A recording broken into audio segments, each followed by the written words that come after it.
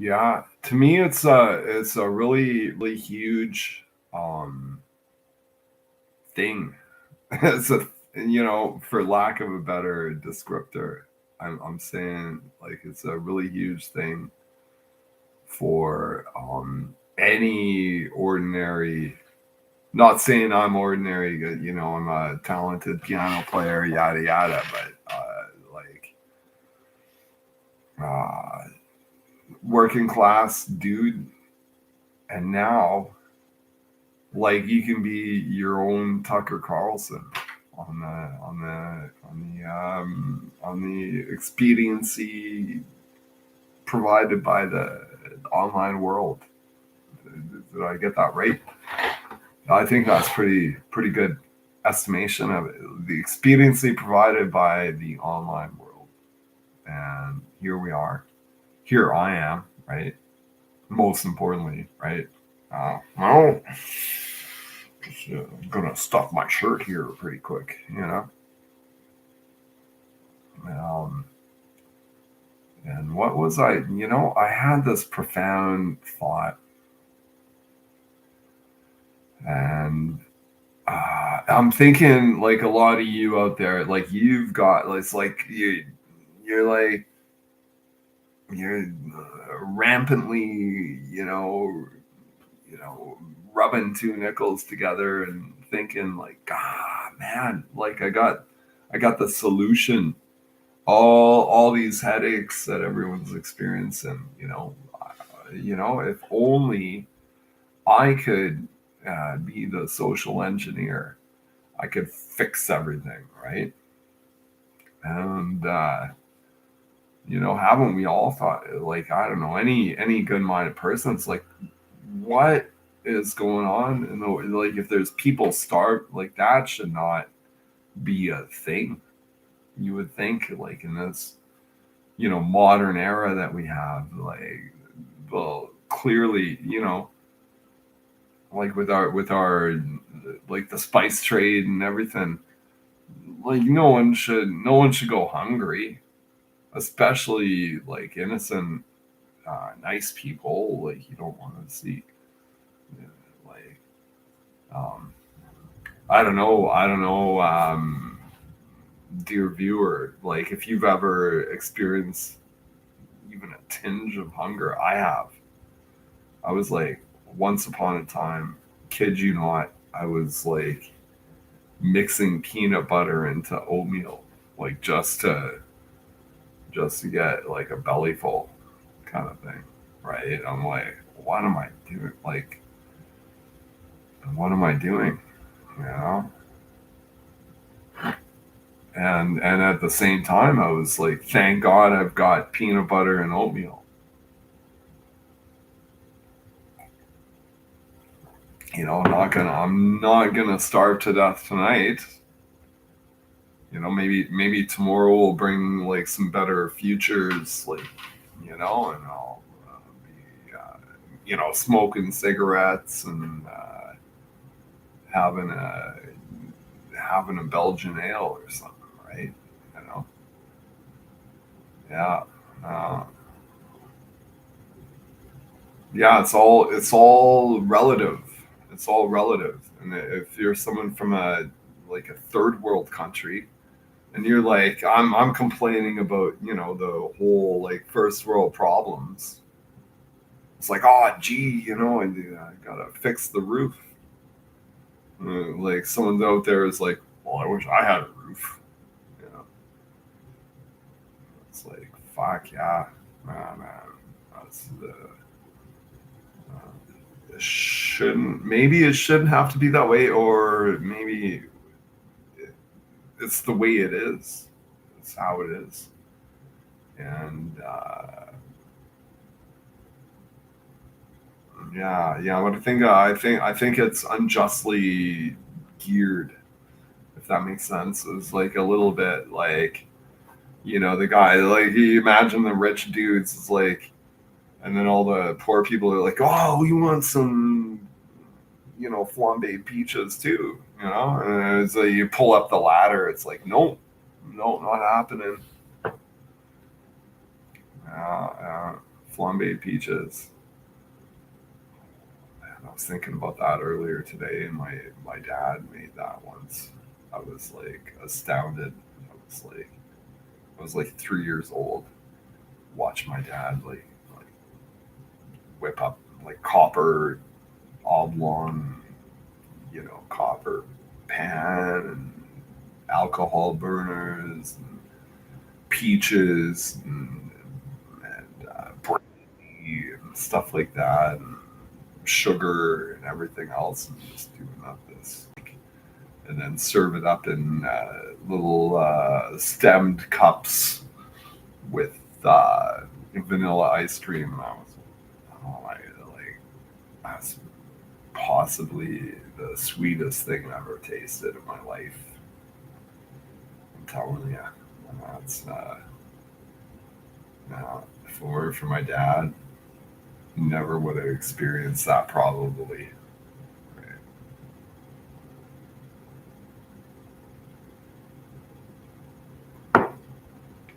There's there's a lot to learn if you're a denizen of the Dominion of Canada. Are you a member citizen of the Dominion of Canada? Let's ask the tough questions. I wish I could. I wish I was like Ezra Levant, and I'd be like getting people's faces like, hey, how come and then like people are like, oh, fuck you, I'm not listening to rebel media. It's like right off the hop. It's like I couldn't imagine being that way. I would be I'd sort of, in my mind, it was like, who do you think you're asking a question? First and foremost, and then I'd be like, consider it. I'd be like, well, what do you ask me? Ask me maybe something that's uncomfortable for me to answer. Like, I gotta scratch my head a little bit. Because you're on live TV too. What if you say the wrong thing? You're like, now you're like iconic, like wrong thought dude. In the what was that? Aldous Huxley, A Brave New World or whatever. Gee, goodness gracious, I did. Maybe I said too much. hmm Yeah, yeah. I make YouTube. Um, uh, like I live in a bedroom community, and it's very nice. I have my only complaint is like property taxes are pretty high. That's the only thing I can legitimately I could complain about a whole thing. Like I could complain about my wake up and I got gout and fuck, I can't go to work today or whatever. Right? It's like sucks to be me. And then but um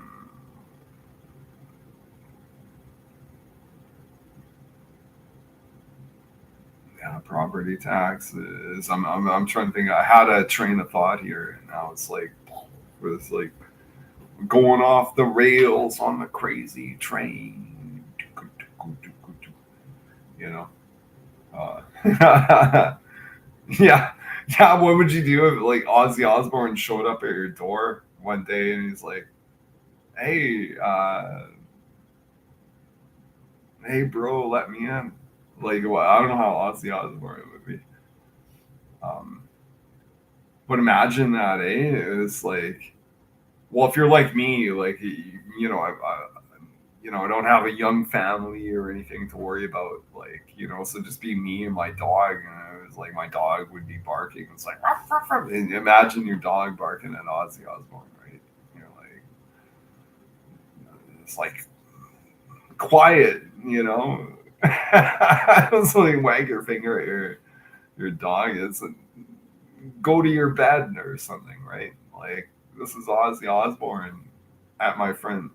doorstep. And it's like, what the fuck does he want, right? Like, um, I'd invite him in if he didn't look like too crazy, I guess. Looked really crazy. I don't know. We'll have to. Yeah, you gotta invite him in. You can't not invite Ozzy Osbourne into your house, right? And then like, what? How do you entertain Ozzy Osbourne? Like the man who has everything kind of guy. It's like, gee, man, you want to,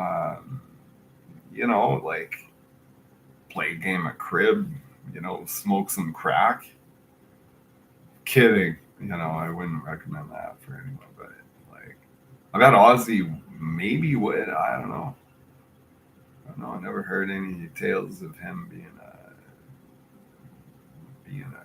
well, cocaine. But who in that um like in the big music, like who didn't uh like at least dabble in hard drugs, like namely cocaine is like the big one, right?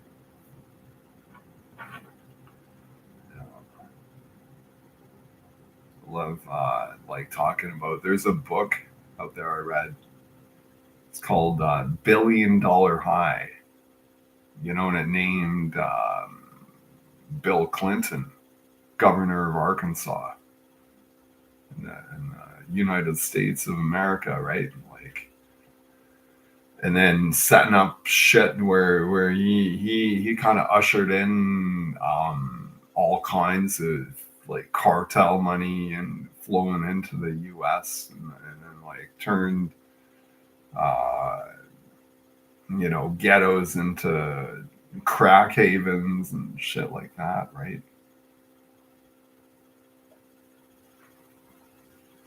That's like me, a guy like in a like an insular world in Canada, that kind of thing, living the middle class kind of, protected sort of lifestyle, if you will.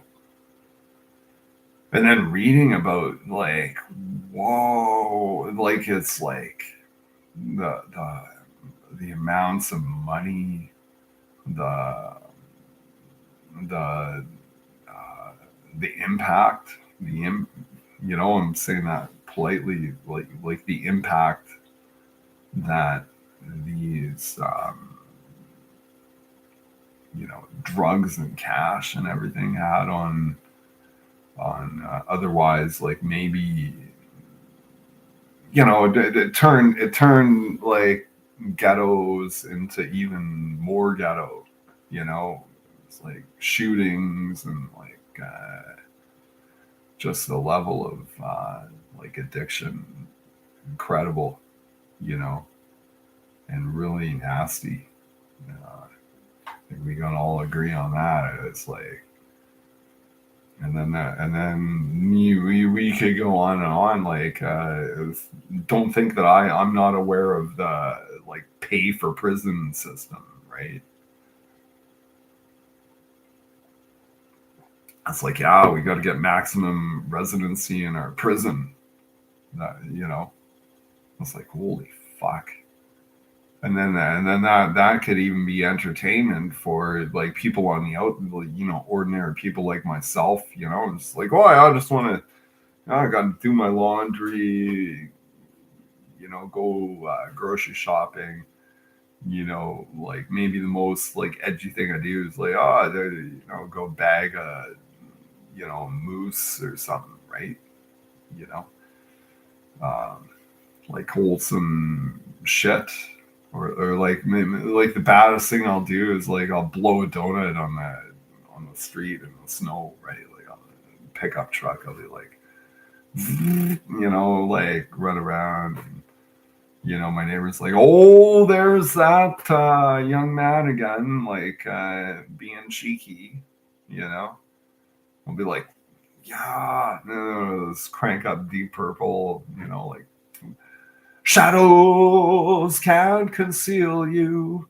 You can hide, but please don't try.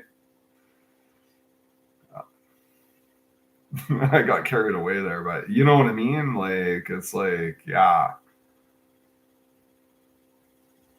Mm.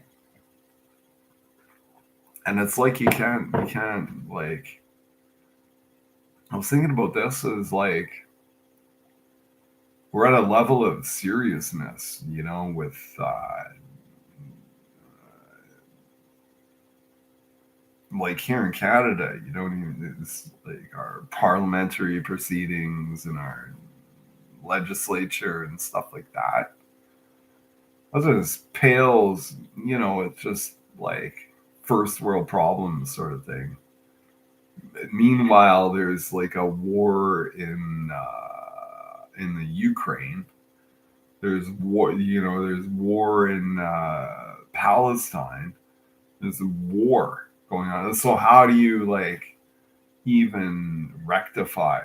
Like you're like, oh yeah, life's pretty normal here. But meanwhile, like across the pond and beyond, there's like this fucking people like shooting each other and shit. And I'm like, what the fuck is should not be happening?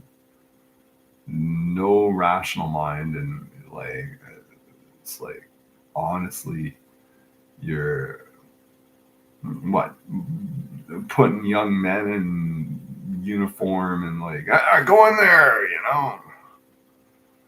and then there goes another life, just into the and then someone's collecting returns on their defense stock, you know, like because I thought about that. Oh yeah, it's easy money. You just park some money in Raytheon or whatever, and yeah, no, no, I don't want to go down like.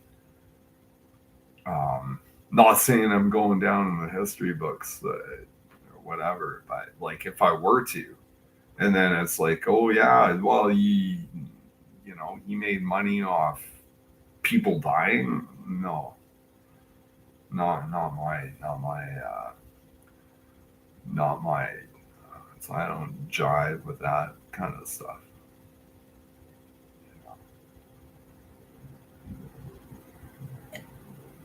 Hmm. Hmm. And nor should you, if you're going to think about like, oh, make a quick buck off people dying, uh, people like ammunition. It's like, well, yeah, every bullet that gets shot into the heart of a young man, I'm making like $7.30. It's like, yeah, rock on, bro, right? I'm saying that sarcastically, just so you know, like, oh, yeah, wow, that's really cool, yeah. Yeah. I it's like the antithesis of being cool. It's like, parking your money into fucking death, big death, big death. Uh, Another thing, um,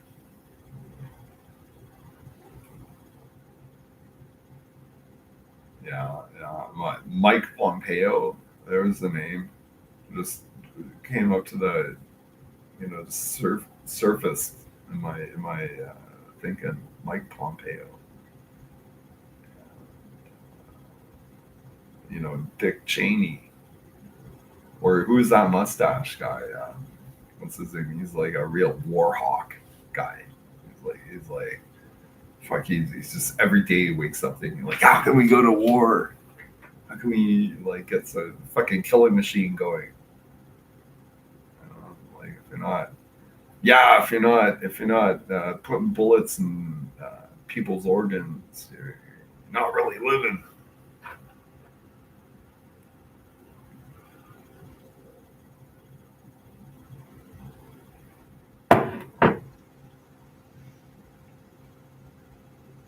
I'm coming back. If you're gonna sit here, and what I want for you to do, dear viewer, is to run a song through your head, and I'm not gonna even sing melody. I'm gonna leave it unto you to create your own melody. Uh, a friend who loves classic music, and I always get him. I was like, I always tell him like he says a song that I may or may not like know, but I'll pretend I don't, and then I'll be like, yeah, sing the opening verse for me. And he's like, ha, ha, ha, ha. He's so shy about singing, and he doesn't have a bad voice. Like he has no idea like how good he is. And, ultimately, that's what you got to keep your bros humble. Like nobody tells me like not to go on a stage and wink at the lovely lady in the front of the audience dancing for me. You know, stuff like that. Like that's pretty. It's straightforward. It's like I don't get stage fright. Maybe a little anxiety sometimes, No, not well. I used to, but not anymore. I'm so far beyond and reckless that I just like it's like boom. I'm up there. Give me the guitar. If I didn't bring my own, I will like jam out and the least I can do. The least I can do if I'm in that sort of we call it a predicament. Like, okay, I'm the guy on stage. Maybe I got a backing band, hopefully, and then I'm gonna see to it that you're gonna have like one good dance song there, lady. Uh, you'd love to see like a woman let loose. She's having a good night.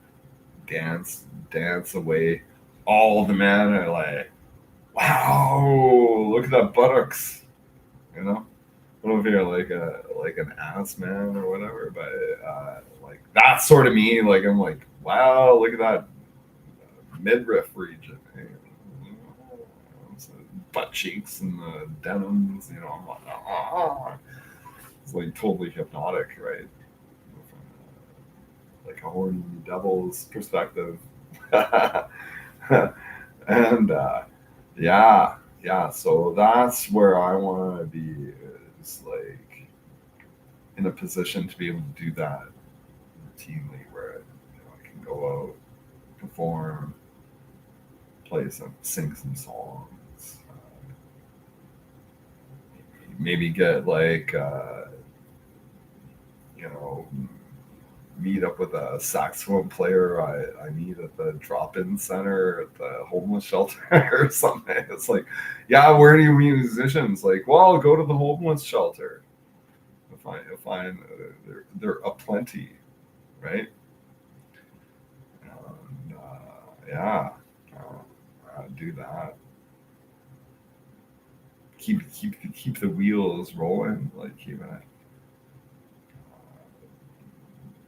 Oh, what's that song? Spinning wheels, spinning round. Drop all your troubles by the railroad ties.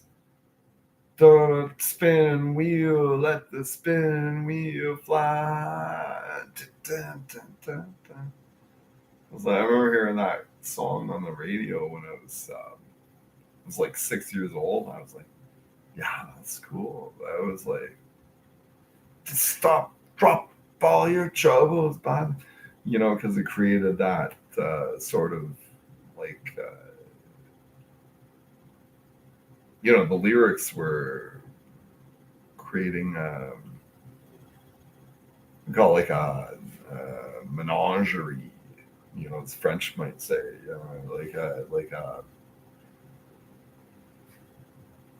like a picture in your head, a picture in your head. It's like, drop all your troubles by the railway ties. And so I didn't even know what railway work was, eh? But like, and then later in life, that came back to me, and I'm thinking like, oh yeah, if you're working the railroad, like, man, that gets boring after, you know 4 feet. You're like, I'm here for another 8, 9, 10 hours or whatever. And it's like, how am I gonna keep my mental acuity together, right? Like, you're like not gonna flip out and like run away from, just like, fuck, I'm out of here. Fuck your railroad. You know, I'll, you know, I'll never be, I'll never afford a ticket on this, you know, pritzy prize ride, right?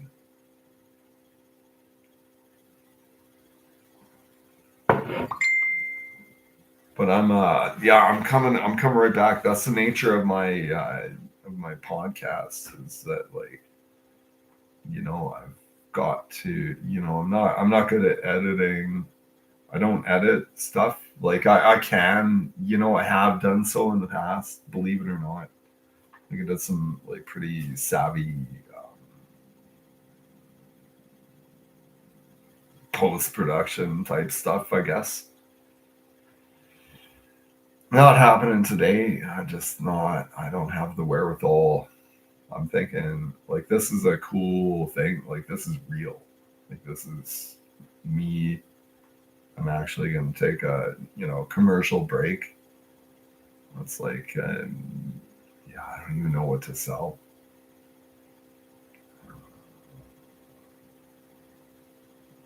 Well, I'll be back in, like, gonna say like 2 minutes or less. So while I'm gone, wretched viewer. I like changing dear viewer into wretched viewer. Just kidding, Rap. But yeah. If you're watching, you have the luxury, the leisure time to be able to, like, sit down and listen to a boring dude like myself. You could, like, conceivably, you could, like, start thinking of some kind of say a kids show.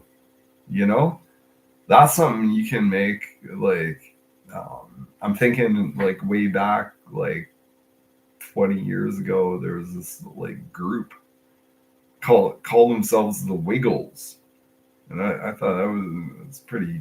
I don't know, like, kind of wormy, wiggly worm. But kids love this shit. They seem like pretty innocent, nice, like, uh, decent performers and stuff. Like, they're not like Andy Warhol. They're not like, um,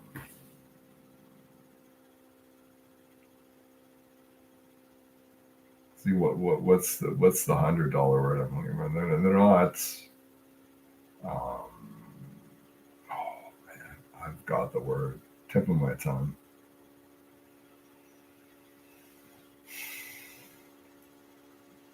But yeah, okay, it'll come back to us here. But they are doing a kids show, and I'd be tempted to, like, what's the net worth? Like, what was it worth it? Did they make any serious coin doing their uh, kids music setup? you know. And yeah, I have no idea. I'm thinking probably they ponied up some decent paydays. You know. Whether they did or didn't, the main thing is they actually brought um, joy and satisfaction to a young audience. And I'm like, man, I don't like, apart from being a school bus driver, like, I don't really understand juvenile mindsets anymore, apart from I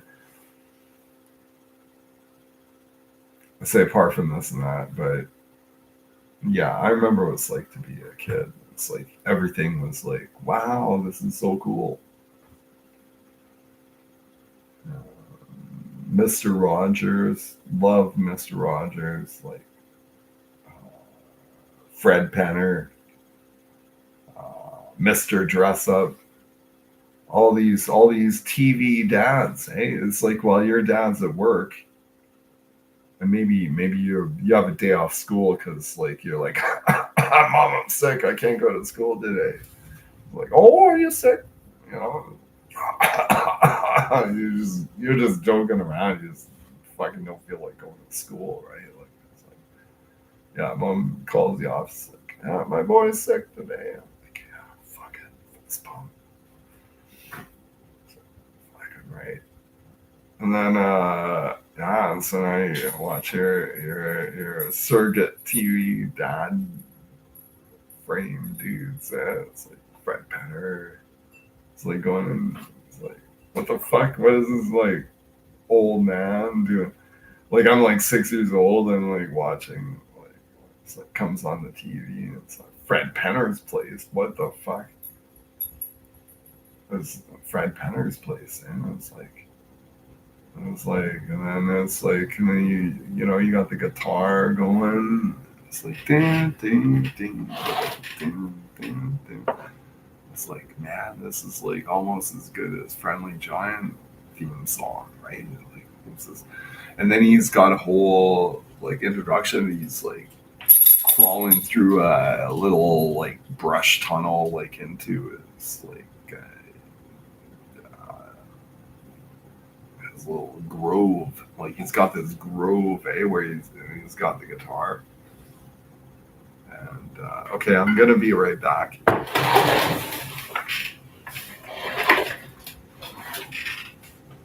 Okay, forgive me. In your mind, like while I'm gone, like listen to Jew's harp. Bow, bow, bow. Bow, bow, bow, right?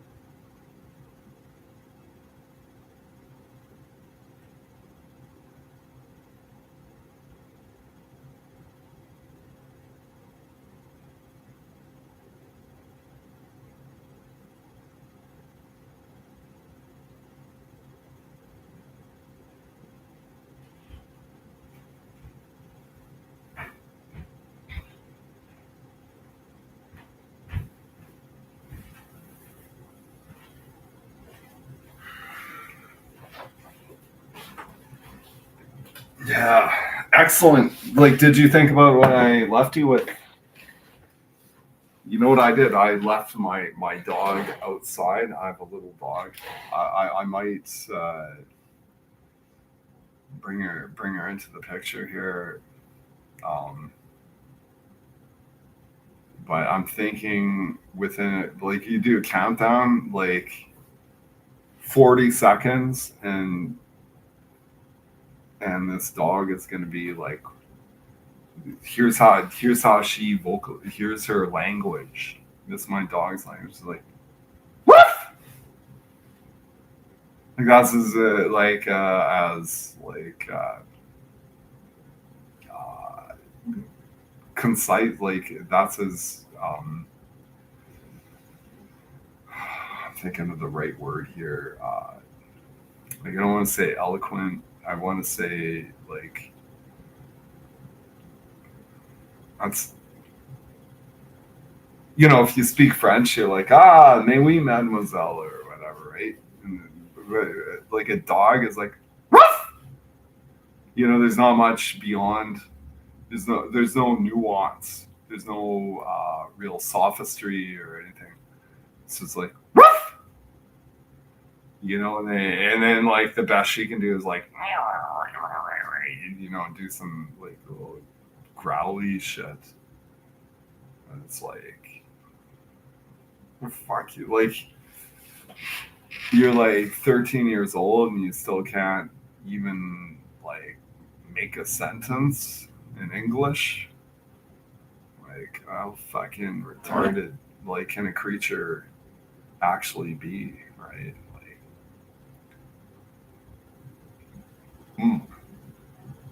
And everyone loves her, right? Like, I bring her around town. And, she's pretty cute, like a lovable creature, right? And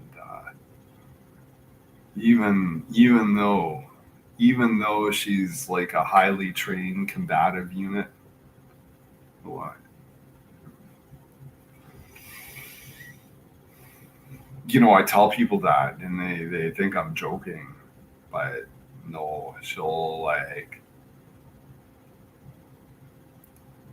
yeah, I don't even want to go into it. I can't even. I'm not even supposed to talk about it.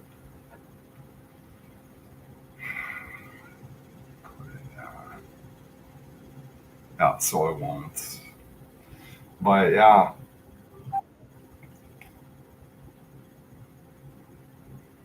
mm.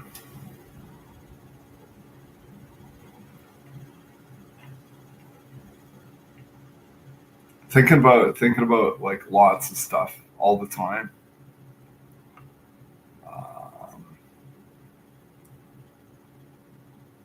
Primarily, what I want to do is like create like an old fashioned television studio in a low rent part of the province, if that makes any sense to anyone. Like it's not like I'm gonna be out there, like I'm not going to Las Vegas. I'm not gonna be ultra playboy on the scene type guy. I'm only 5'10". Thank God I'm not tall. And then uh, but my dog's, she wants to come back in, so I'll be back in a flash. Like I'm gonna move as quickly as I possibly can hear it. You know.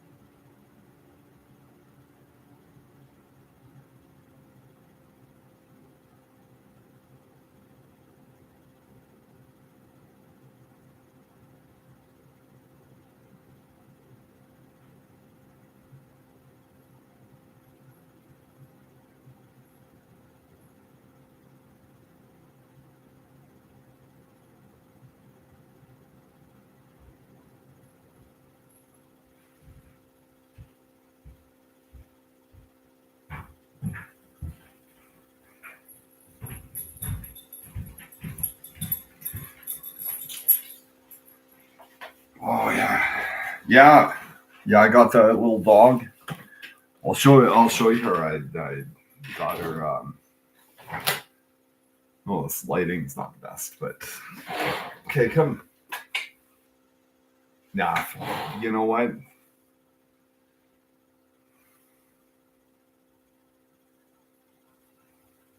I'm a little jealous of my dog because like people like her more than they like me around town and stuff. It's like, oh, what's your dog's name? And it's like, well, what's my name? You know? Okay, okay, come here.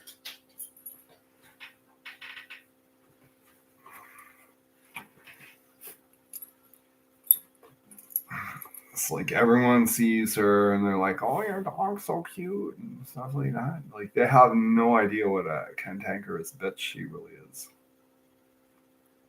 Can't you see it in her eyes? Like you think, "Oh yeah, yeah, right, really, really cute and cuddly and stuff like that," but you have no idea like her ability to deploy um, reverse psychology. Not even joking. I wish I was kidding. Like you have no idea. Like these dogs. Even she's like. I was thinking about this. Like I had a male dog. He was a toy poodle, also black coat. You know, like not a blonde poodle, not a white poodle or a fucking tawny ruddy type poodle. It was like a black dog. And this, hey, like right now, she's like sniffing in my coffee cups, looking for, you know, treats and stuff. It's just like I try not to sweat stuff, but I do not like when my dog like I park in the lot. I'm doing a in and out errand, store or whatever. And as soon as I open the door, she jumps out like into the parking lot. I'm like, fuck. Like I don't want to like flip my lid or anything. But I'm like, good God, like I never. You don't want that happening. Like, what if it was a busy freeway and then she gets run over, and I'm like, fuck. Now I'm gonna go into like a 3 week fucking don't talk to me kind of thing, right? It's like I could have prevented that by properly training my dog to not fucking jump out just because I'm opening the driver's side door, and then she's like, yeah, she could run out into like some semi coming on along that she doesn't see, right? Fuck. Do not want that. So I'm like, and they say you never teach an old dog new tricks. No, no, you can train any human or animal. Yeah, it's like I gave her too much leeway. It's my fault. I'm not blaming the dog. Don't get me, I'm like, yeah, she's got no, like, yeah, no, I gave her too much leeway. And now, like, she thinks, oh, well, just because she gets to, like, go in the liquor store, now she thinks she can go into the convenience store or the grocery store or, like, where, like, realistically, like, you do not want, like, animals in your grocery store. Like bipedal creatures. So you're not gonna bring your parrot into the Sobeys, right? Probably if you did, like people would go, oh, no. It's like not too many people like have like a perched parrot like while they go out grocery shopping, right? And I would say as long as you're parrot or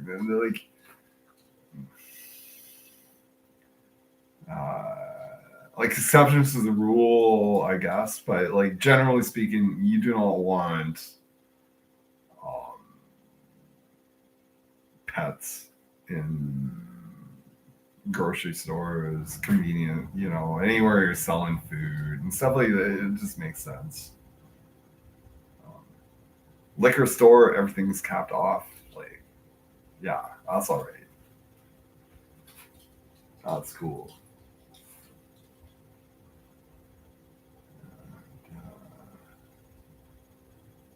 Uh,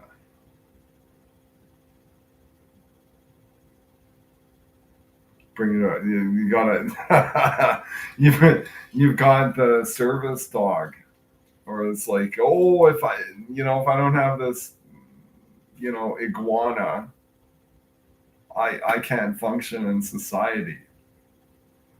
It's like, what? Okay. So it's like, yeah, now you got a little certificate. It's like, then this is a helper iguana. You know, it's like if it weren't for this iguana, I could not function in society. It's like that's what you're saying. And it's like, oh my goodness. Like, well, yeah. Like if someone wanted to get your like give you the gears, hey, they just steal your iguana, and now you can't function in society anymore. You're not going anywhere without your iguana, right? Or your cockatiel, or substitute whatever animal.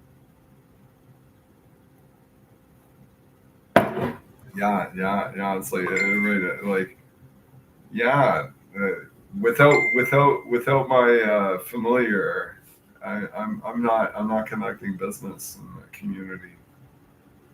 People are like, oh, we never want to do business with you anyway. Fuck you and your fucking pet pig, right?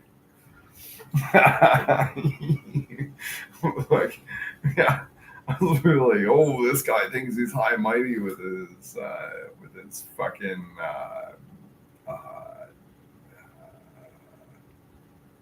with his lawn goat. A lawn. I just made that up. Lawn goat. I was like,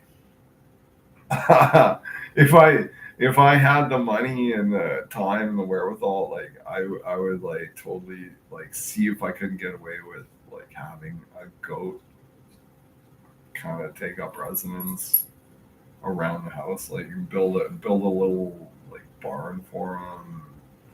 It's like never have to mow the lawn again, right? It just fucking eats everything, and I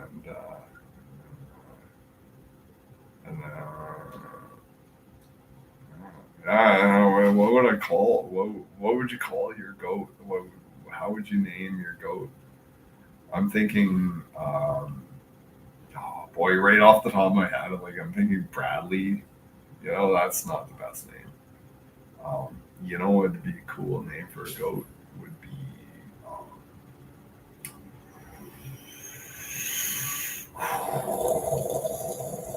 the coolest name. I'm thinking Karamazov. Karamazov is your goat's name. What's your goat's name? Karamazov. It's like, oh, like Karama what? Karamazov. And your friends are like, yeah, and then your goat is like actually fun. Like it's got a good like animal disposition. It's like cheeky devil. It was a cheeky devil goat. Like comes up and he's like getting in your face, like he wants your walnut. Like it's like you put out like your goat like this is crazy. But your goat has a thing for hard shell nuts or whatever, hazelnuts or walnuts or what's that other one? There's like all kinds of like your goat just fucking loves tree nuts. Like even more than other goat. I think every goat probably like not hesitate to eat a tree nut like dogs, but they'll eat peanuts, walnuts, you name it. Um, but yeah, it's like that's what you do. You have these like fondue parties, right? What I'm talking about. I know you know what I'm talking about there. Wretched listener. I like changing dear listener to wretched. I'm kidding. You know? Uh, yeah, yeah. We're all dear and wretched to like various degrees, right? But anyway, yeah, like so you got this goat that you actually let inside your house, like you're having a game of crib with the local madame. Like she runs the brothel, and it's like, yeah, but she's like, everything's getting so heavy duty and stuff. It's, well, come on over, just fucking take a bath and hang out, and we'll play some crib. We'll talk about life. We'll talk about you and me. We're gonna talk about life there, and like this woman, like she knows NHL hockey, like has-beens and shit like that. Wow, so cool.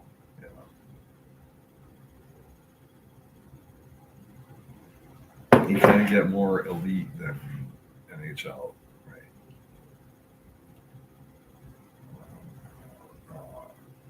You could be Blue Rodeo, like a iconic Canadian band. Like you'd be, that's about same level as like being like a top tier NHL dude, a superstar. Be the superstar. Like I'm imagining like that's, I almost got there, or I thought I was on the cusp of like becoming like a great guitar player. So, just never really quite panned out, but um, yeah, being someone with that slick move on the ice. That's why I put like music and sports in sort of the same category. It's like because if you're a sports person, like like if you are a sports person, you don't need me to tell you this, but it's like you're mentally doing like three, motions like away. Like if you're doing like a high jump, or what do you call that, with the pole vault, right? You know that's like that's pretty heavy stuff, right? Like that's like I would have to be in a fight or flight situation to actually do a pole vault at my age. Like when I was young, yeah, I'd be like, yeah, I'll show you how it's done, kind of thing. But yeah, now I'm like, oh, I don't know, and you think like you never forget how to ride a bicycle type thing. But I'll tell you, I'm like, I put on some hockey skates about like 6 years ago. I was pretty drunk. I like hopped in the pickup, hockey skates, go out to the rink, and went in the what do you call it, the locker room or whatever. Put on the skates, and I got out there. I was just like, it was pathetic. It was like I was embarrassed. Like I embarrassed myself I was like, what? Like, I can't even. I was like, my ankles were not fit. I could not properly skate. And like, this comes from the background, like, where I did figure skating. Once upon a time, I was, yeah, almost like speed skater level, right? And then here I am, and I'm like, I got my hockey stick. I'm like, yeah, shoot some pucks around, have a good time and stuff. I couldn't even balance myself. It was pathetic. It was entirely pathetic, and I was like, ah. If I don't embarrass myself further, I better pack this road show up and like sleep off my whiskey head. You know, um, yeah,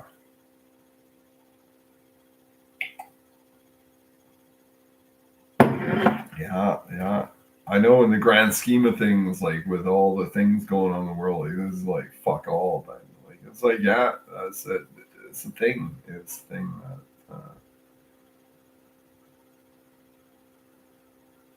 Am I even on here anymore? You know?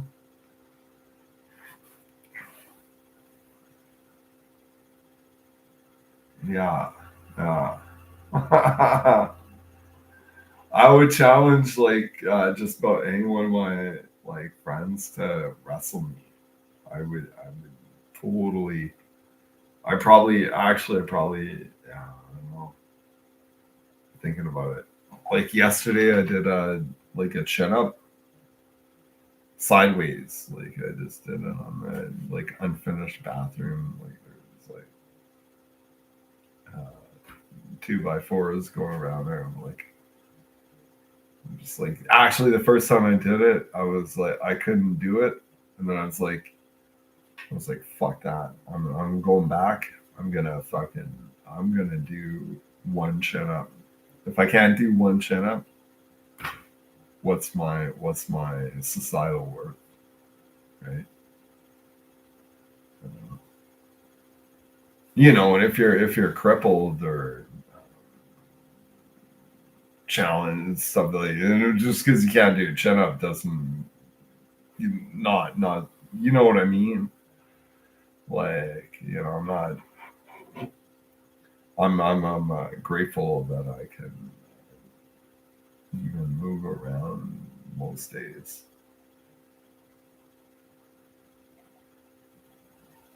which leads me into talking about like having the gout. I have a congenital condition called gout. Never been diagnosed. Not that like I met one PhD who's like actually smarter than me, so I'm not gonna like waylay to like your average physician. Just I don't have that disillusion where I think my mom had that. She's like, "Well, any doctor is really smart," you know.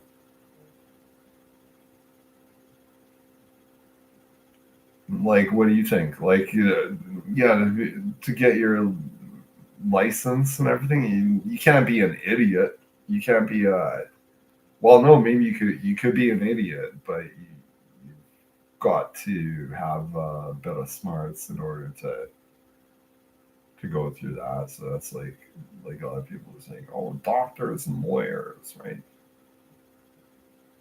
I think like if I were in a position to be like academically or like do all the credentials and like go through um, auditorium lectures, professors, and all this, and then like write tests. It's like, oh my god, I passed! Wow, what the fuck? My late mom would be so proud. And then I'm like, whoa, now I practice law or medicine, one of the, one of the two big academic, you know, sort of, well, that's all, like, that's the difference between, here's like the other end of the triangle is engineering, right? Like if you're gonna get a career, like a highly paid professional style career, it's gonna be medicine, or physician type stuff. The other one, what's the other one? I know it's on the tip of your tongue, dear viewer. Um,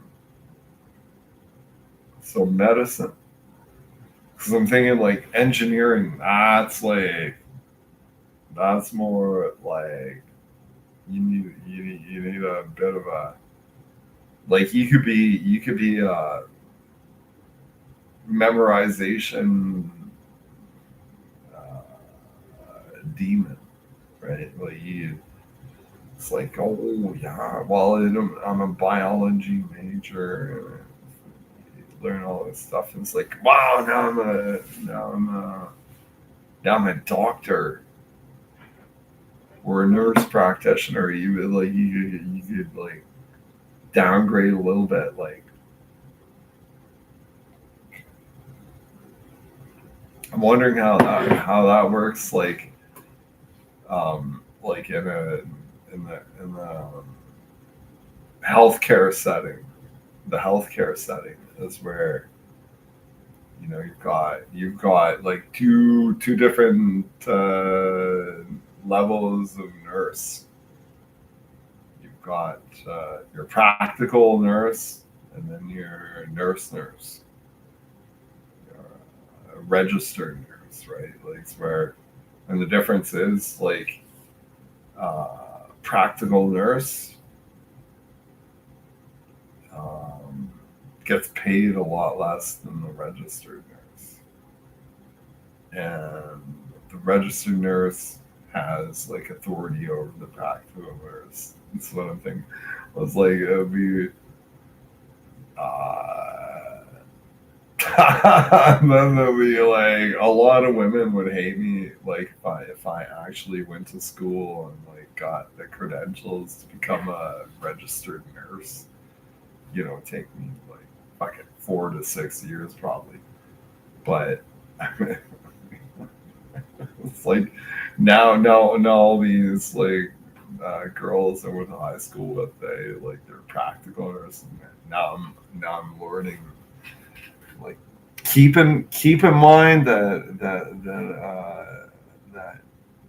you don't really know what you're talking about, and then just watch them like fly off the handle.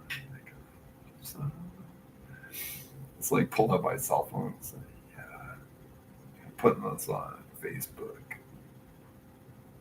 It's like, don't do it. Okay, okay, but you gotta come over to my house for fucking shrimp barbecue. Okay, I'll do it. Oh, yeah. Or they'll be like, fuck you, and then like, mm-hmm. That's pretty exciting times. Being alive, like, having. I think about this, like my parents. Uh, uh, uh,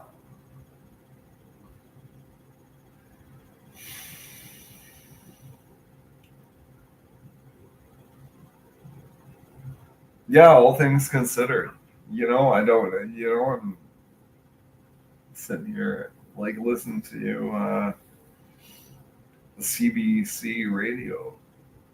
If you're daring enough, it's like, don't you dare listen to CBC radio. Well, like, yeah, or you could go listen to Rebel Media with Ezra Levant and the crew. Uh, I don't remember having that Brian dude. Who's that Brian guy? Is like, I wonder what he's, is he even alive? Like, you don't know. Like, you don't follow anything. Oh, it's Brian guy. It's pretty nice. Like, he was like reporting on stuff. Really cool. You know, really, likable fella. Yeah, yeah.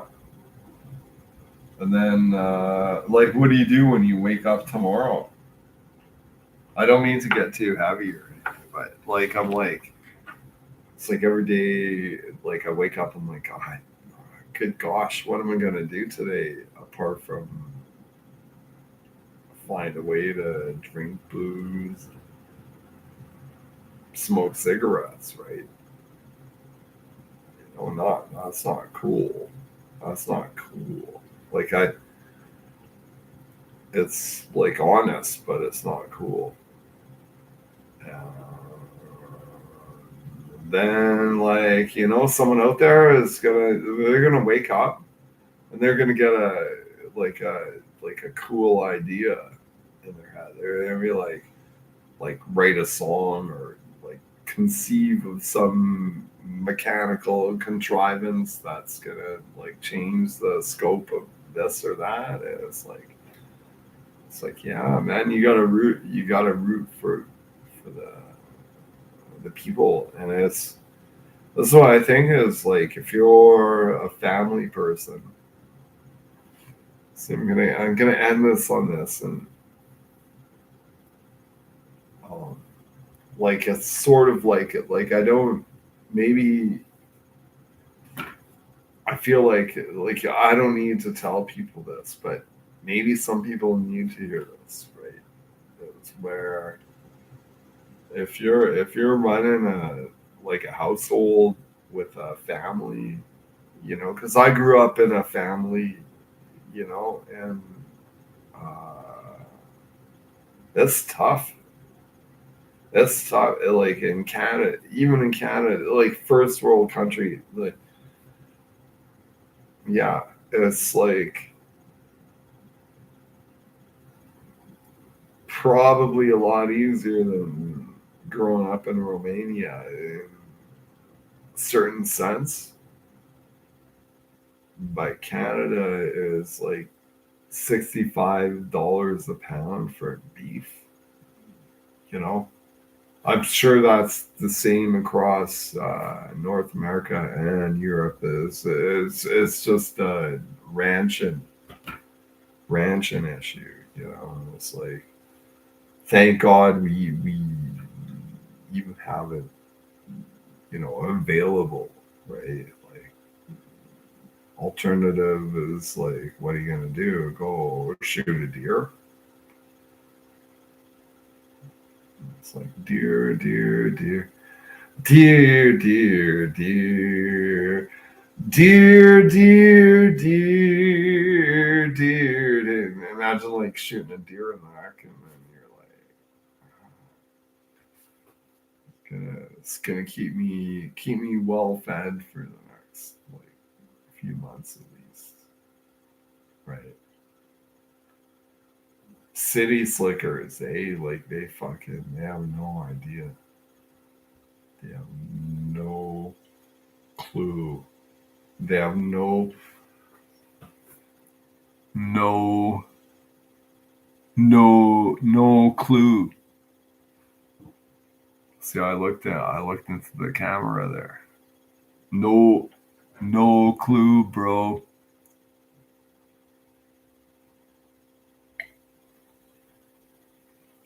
Like, imagine I show up here like aunt's doorstep, and she's got like the doorbell camera, eh? And so, like, just imagine I'm on doorbell, like, put the backdrop. I could do the green screen shit, you know. But you know what I mean? Like put the backdrop on. Here's me. It's like open up. Like I'm on the camera. It's like it's getting like posted on like shit.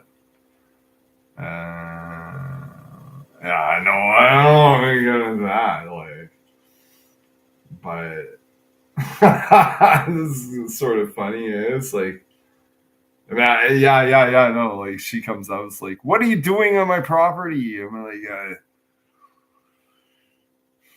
yeah. What do I say? I'll be like, I want to read you a storybook tale. Molasses. How cheesy is that, right? Molasses. And it's like, yeah. And then she's like, oh, really? Mm. And so I sit down with like Victor Hugo, reading chapter and verse. You know, like, this is, and then am I like what do you call it? Like a screenplay, eh? Like her words like um I never expected uh someone so savvy to come over to my house as you know, and let's pretend she's a widow, right? Like, so then I'm like, well, it's been my pleasure to be your local cowboy.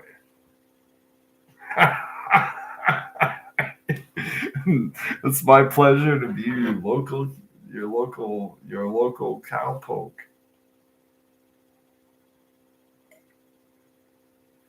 And then she's like, thank you, Mr. Luke. I'm like, anytime, you know? It's like, yeah.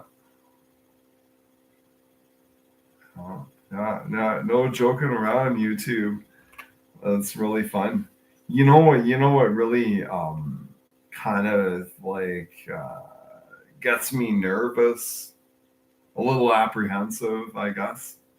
I'm not really that, you know, I'm like I got all kinds of like stuff on the go or whatever, but no, there's conceivably like censorship on the horizon in Canada. Like Australia is a lost cause. Fucking Great Britain, they can't even barely own guns and shit like that. It's like, fuck. It's like this is a free and true society. Even like dudes who fucking they're like, oh my god, guns are so scary, and so I was like, wait a minute, they're dangerous. They're, it's a firearm, but do you really want to like put the kibosh on. I'll tell you what. Since I'm here right now, YouTube, like just to give you, if my neighbor had a Sherman tank, let's which my neighbor doesn't have, but if my neighbor has a Sherman tank, like it's keeping it well tucked, like because I think like if he did, then I would probably know about it.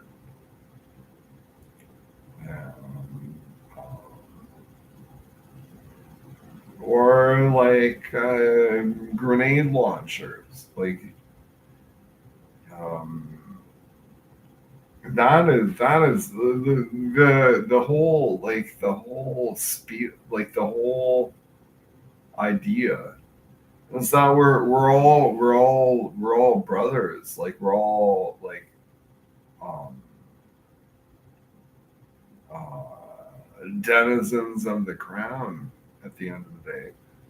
And I'm more comfortable thinking my neighbors have, like, if they had a Harrier jump jet, I'd be like, thank God they, you know, thank God they got a fighter aircraft. Like, you know, push comes to shove. Like, imagine like tyrannical government dudes like getting all uh,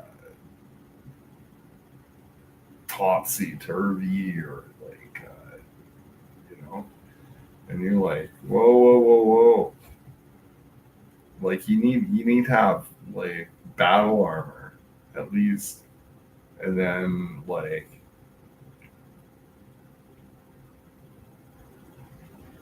imagine go like full tyranny, and you're like, we gotta stop them. We gotta. So it's like you gotta co-opt the Air Force. It's like fire up the fucking F-18s, man. You know, let's show them like it's like if you're gonna get into all this like stuff, get ready to get fucking hosed. We're gonna hose you, you know.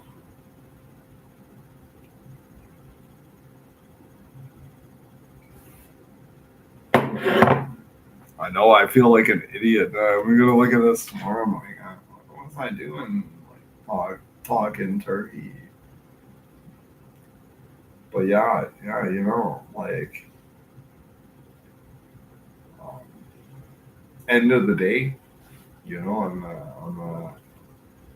I'm a stranger in a strange land. I came here from Eastern Canada. Now I'm in Western Canada. Like, am I gonna make any waves or do anything? Nobody. I never made like $1 off music. I was thinking like, gee, really? Maybe I make like $7,500 like here and there. Never happened. You know, like boy, not a biggie. Not. The main thing is I got a roof over my head, right? I would think like Canadian wise, like Canucks should have like double arched roof, like or like stuff, stuff, and then you can like you can go to town against like you got an Egyptian girlfriend. It's like she's like, well, my dad has like all this property and stuff. Like, yeah, but you don't know what it's like to have like cold climate. And she's like, yeah, if she's smart, she's like, well, I don't need cold climate, you know, you fucking dude.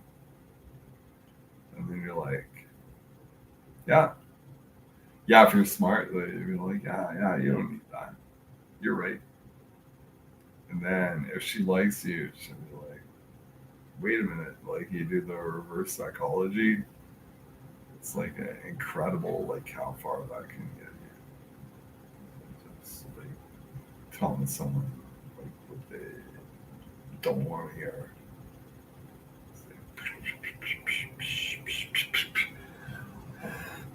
So I'm doing it in like computer program, and it's like, and then like that translates as like 01, like in hexadecimal. It's like zero one F space 0039 space 01 F7, right? You know, that's how I work with hexadecimal number systems. A lot of people I like to, and they don't teach us in school, even like different number systems. It's all decimal. It's all decimal, my friends. You know, I'm not trying. You know what? I guess I'm trying to like pull out the like. Oh yeah. Why? Why? All right. Why? Why do not? Why does the curriculum not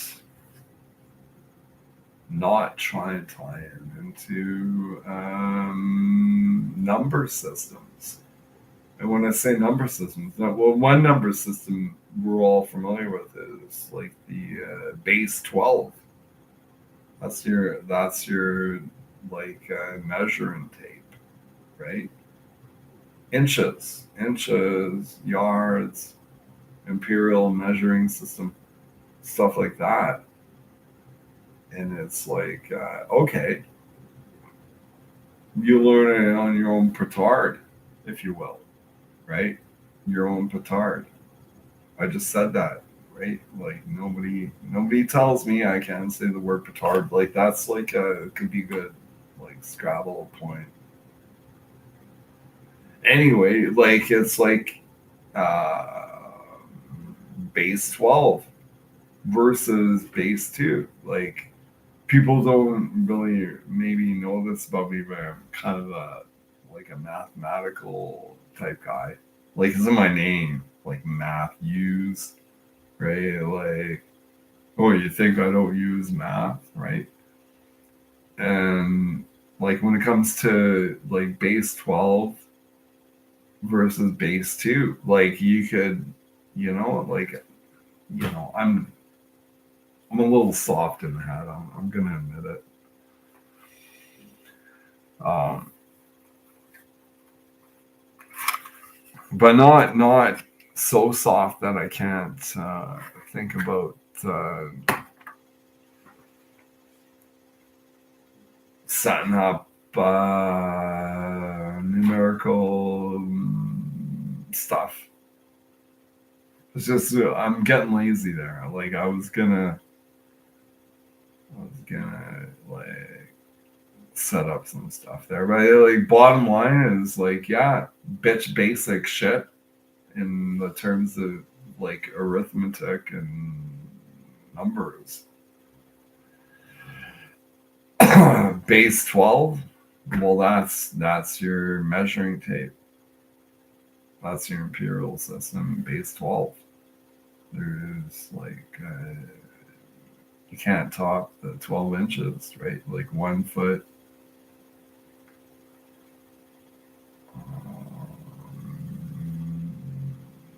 Base 2, base 12 versus base 2. Base 2, binary. That's computer language, computer lingo.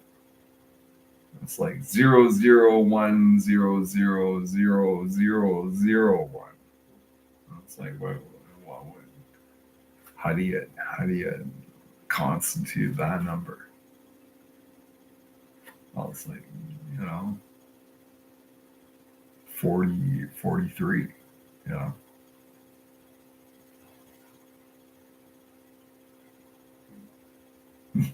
Someone's good at the math and say, well, it's not 43, it's actually like 28 or whatever.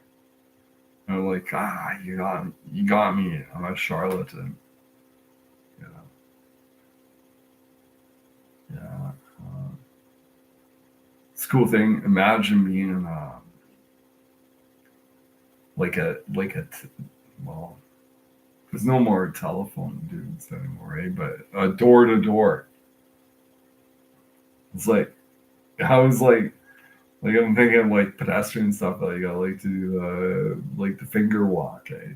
It's like yeah, be pedestrian. And you're like uh, working for some. Well, chances are, you're working for some like fly by night outfit. Eh? It's like yeah, we're rolling into Smoky Lake tonight, and we want you to get like 50 houses. I'm thinking that's how it kind of works, like, because you got to get the numbers, like actually, and then like one out of every five houses like got a sign like no soliciting. So if you imagine some young sprite out there, like yeah, you're nice, you're a nice cat, you're a nice guy, but you gotta go, and it's like no soliciting, like nobody wants. Like if someone rang my doorbell right now, I'd be like, oh, I'd be like, God, gee. Well, I'm a little different. I'd probably be pretty excited about it. It's like, who dares ring my doorbell? You know, I'd be like, yeah. I'd be like. See, I just wrote a song called "I'd Be Like." I'll pull out the guitar. I will. I'll do it. I said it. I'll do it. Pull out the guitar. I'll be like.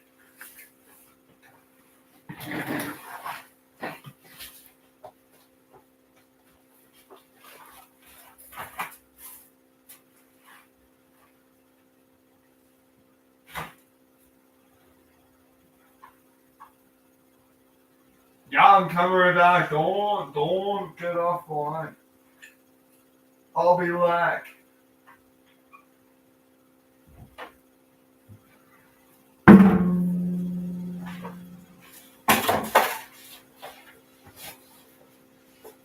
Oh my goodness. These pants are like fucked. Hold on.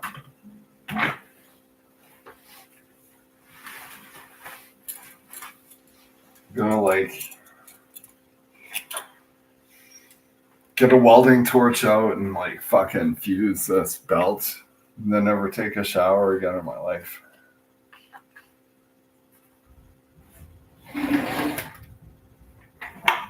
Yeah. Yeah, right on YouTubies, hey? Like, so you pull out the guitar, eh? It's like, I'll be like, I'll be like.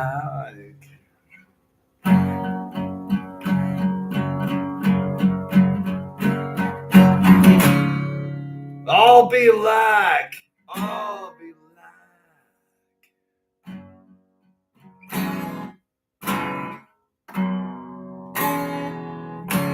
I'll be like, I'll be like.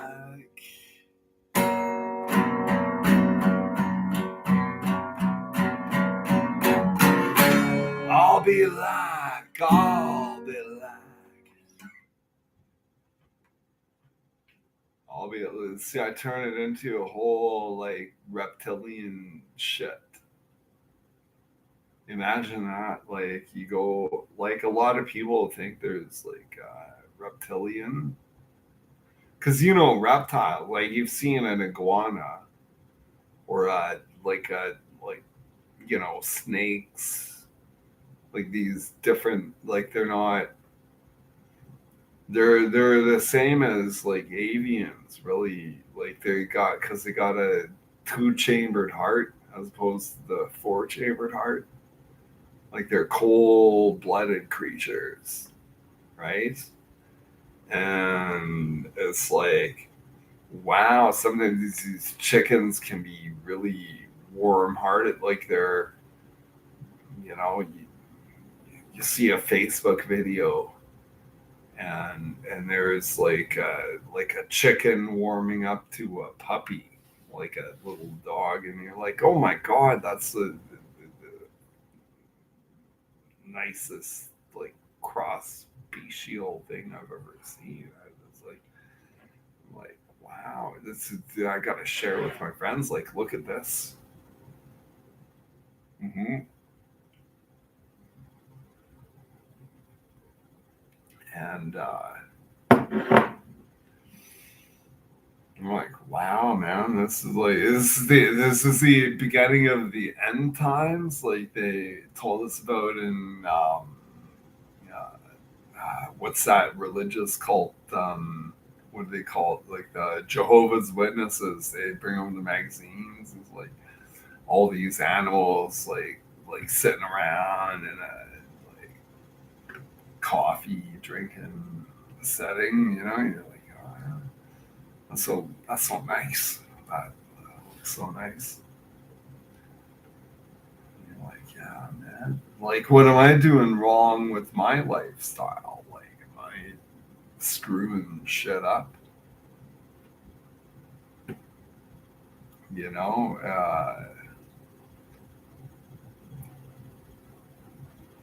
Hmm. Like, what would you do if you were in my boots? Like, how would you do things differently? Sort of like how I think is like, you know,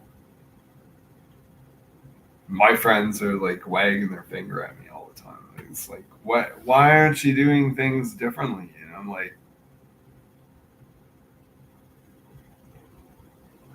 yeah, I don't know. I don't know. I'm just resigned to like being a hammerhead. It's fun. Smoke some weed, drink some beer, play guitar, go on YouTube, have fun. Like try and reach out to iconic type people. I'm thinking I'm gonna reach out. No, I don't even know. I don't even know, folks. I'm thinking maybe Brian Adams. I bet I could conceivably like maybe get on a one on one with Brian Adams. Maybe maybe.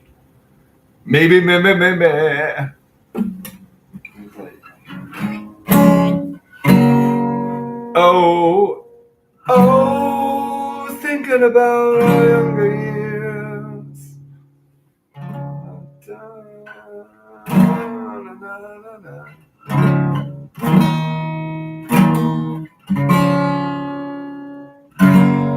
Now nothing can take you away from me.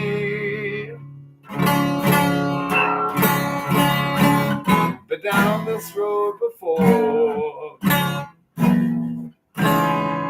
Been down this road before, but that's over now. Skip all those guitar chords.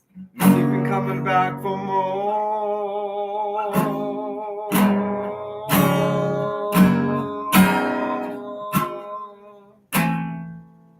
See, where does it go from here? Oh, baby, you're all that I want.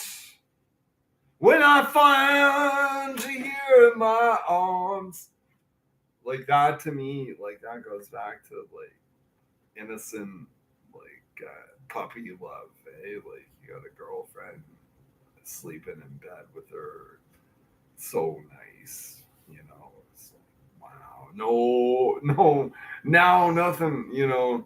You think like this is the end game, right? It's like it doesn't get much better.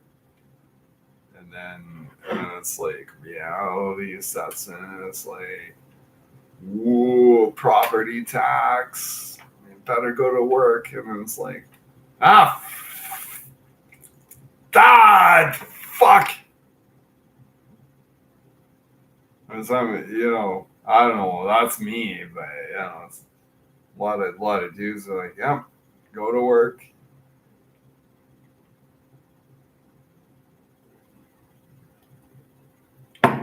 Nobody's gonna interrupt uh, agenda, right? Right? You're a serious contender in the. I look at guys like I'm like, wow, how do you fucking do it? It's like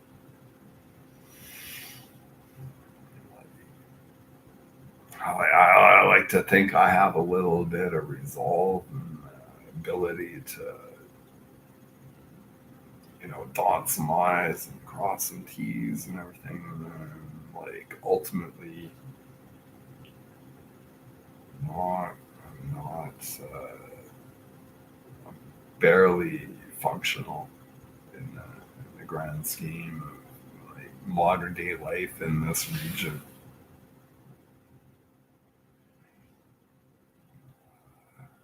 Yeah, yeah. I like to say like push comes to shove. I'll go out there, I'll get firewood, I'll like, bust my ass as my,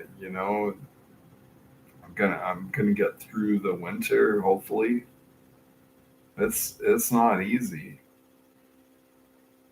getting through the winter. Like you're like the easy mode is like, yeah, you just hook up with the gas company,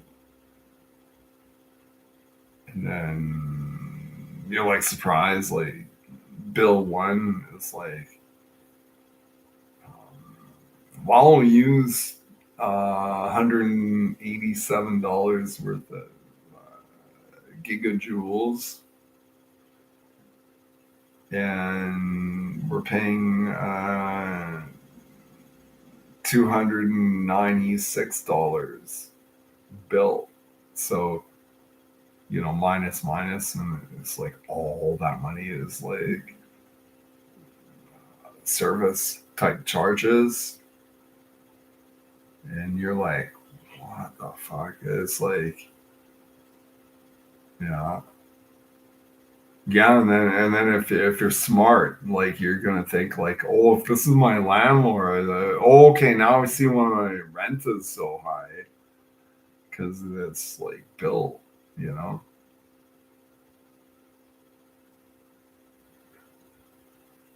You know what I mean? YouTubies.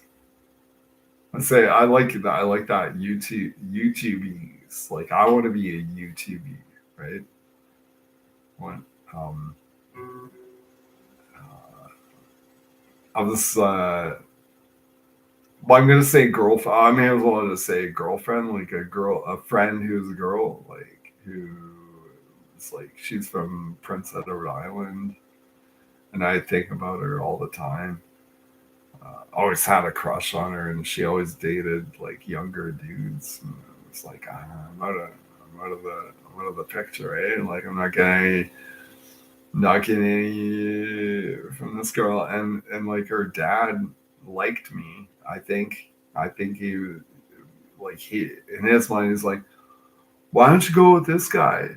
You know, as though I'm some kind of like decent fella. And no, she was dating like 17-year-old skater dudes. That was her. She's like, I was at 23 years old. I was too old for her. If that makes sense. And we were roommates, right? Like, so that was all right. But yeah,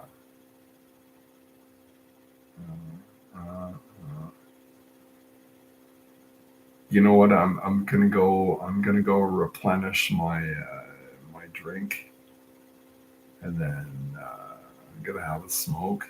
So consider a commercial break. Pretend there's like commercials like making you want to like spend your money. So just like put that through your head. Like do a radio jingle. Do a radio jingle. My, what? Like, I'm buying the wrapping paper. Wrapping paper. If you're gonna do the whole gift giving thing, you've got to have wrapping paper.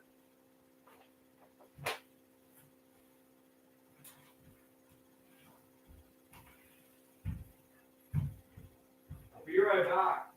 Can you hear me? Can you hear me? Can ya? Can ya hear me?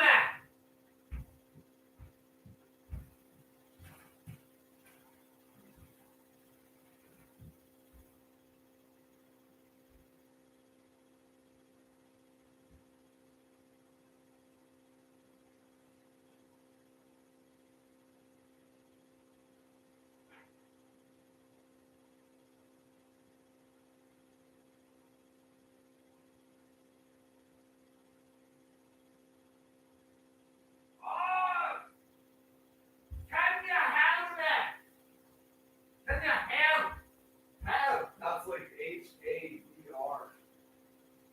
Can you help? Can you have it, class? That's I'm talking to the girl down in the library. Like I'm like, lass! Oh, I know I got lots of swinging books, lots of swinging titles. Borrowed, long time. She's like, she's like, do you want to renew your membership or what? Fucking fuck's sakes.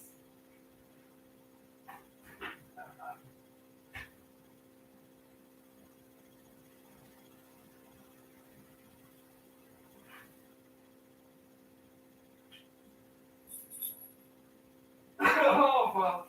Oh, good Lord, lass. What are you talking about?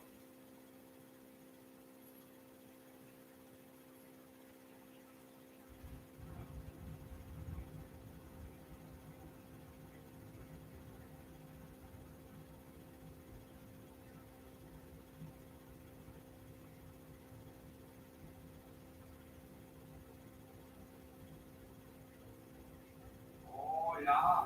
Oh, boy.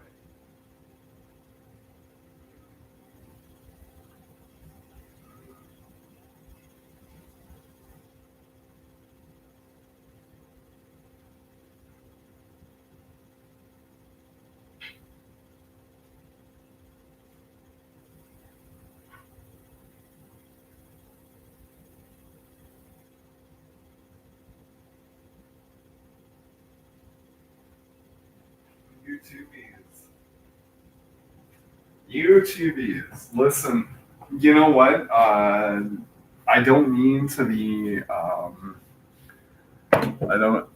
I don't mean to be like too cheeky when I say like YouTubies. Like I think that's a really fun.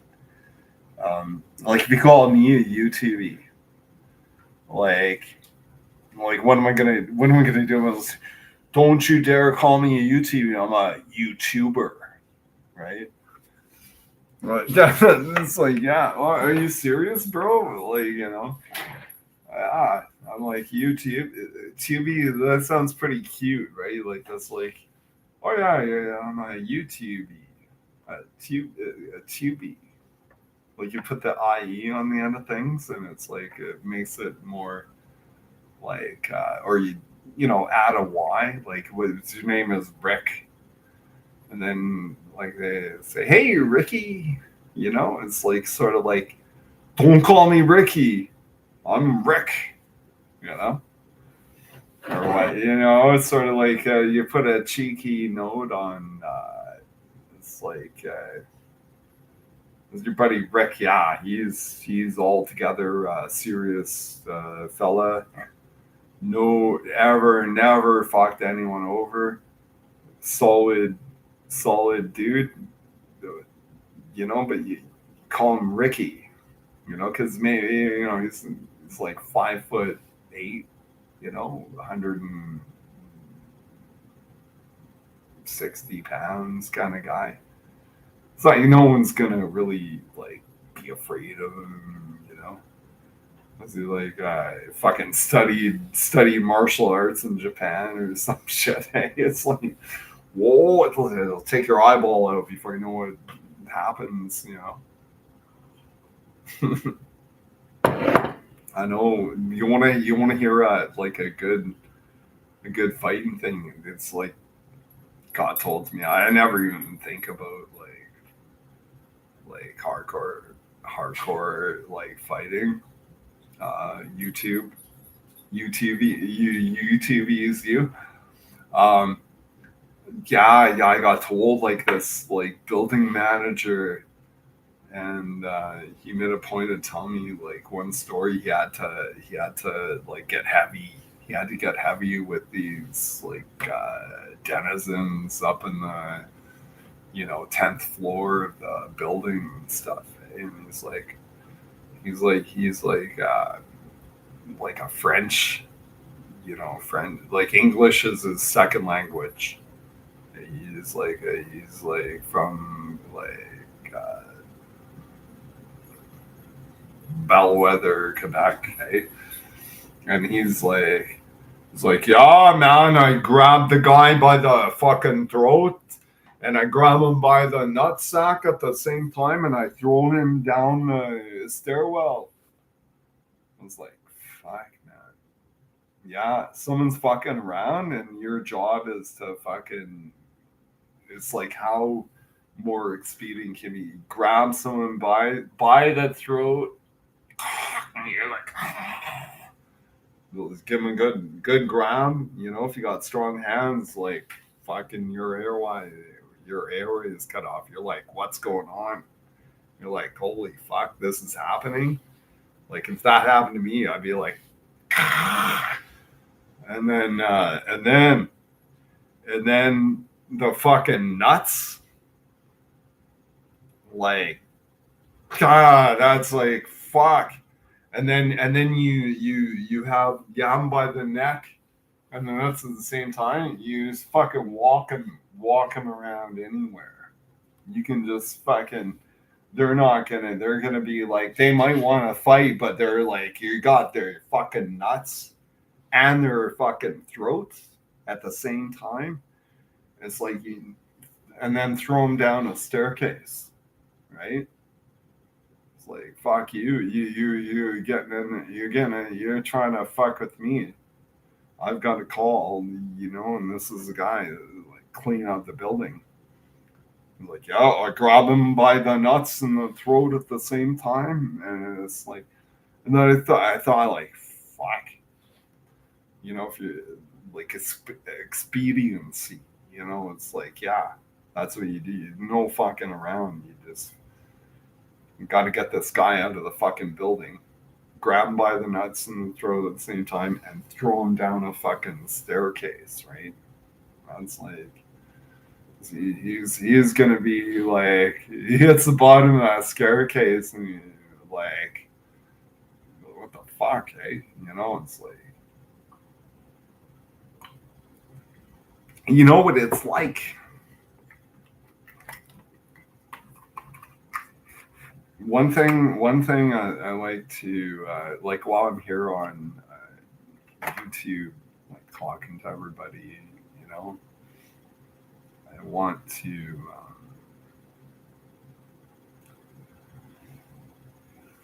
I want to think about um,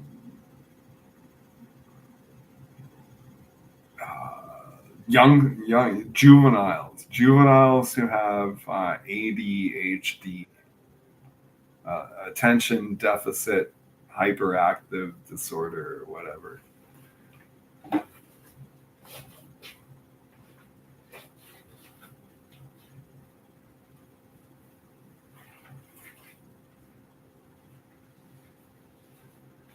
Attention ADHD, attention deficit hyperactive disorder. Think about that. Think of you know, number one, like disorder. Okay, you're gonna say it's a disorder, right? Who who is the authority to ascertain what order is, right? So you're like dude, and like your parent teacher interview. So we think he has like ADHD, or like he's this or she's that or whatever, right? I'd be like, yeah, I wouldn't be like this, but like in my mind, I'd be like, maybe you're stupid. Like I'm really like thinking like that towards like whoever's ascertaining. It's like, oh, your kid has this and that and the other thing, and I'm like, yeah, well, maybe you did acid in your teens, right? And I'd throw that out. I would actually say that. I would be like, well, you ever do acid in your teens?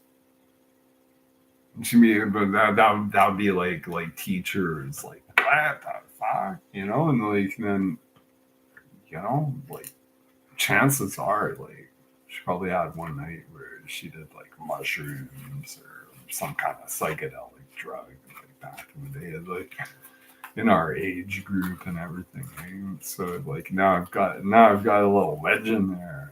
Like it's like you're calling my kid, you know, hypersensitive or whatever. Like I'm not saying he's not or she's not, but it's like what did what are you the expert on everything? Um, yeah, yeah. No, I don't want to. My bachelor of ed friends and stuff like that. I'm not trying to diminish or anything, but I'm like, come on, you know.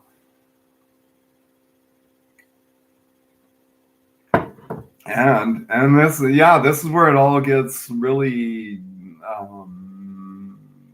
bubbly, I guess, is like where now it's like classroom sizes. Fuck.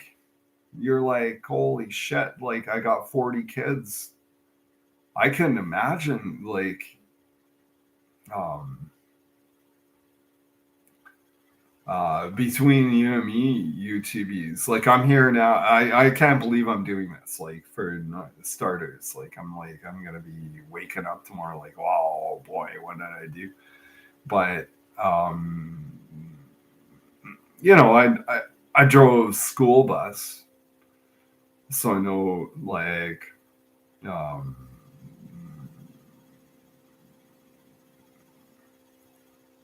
that sort of something like kids going to school and yeah, I do like math whiz problems like while I'm driving, or like there's always the cheeky smart kid on the bus, right? Like, and it's like a funny thing I did is like they'd be like, bus driver, and I'd be like, Mr. Bus Driver. And they'd be like, Mr. Bus Driver. And I'd be like, that's better, right? Um, yeah. Uh, yeah. And I even got gifts like at Christmas, like being because uh, I should have been the music teacher in these days, but here was like bus driver. Wow. No one died.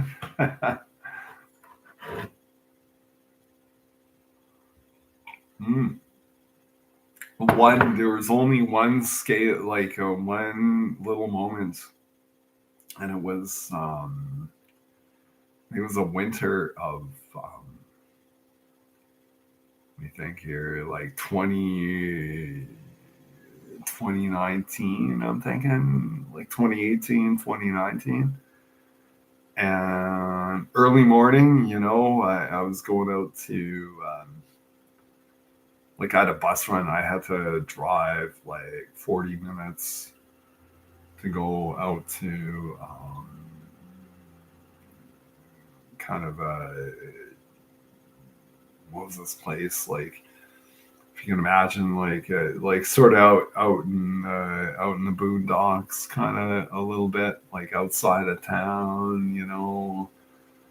It's like a lake, Moose Lake, or I think it was Moose Lake, and then have to pick up kids out there to go to school at like eight, and get them to school by 9 o'clock, kind of thing. And so I had to leave my neck of the woods by no later than 7 a.m. No late, 7 a.m. and then I'd arrive there at quarter to 8. So 40, it's like roughly a 40-minute drive. And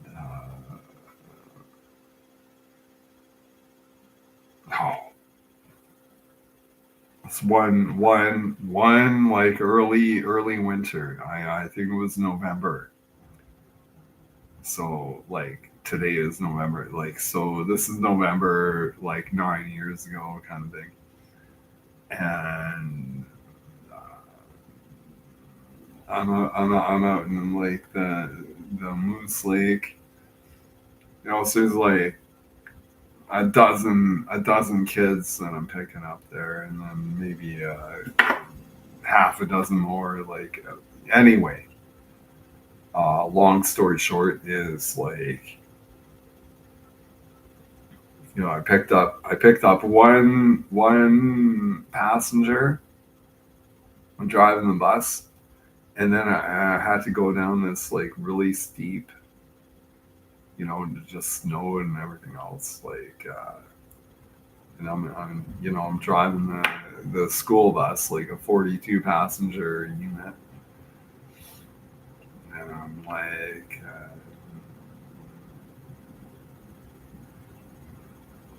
a big part of me said like, maybe I should just not even endeavor to do this. I thought, I'll go for it. And then like down the teetering ridge, folks. It was like there was a moment I thought like, good gosh, this school bus is gonna go into the into the woods, like the the bush. It's like, and I was very, I'm gonna pat myself on the head and say that, just have a little experience like doing slippery slope driving and stuff like that. But yeah, it was a close call. I was like, and I wouldn't even cared, but there was a student on the bus, and I was like, hold on to your hat there, lady. It was like, I didn't know for sure if we would have, if I didn't like hit the brakes like in the right way and stuff, like, could have conceivably we could have gone into the ditch there, and then I'd be like, oh my god, does your cell phone work? Call your mom, like. But it all panned out. And it's like, I'll tell you another story about like driving the bus. Yeah, I'm gonna use my liquor to light my smoke.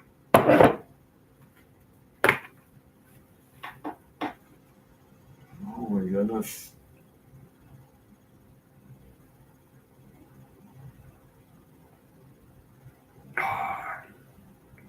Yeah.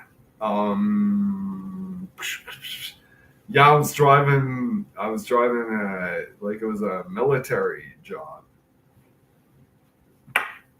Like I'm not an enlisted or a commission type fellow, but like I had a job. Oh, I had a job there once.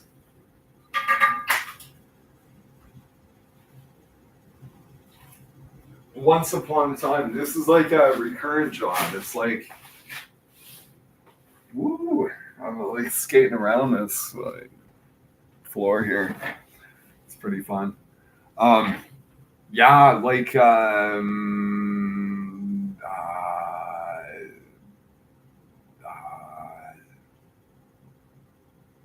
what are we talking about here? Um, like I'm thinking like what do you call that? Like the sub military, the cadets.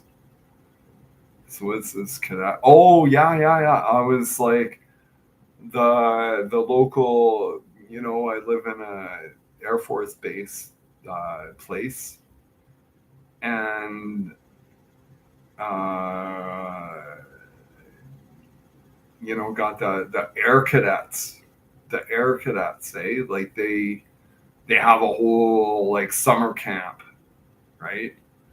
So after driving the school bus all the school young year, and then and then it's like bing bang bong, like you got the license, you got the criminal background check, yada yada boo boo, right? Like um, and then it's like bing bang bong, like you get paid at like a rate that's like 50% higher than doing the school bus.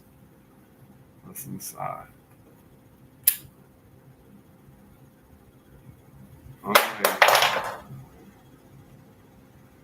I'm like laughing at people who are like, I can't afford, it's like fucking educate your own kids. Don't, like I'm paying for, Jessica and Paul to fucking do their school. How's that fair? Like I know I don't have any kids or anything. Okay, well, let's get into the communist mindset. But back to the like doing the air cadet fucking bus driving thing. Um, there was one time I was driving. It was like a Chevy diesel with a 5 speed, bus, like a school bus kind of, and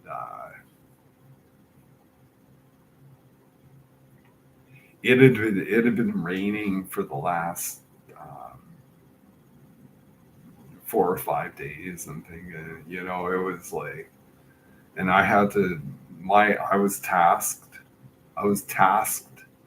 with like driving this like cadet faction out to their survival camp. As I was like, I was a stoner. It's like uh, I think I might have even been like stoned on weed at the time. I hope not, but like there's a strong chance that I might have been.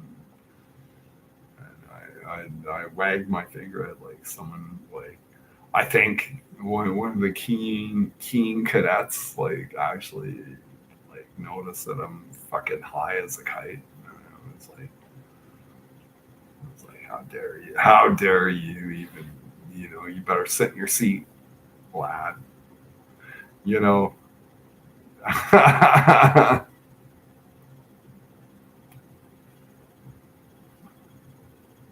Yeah, look at me, like, yeah, he was right. I was in the wrong.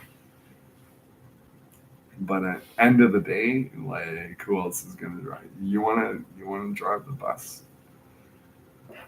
And it was like, oh man, like I said, it had been raining for like days on end, and we're going out to this like remote sort of remote place. It's like the pavement ends, and then the gravel begins, and you're like there was like I'll tell you what, folks, like the piss pouring rain, the like I'm driving on these things, and it was like there was a moment where like I was doing ninja craft on the steering wheel. No joke around. Like it was like the rear wheels of this like GNC bus, school bus like type thing. They wanted to go into the ditch, and I was like slamming on the diesel. I was like slamming down gears. I was like spinning the steering wheel, and barely managed to keep it on the fucking road. Like we didn't go on the ditch, and that, like I remember thinking like I wish my dad was here to see this. Like, as like big a fuck up that I am. I was like, wish my dad could have seen that, like that level of like superior driving, professional driving, because you know, maybe it's a fluke, it's a fluke or what. Even if it's a fluke, it's like still pretty cool. It's like I managed to, despite all the slick, fucking greasy, fucking roads and everything. It's like, well, and I got those cadets to their survival camp. And here's another like funny instance is like survival camp is like a place like in my teenagehood, like I used to go out there with like friends because it's like right on the lake shore kind of thing, and it's like where we go like drunken camping. It's like let's go have a party cookout type thing, and I remember like I pulled off in the bus like with the cadets, and there's like Miss Major, cadet camp, like officer lady, and she's all about proactivity and stuff like that. And like I remember I pulled up and I just like rolled the school bus over like all these like I was like all these pull up like fuck, you know all the dudes are like, yeah, fucking cool. And then, like, officer lady is like, we like to practice proactivity. I'm like, okay, good, goodness gracious, I'm gonna sit here and pretend to apologize to you right now and like get on. Unless you want to like give me $100, like fuck off, lady, right? It's like, oh, no, I didn't say that. Obviously, I'll lose my job. Oh no, oh no, the end of the world, losing a job. Shouldn't joke about that, but bottom line, like there's always another fucking job. No, no, no, don't sweat too much. don't sweat at all.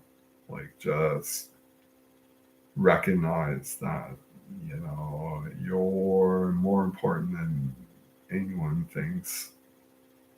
And so you can go to town, go to lunch, do your thing, do it, do it, do it, bro, sister.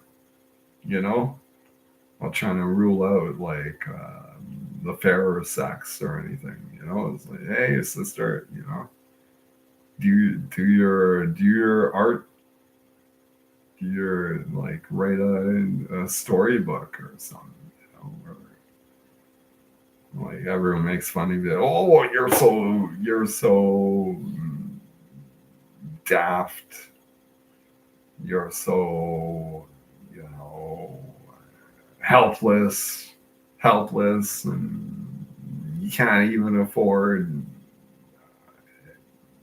property tax or whatever. And then like suddenly you come up with this like beautifully crafted like children's book or something, right? And then like watch people change their tune as you're doing your, like, you're on CBC radio. Like, what prompted you to create this book there, Mrs. Jessica, uh, and then and then you're forced to answer that question. It's like, well, it's going through a bit of a pickle in time. It's going through a bit of a pickle in time, and I was looking at other YouTubers and stuff like that, and I'm like, it's like, I wanna make a storyline that really inspires kids to recognize that, like, they got everything in front of them type thing. Don't mean to get too heavy here, but you know what I mean. Like, it's like that shit happens. That's like wow, like you have no reservations. You got no this and that. All the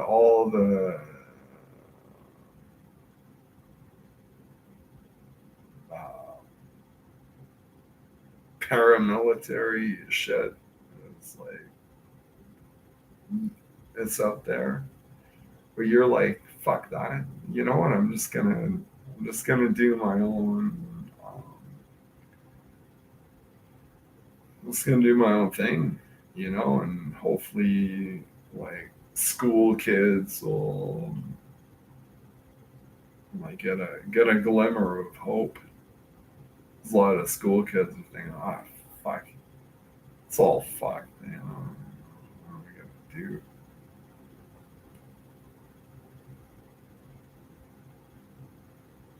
Yeah, and if you're a parent, like, if that was my kid, I'd be like, oh, no, no, no, no, no, no. There's plenty of hope.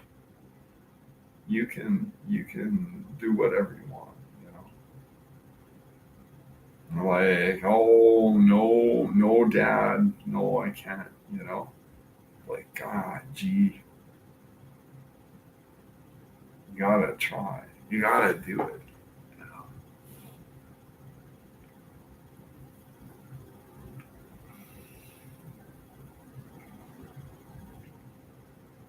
Yeah, yeah, that's your job. Like, if your dad, that's like my dad. Like, I always got like all kind of codgeled up. Gee, dad, it's clearly not worth even trying. He's like, no, no, you gotta try. You gotta do it. It's like, yeah, yeah. Like, least you can do is like give her a go. You know. Yeah. Yeah, and even if it like ultimately like you're smart enough to know like yeah this is all fucked, like the whole like the horse and pony show or whatever, you're like fuck, I'm too smart to do anything. You know what, do it, do something clever, and your friends will be like fist pumping you, man. It's like good for you, man. Like nobody out of all our friends set, nobody did anything, and you did something. You're like, wow, man. Now you're a celebrity. You're a celebrity, dude. You know, you're like, fuck, man. People like guys like me will talk about you like the way I don't talk about Wayne Gretzky much, but like Mark Messier, you know, it's like holy fuck, man. Like Mark Messier never probably thought like he'd be like an iconic novelist. Someone who writes about all the shit show that goes on in professional hockey. And then it's like, wow, he did it. And then if you're anyone who's even been remotely involved in professional hockey, you're like, oh, I don't know what he's saying. Like, that's bullshit. These fucking greasy hockey dudes, it's like, fuck these animals. I, you know, they're lucky they don't get the snot kicked out of them, right? Yeah, yeah. You know what, cats? Like YouTubies, like I'm like 170 pounds. Like I'm kind of maybe I'm pretty scrappy. Not really anymore. I'm not really. I'm like, good gosh, like a good day is like I don't gotta answer the door. You know, no joshing around. No joshing around. Um, but realistically, like, yeah, no, you know, um, I like having gourmet meals, living life on easy mode. That's good for me.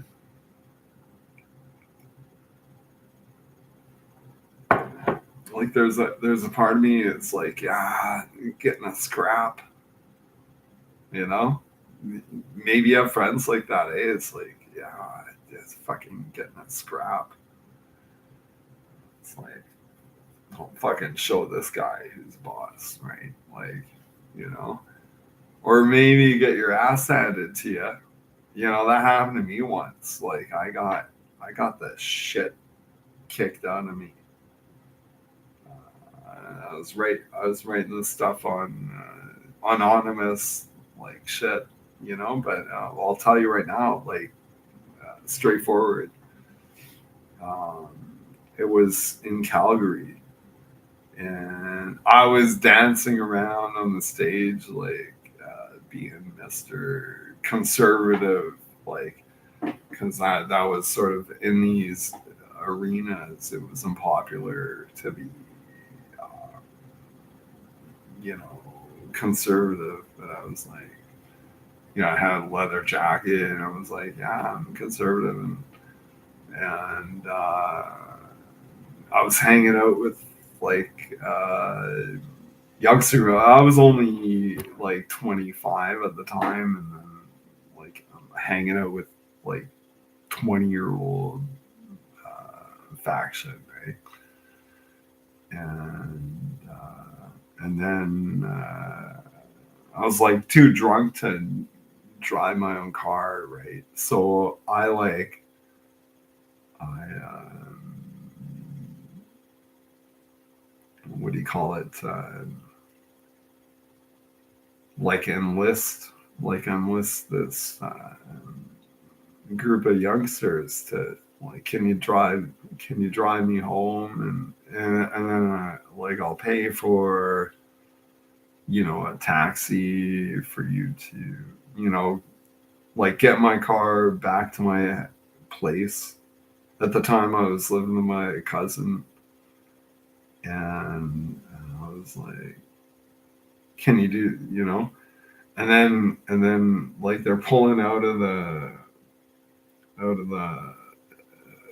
store. Like, my car is parked. Where is it? Wherever it was, like we're pulling out of the store, and then it touched bumpers with this like taxi cab. It's like, ah, fuck. You know, like I'm pretty drunk, but I'm still, I have the wherewithal, like the mind frame to say, oh, this is not gonna end well. And then like dude gets out of the cab, and he's like 6'2". Like, this is a big dude, eh? And at the time, like, I had this Nikon camera, like a film camera and stuff, and this is like, I'm ready to fight this guy because he's asking the dude that I like um, commissioned. I commissioned this guy to drive my car, and now this guy out of a cab, like my commission driver, like just bumpers, right? And I'm like, okay. And then like the client gets out of this cab, and he, like I say, like 6'2", big fucking, like he's got tattoos and fucking gold rings and all this shit. Eh?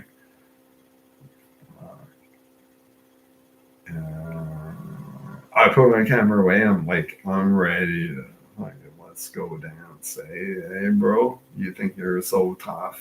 Like, that's in my mind. I'm like, yeah, I want to, you know. He's probably surprised, like, how dare this like little dude fucking come up against me, kind of thing. And long story short, friends, my Facebook is like, he had like three dudes, like it was three on one. Like, this guy could have kicked my, he did kick my ass on his own. I got the shit pounded out of me. I was like, in my mind, I was like, no, I'm gonna beat these fuckers up. Yeah, reverse happened. I got the snot kicked out of me. I was like, wow, okay. And, you know, I could go on with this, but at the time, I was living with my cousin. Ended up like bleeding out on me. I was sleeping on the couch, paying like $300 a month, kind of thing. Not bad, right? And I wanted to not like have anyone like say anything about it, like, because it's like, I didn't have a concussion, but now, yeah, it was scrapey. It was like,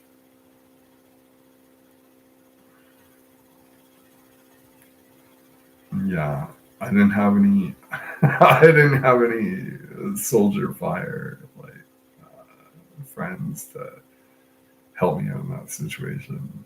yeah, it was ugly. It was like pretty ugly. But I'm pretty resilient. Yeah, I just slept it off. You know.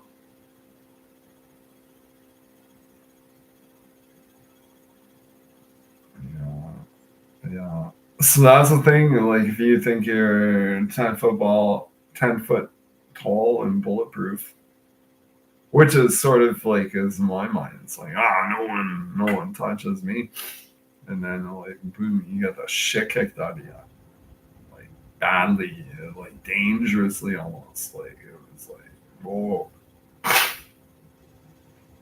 So yeah, yeah. Be prepared. Be prepared. That's my that's my offering. My you know what?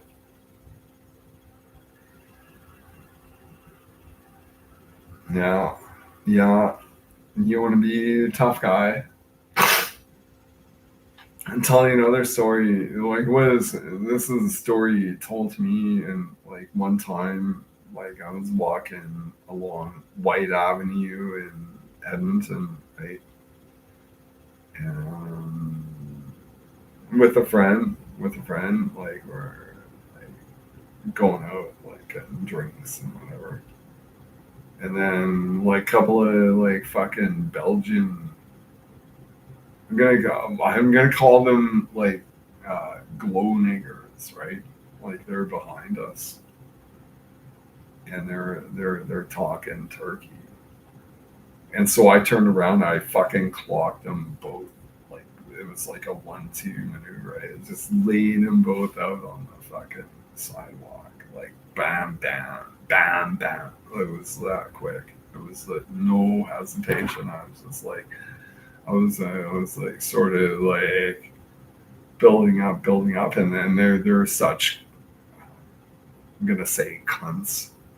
Like they were such cunts, and it just like something flipped in my head, and I just like fuck. I just turned around, I bam down, laid them both out.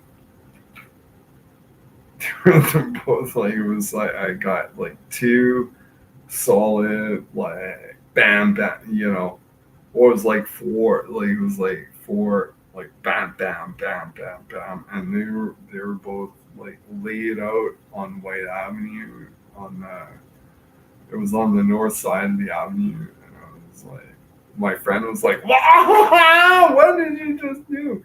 Yeah, like, because they were asking for it. They were like fucking trying to get all devilish with the likes of me, and I like was like, I don't know. Turned around, just like what. Boom! They're like laying out there, like yeah, no, it was like maybe a bit of a sucker punch thing. Like they were probably, well, they weren't expecting it, but it was like you kind of like they're like cat calling you and stuff, like shit like that. And it's like I think maybe I gave them a bit of a warning. It's like you better think twice about it before you talk turkey like that, there, fella. Ooh, fuck you. And it's like, what? Turn around, like fucking, they're taking a dirt nap. Boom, boom, boom. Like like not. It was a sucker punch, but I was like, what the fuck are you doing?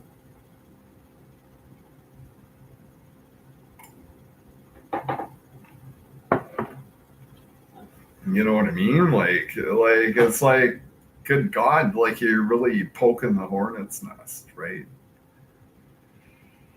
And I don't feel good about these like incidents, but it's like fuck you. You're kind of asking, you're asking for it.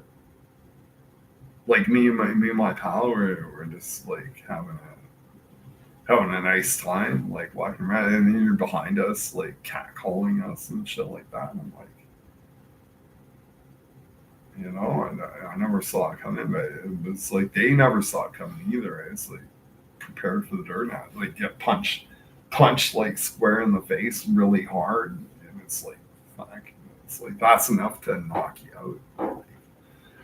And it's like I did that like 4 times, like not just a knockout punch, but another one to make sure you're gonna take the dirt nap. And then like buddies, like what the fuck's going on? And it's like boom. Before that's what he's thinking. He's like, what's going on? That's like boom, and he's getting hit in the face at the same time. And it's like, I'm doing the hit, and I'm like, fuck you guys.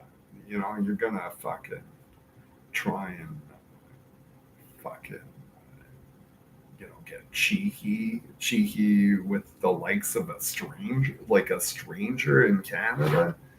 You're from fucking Poland or wherever the fuck or wherever you're from, and you're gonna like try and dance like with like a fucking local in Edmonton, Alberta, like on the fucking White Avenue, and it's like, good God, like it's like it's awful. The whole thing went down, but like,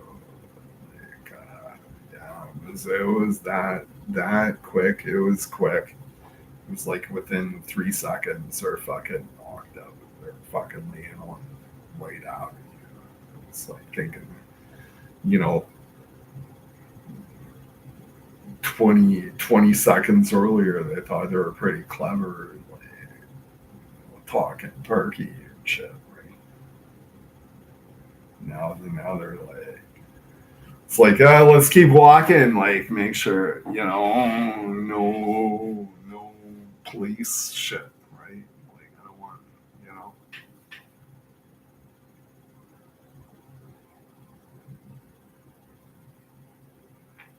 Mm-hmm. Yeah. Smoking cigarettes is pretty cool. I like to tell like youngsters, it's like, you know what? It's never too late to start smoking. And that might sound funny, right? Like maybe you're having a laugh. It's like, what do you just say? Um, uh, Tell you what, like nicotine is gonna put hair in your chest. Like imagine being a dude, you got no body hair. Like chicks are like like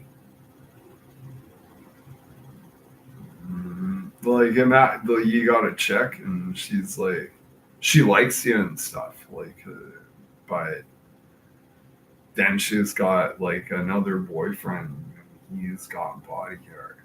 It's like, and then you're like, what's with Brad, you know Brad, you, and like because you're a hairless dude. And then like your girlfriend's like, well, I like Brad because he's got body hair.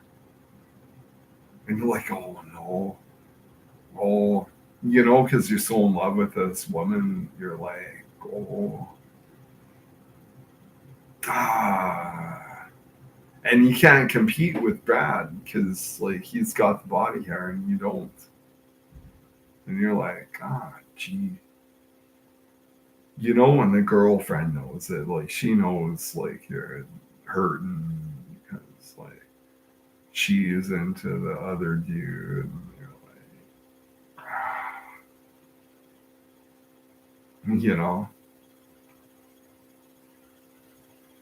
you know what I mean? YouTubies, like,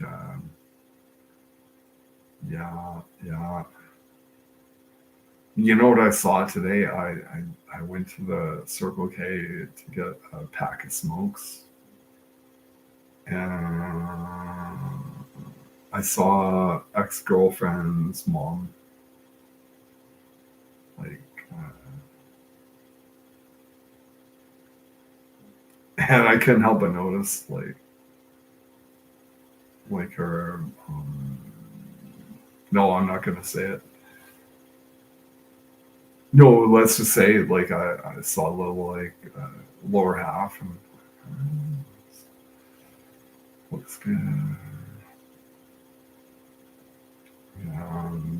And then,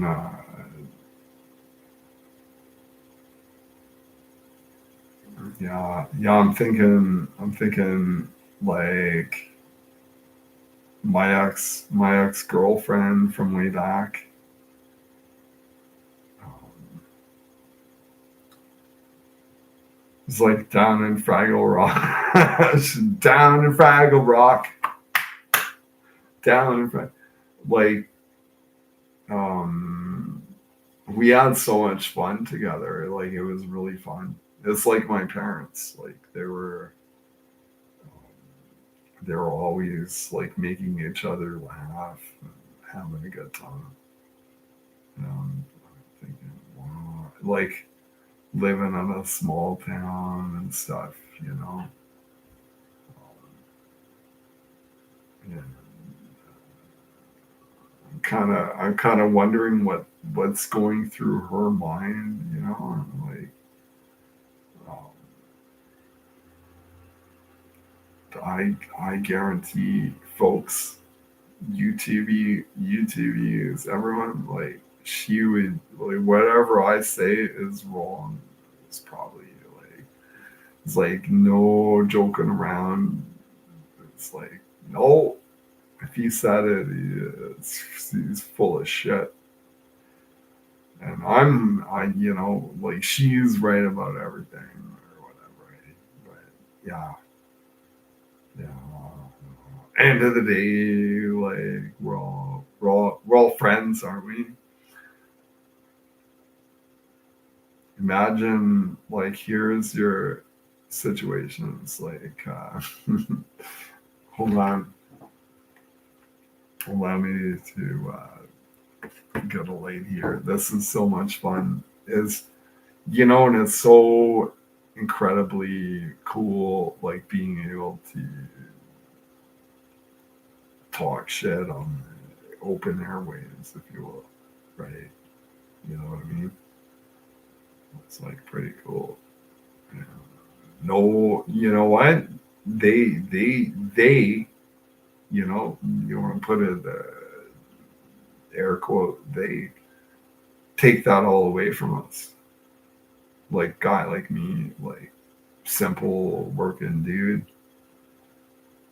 and then here I am, like, spouting stuff, talking turkey or whatever. And then what about, like, tomorrow? And it's like suddenly that's not available. Like, I go into the computer. I'm like, it's like YouTube live stream, and it's like, can't do it. I'm like, what? What?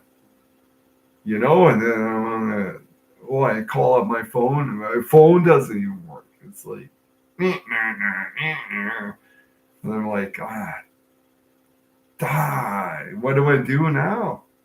I go, just put on my marching boots and go to town, and, like, show up at my buddy's doorstep. It's like, what are you doing here? I'm like, well, didn't you know that internet's, like, on hiatus? Yeah, I noticed that there. Yeah. Well, what do I do? Like, go to work? It's like, yeah, man, you need someone to push a wheelbarrow for you. Like, I'm right into it. Like, yeah, you can do that. So, thank, thank the Lord. Now I can, like, afford to get some fish, fish at the grocery store. I'm not gonna starve this week. Right, folks? You know, I don't mean to get too heavy or anything, but, you know, like that's, I'm clearly not alone. Like, I know up and down the avenue, old folks, like, they're on pension. You know, the pension is, like, geared, like, supposedly, like, that's gonna be, like, about enough to keep you comfortable. And then it's like, you know, your pension is like, let's say $1,800 a month. And then you got grandkids coming over one day or something like that. Hey, like, oh, for fuck's sakes, like, what, how do you, you know, manage shit? And carefully is the answer. Is like, you've got to really draw out the stipend and hopefully, you know, like, do something a little bit, get a little creative or whatever. That's what you got to do, you know. Like, your son's daughter is coming over for visit, a visit, you know. You're like, oh, gee, you know.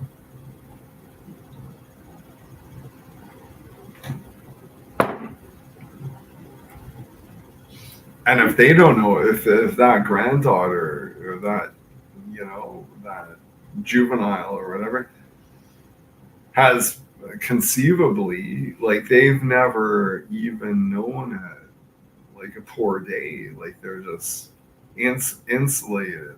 They don't know. Like, nobody ever wanted to, like, open up that there's a world out there where people don't have enough money for shit, right? And then like,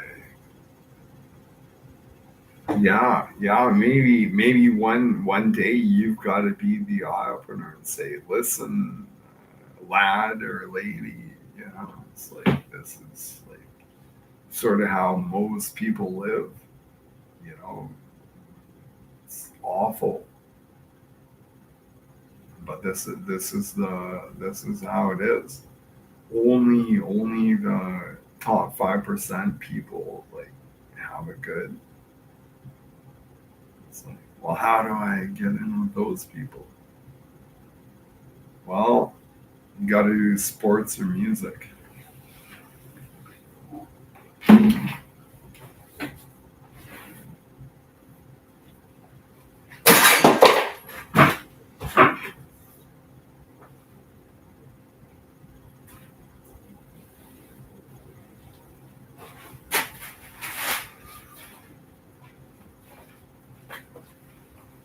Oh man, I'm looking for a light. I'm like, what? Where is my lighter?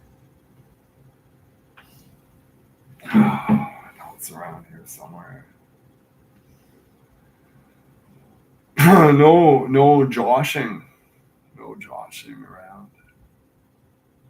I've got I've got a lighter here somewhere. I'm like, what the f? I gotta have a smoke. If I don't, I'm gonna go hyper ballistic.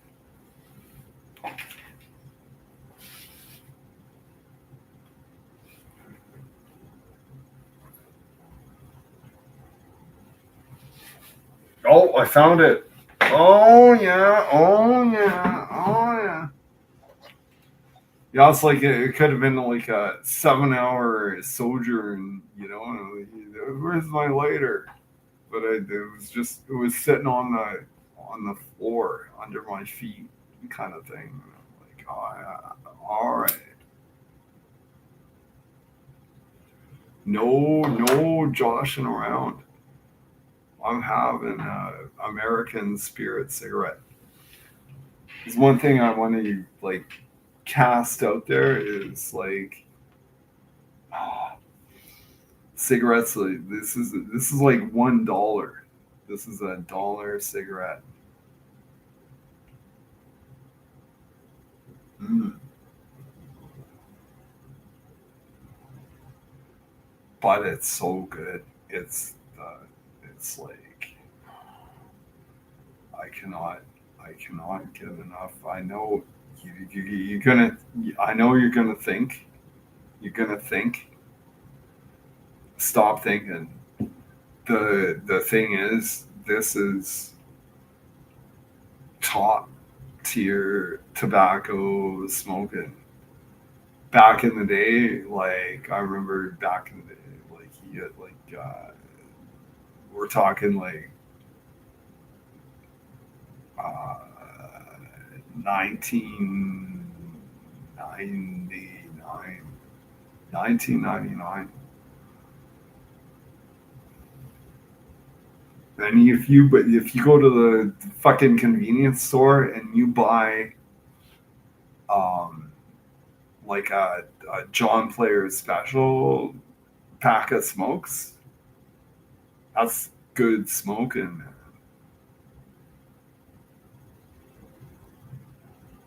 That's good smoking. That's no joke. And then now like people like miss the boat. Like it's like they go like, oh, I'm buying exporting like king size, and it's fucking rubbish. Like you couldn't pay me to smoke that. You probably think I'm kidding. Like no, I'm saying like I just I would like how would I like because it'd be tempting, like oh I got a pack of exporting light king size there, to smoke, and only because only because I'm talking about it right now, I would actually like say, yeah, not touching it. I'm gonna make uh, sandwiches, right? Like I'm gonna make um, egg sandwich. I'm gonna go down to the fucking store, right? Don't laugh at me. I'm gonna go to the store and get like a carton of eggs, and then I'm gonna get out the cast iron frying pan, right? I'm gonna be like big production city, put in some olive oil, maybe put in some butter if I'm feeling a little bit cheeky.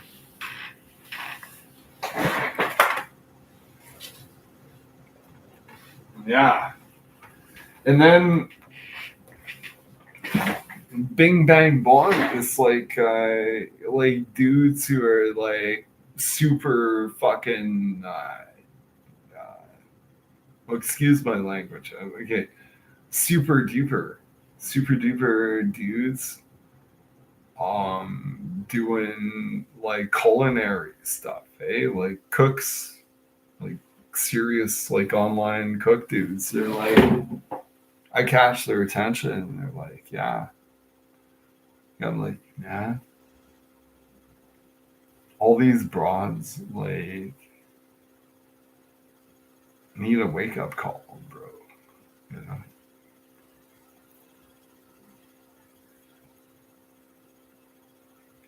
All these broads need a wake up call.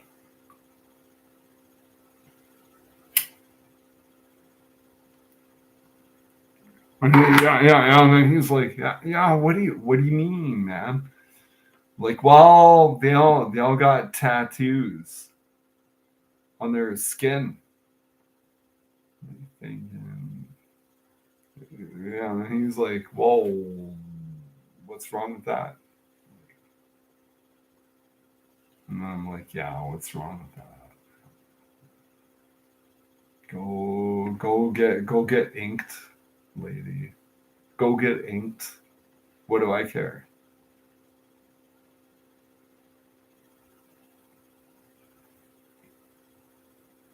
Go get inked. You know what?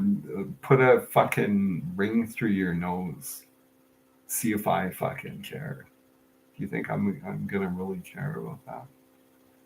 Go. You know what else you do? Like go start up a fucking OnlyFans. Go start up an OnlyFans and say I'll still be your boyfriend, right?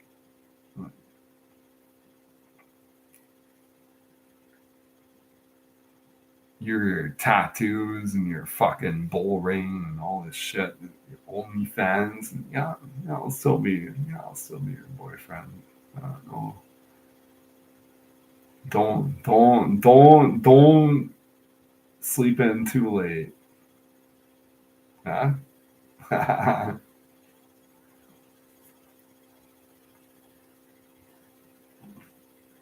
Don't sleep in too late.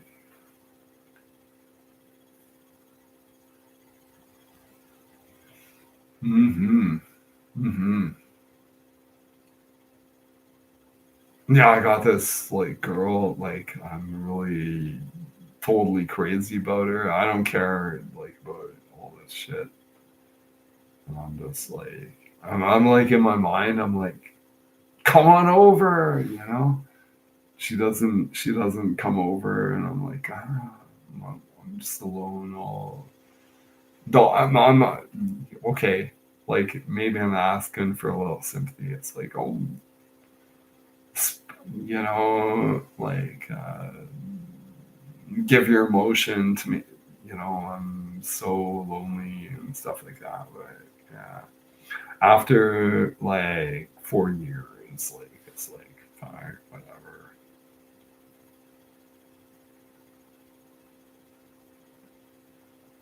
It's like no dice, it's no skin across my teeth kind of thing. I'm like, yeah, it's sad.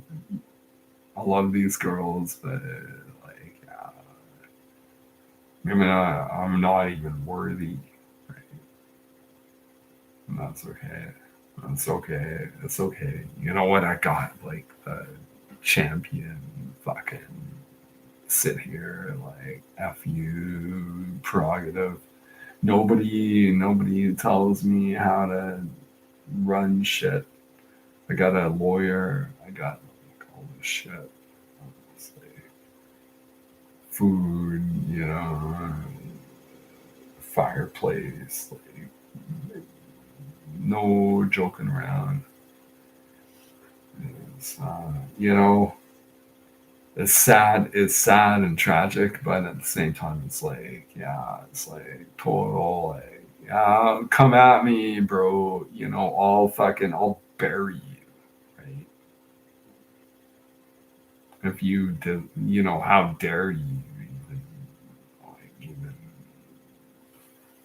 like, waltz up to the likes of me, kind of thing. Yeah, yeah, that's it, and it's yeah, it sucks, but it's like how it is. Yeah, yeah. I'm thinking like neighbors like are really nice, and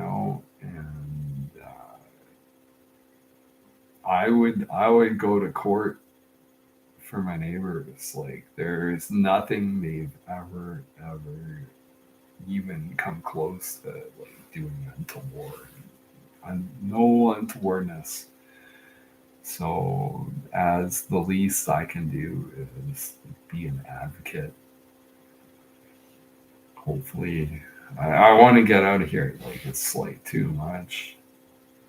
I can't.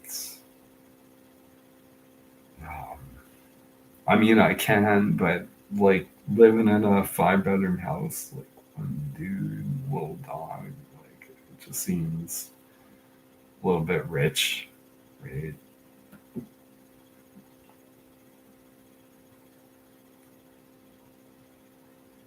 It's like maybe I could like rent out some rooms and stuff like that, but oh my goodness, like just thinking about the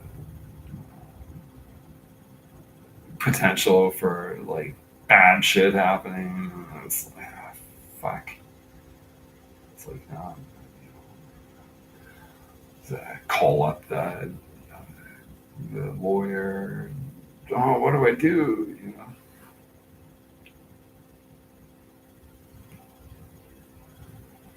Don't want that happening. Not at all. Um, uh, as you get old, and like nobody wants to do anything fun. Like I'm thinking of doing like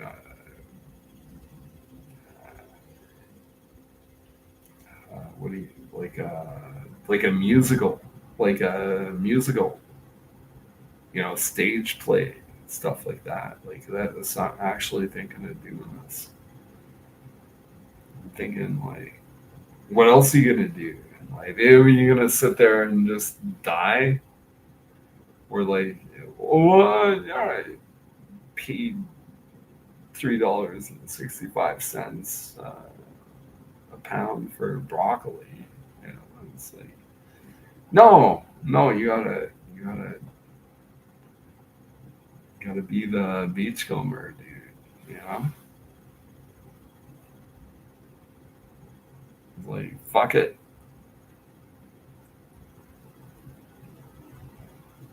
Like tell everyone else like fuck all your friends. So like, well, you can't do that, or you can't do anything.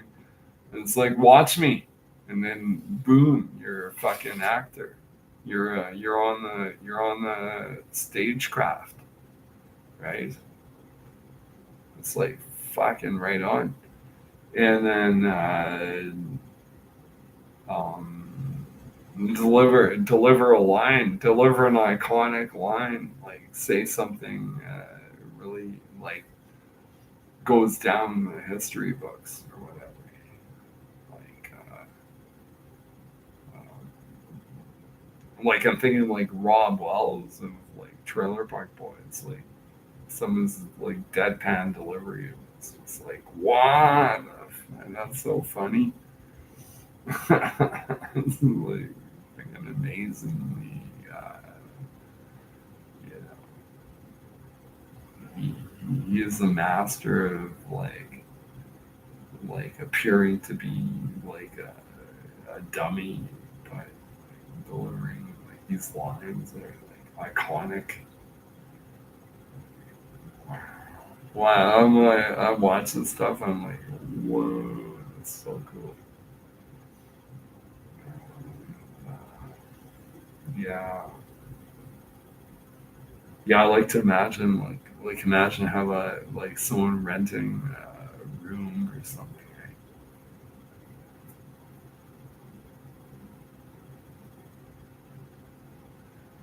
All my friends are rooting for me. It's like, yeah, you finally got a tenant in your house. And my main concern is like, I gotta keep my act together, not scare them off.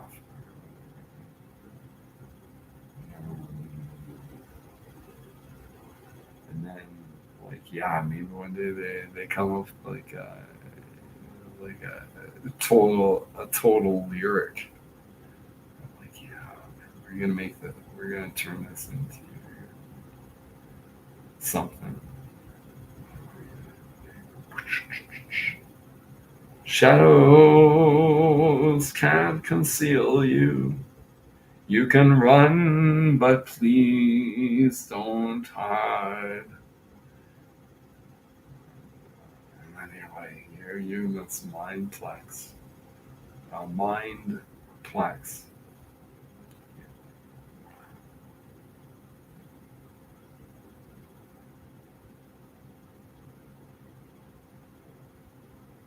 Right, YouTubies. This is what you can do. You can do this with your own countenance if you so choose to do so. take from the. I can do like one chin up, no joking around.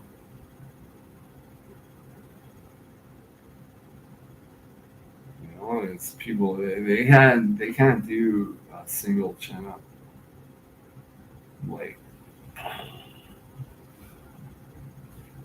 pull up my 120 pounds. Like boom.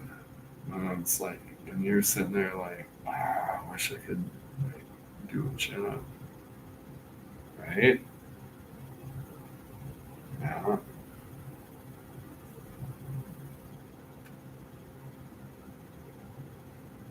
Mm. You know what? You know, if you want to go into my music, I'm like kind of music guy, but I'm gonna like put it out there. Uh, SoundCloud.com/rich math. And then like going there, and then I got a couple of tunes. Not anything like super groovy, maybe, but pretty good stuff.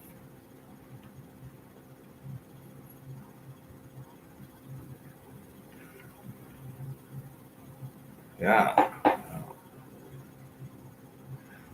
Oh, oh, yeah, yeah. It's been such a slice like talking to y'all.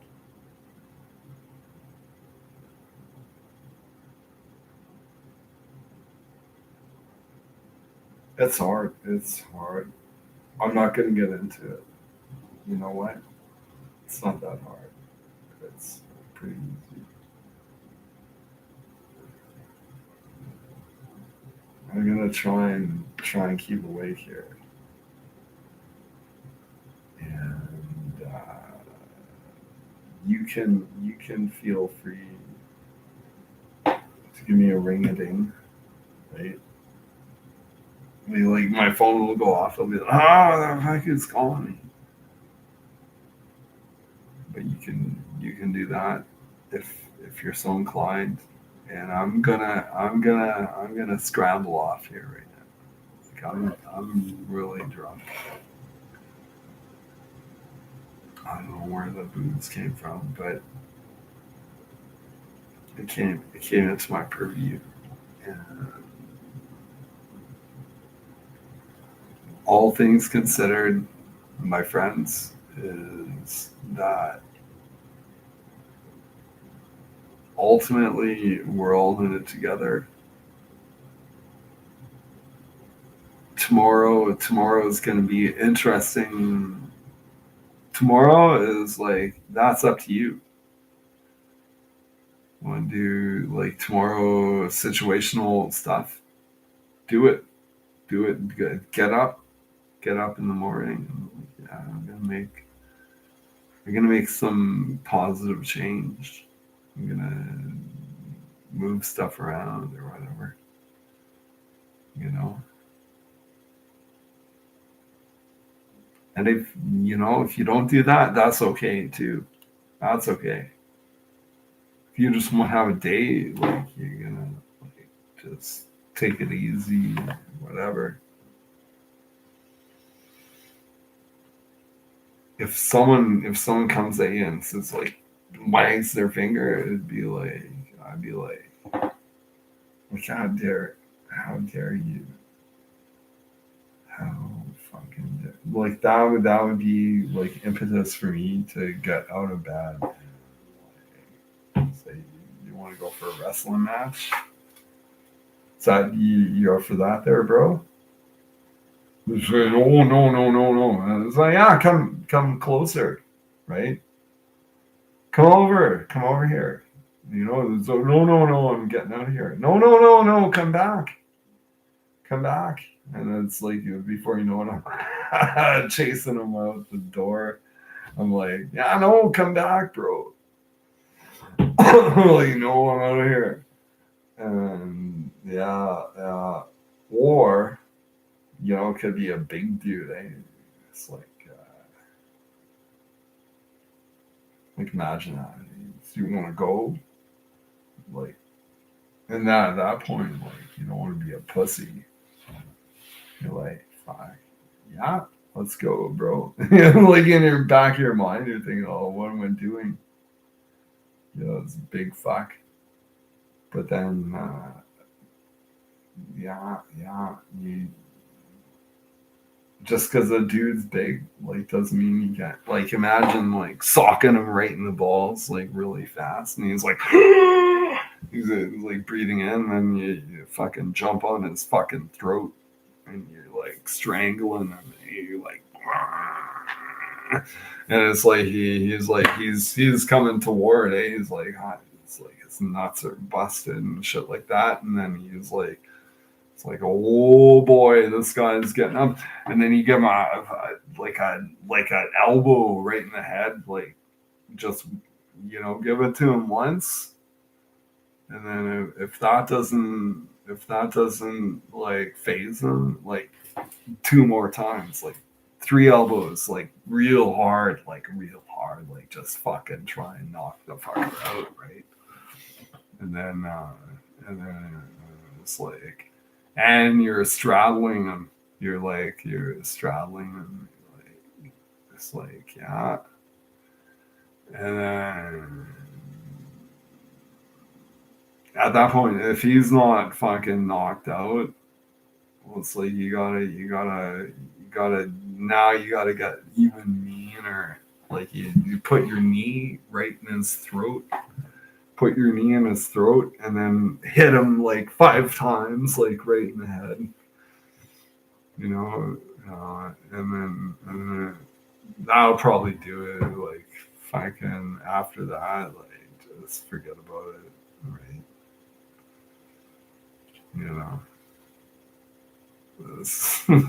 Like, if he's not knocked out at that point, like maybe better run for the hills. Right? You know what I mean? Like, wow. And then, like, how do you explain to them? It's, that night. Yeah, that night. We're all drinking a lot.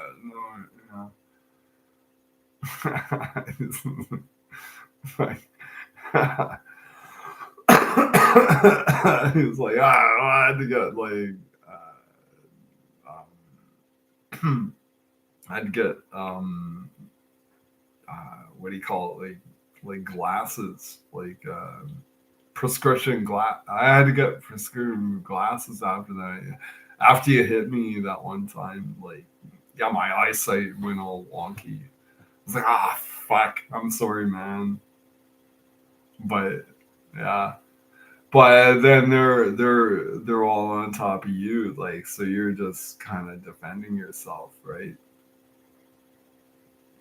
Yeah, yeah. It's like, yeah. It's like, what?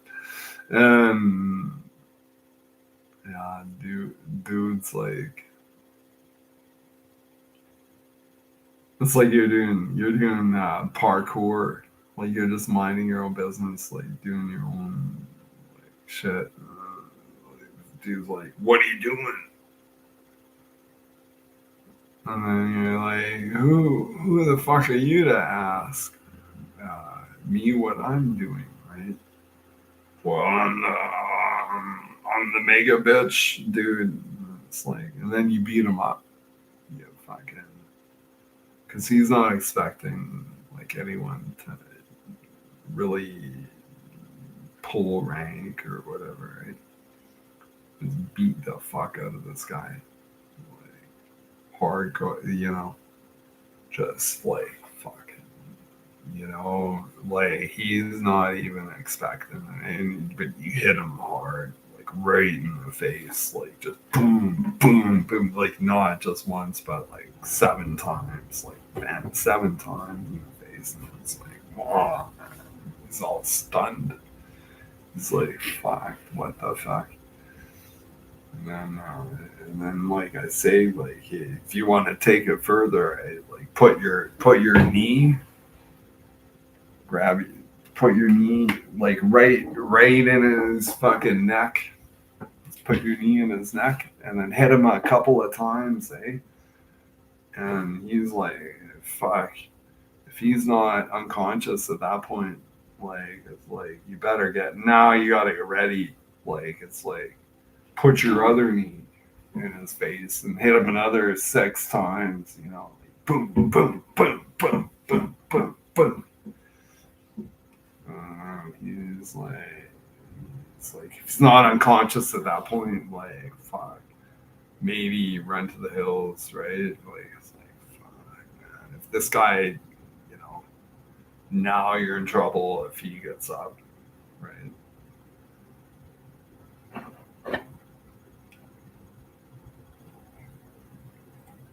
Mm-hmm.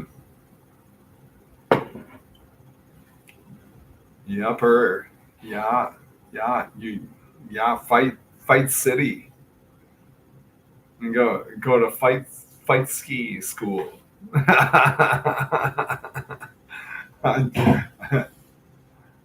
I just wrote a thing. It was about like how I got like totally my ass handed to me one time.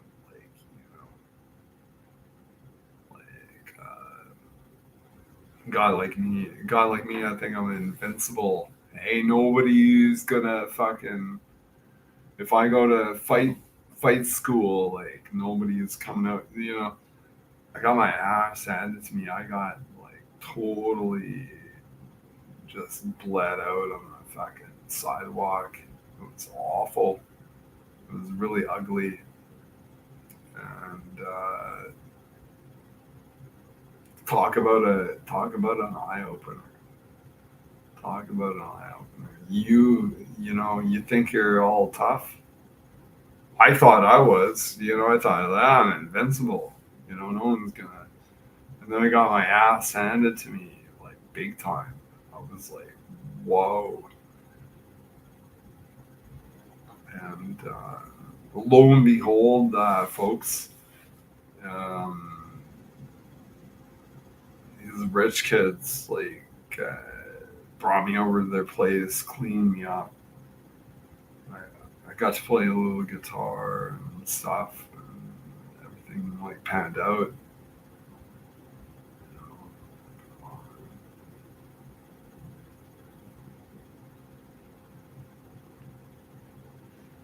Yeah, yeah. It's like fortunate city. You know, whereas like you know, I could have easily just have been like left there on the sidewalk to sleep it off instead of having these gracious lads and ladies like bring me into their domicile and stuff. Yeah, yeah, yeah, and that's what we think. I think we all think about that, like um, youngsters. They're like in a mindset. They're in a mindset. Correct me if I'm wrong, but they're in a mindset where, oh, I'm never gonna own property. I'm never getting laid. You put those both out there, like um, never getting laid.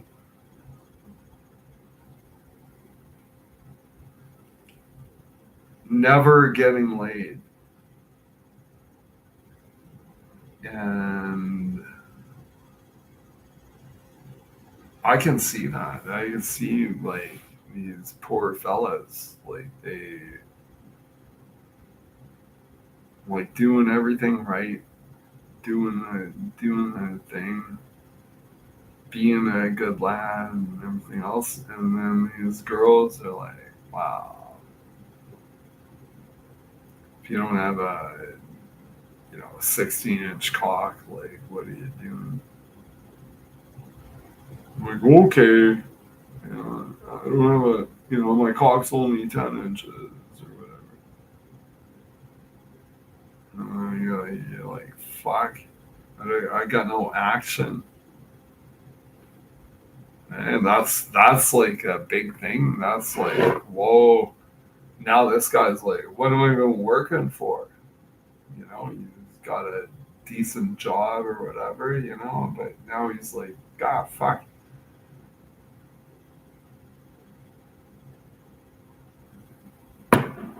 What am I doing working? It's like, even I could work doubly hard and still not get laid. So he's like, what? Fuck this. I'm just gonna do politics now, you know. And then I'm like, yeah, I'm like, tip my hat. I was like, I salute you, bro. You know? Yeah. Yeah, from a girl perspective, like, you see that, I hope. You can see, you're a girl, like, it's like, I expect nothing less than from my man than super stuff. Super stuff. I would, and like, dude is like, well, I work at Sobeys like every day, and I make $1,200 every 2 weeks. And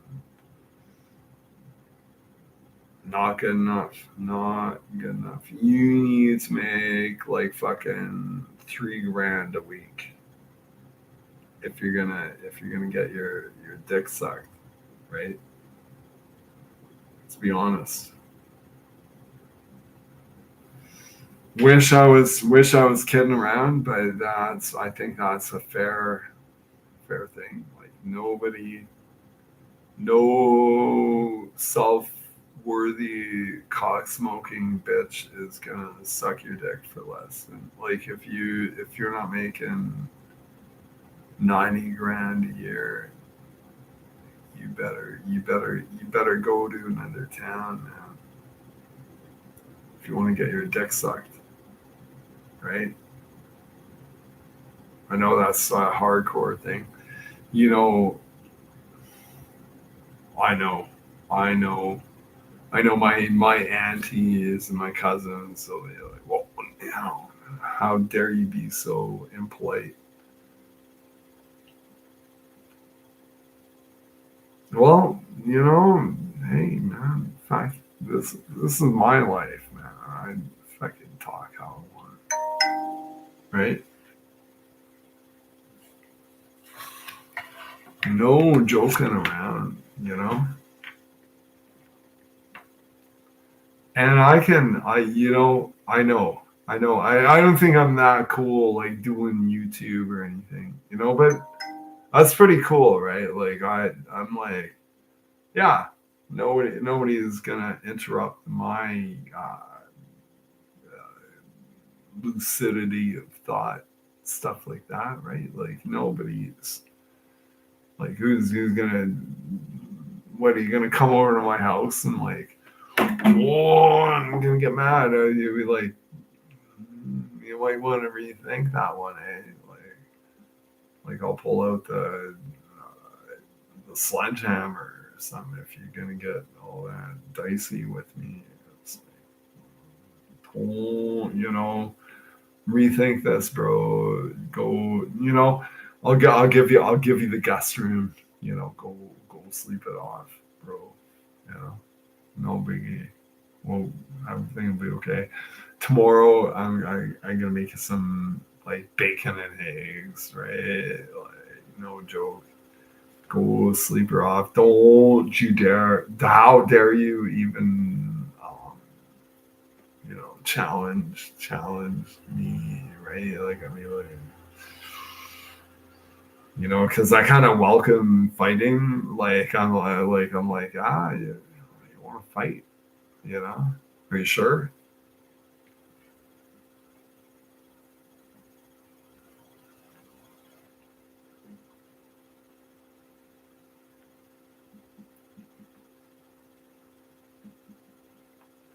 Yeah, now I'm looking at I'm looking at friends on the phone, like saying like, yeah, I'm really tough. Yeah, I'm a really tough guy. Yeah.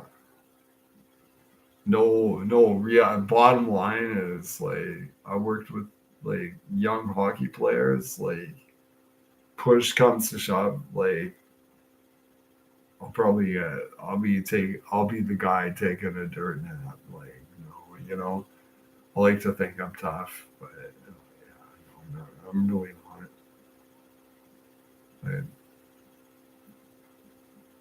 not. I'm not entirely a weakling, but I'm really not that tough.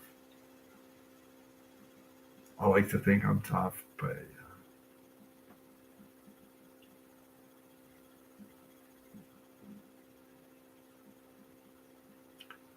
I'm gonna call now. This is how tough I am. Like, I'm gonna like call up uh, old friends on the phone,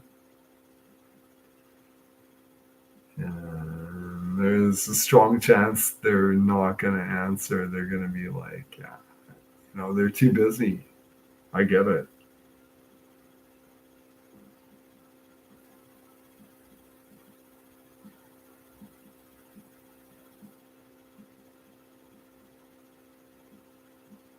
Yeah, like I can't call out my boss. Like, tempting as it is, it's like I want to call my boss and it's like, hey, yeah, man, I'm available to work. If you got any more work?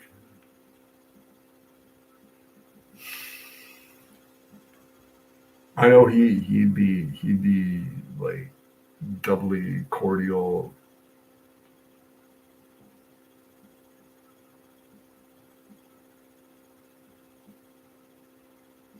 doubly cordial.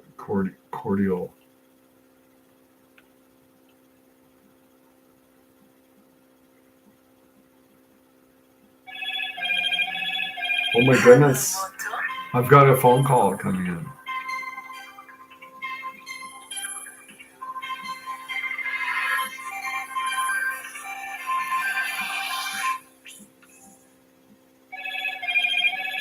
How do I answer it?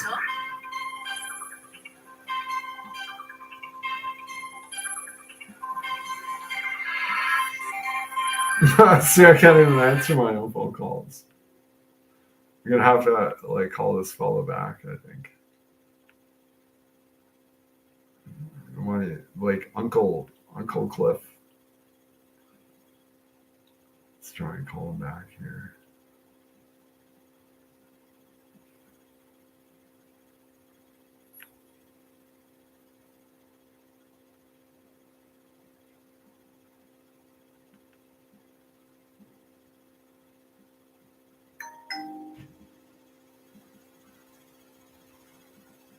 Okay. The, always sending me stuff. Fuck. Oh my goodness. Here we go. Here. So I'm calling back. I was like the smartest person I know in the whole universe. No joking around, folks. Like, this is it. This is it. This is it. This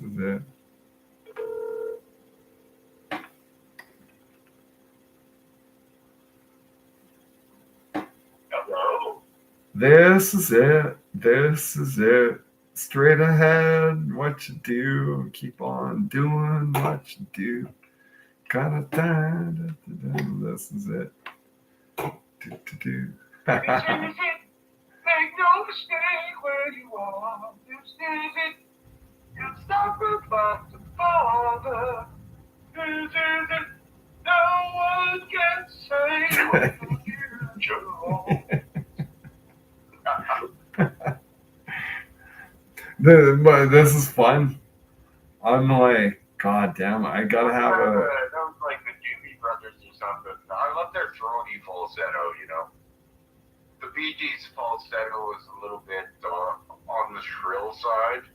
I think they had black girls singing "This Is It," like "This is it, this is it."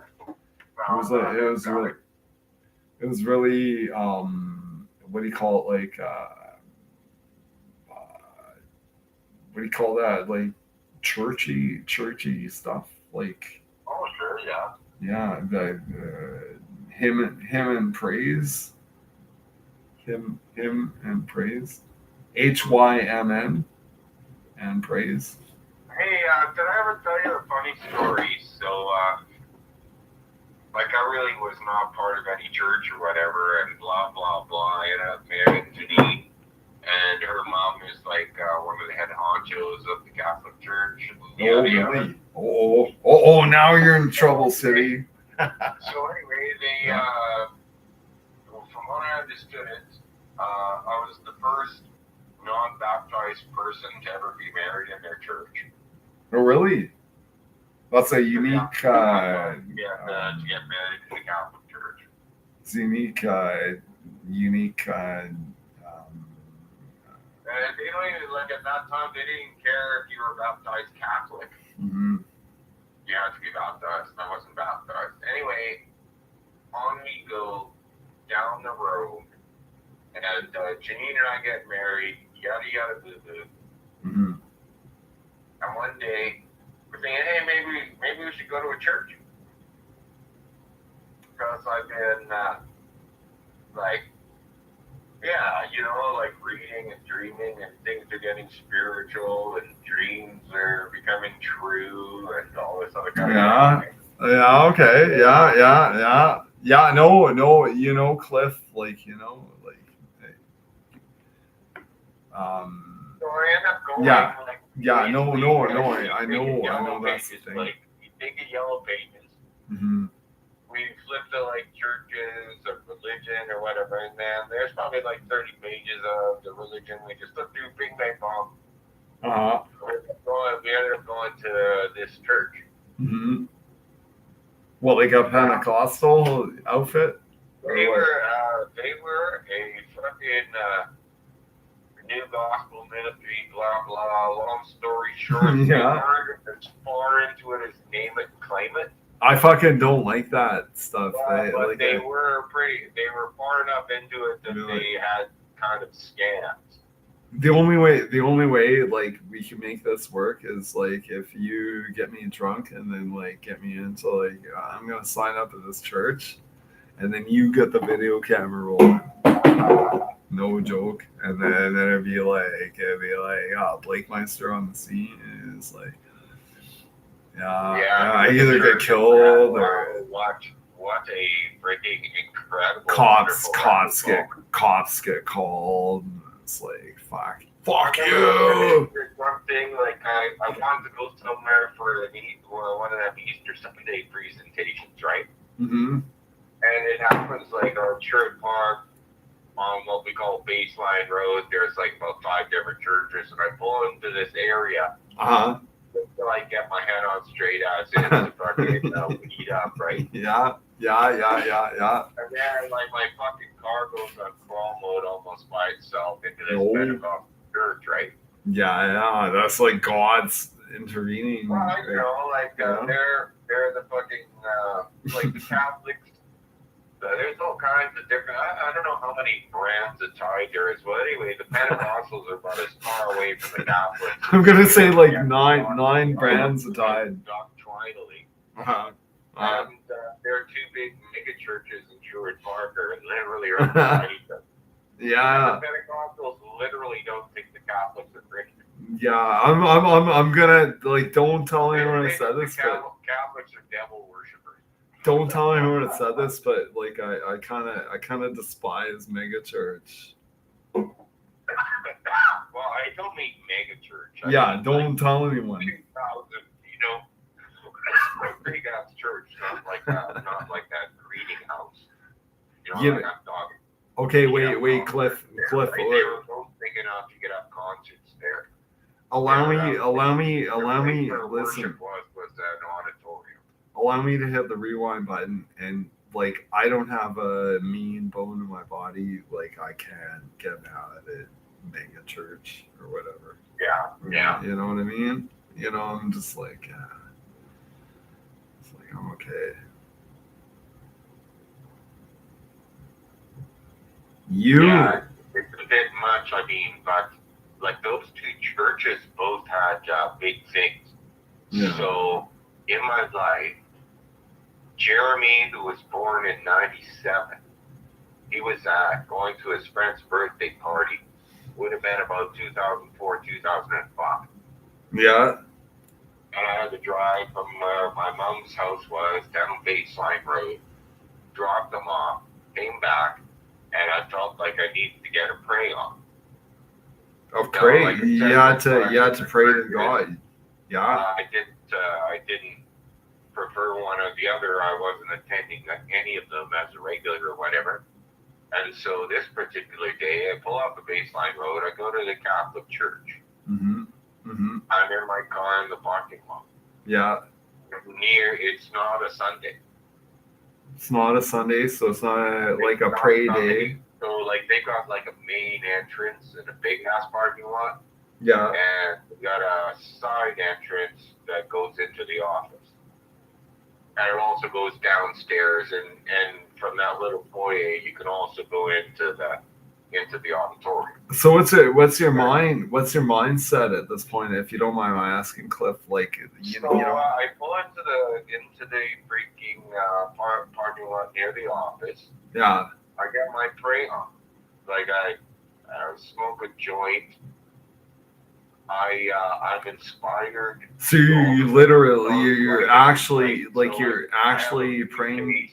I have a briefcase with a couple of them writing pads in it, and I'm also doing work for like Jimmy and all. So I got files, and I got a writing pad. I pull the thing out, and I start writing in a different hand. Oh. And I've had different hands before, right?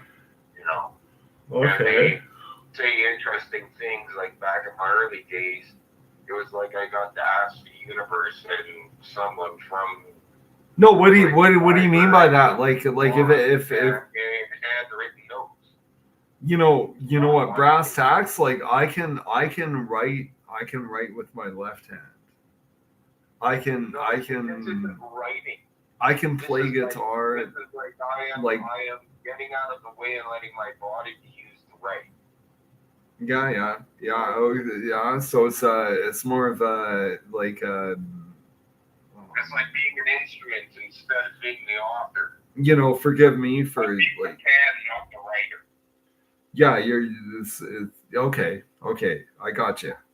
Yeah. So anyway, and I had like in my early journey before I met you and whatnot, this was a thing. Like I was asking questions of the universe, and the preferred way of communication was they would respond. They had to respond on one physical page, and these were like 3x5 size. Oh, yeah, right, yeah. There's a whole well, it was like this wasn't communication in freaking. They weren't trying to write a novel. I was asking questions. They were providing answers. So they typically what would happen was they would have a different handwriting style. All right. And not only that, they would also have a signature. Oh, okay. So I started to know that, like, by the nature of the autograph or the whatever. Yeah. That there's individuals and this is their thing, right? Yeah. So that's why my little E69 is what it is. Your P69. E69 sign. You've never seen my, I don't know what to call it. It's not an autograph. It's some sort of like. Was it like a recording, like a spiritual level identifier?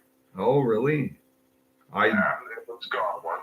Maybe I don't want to see it. Right, they have like, it's like a logo, I guess.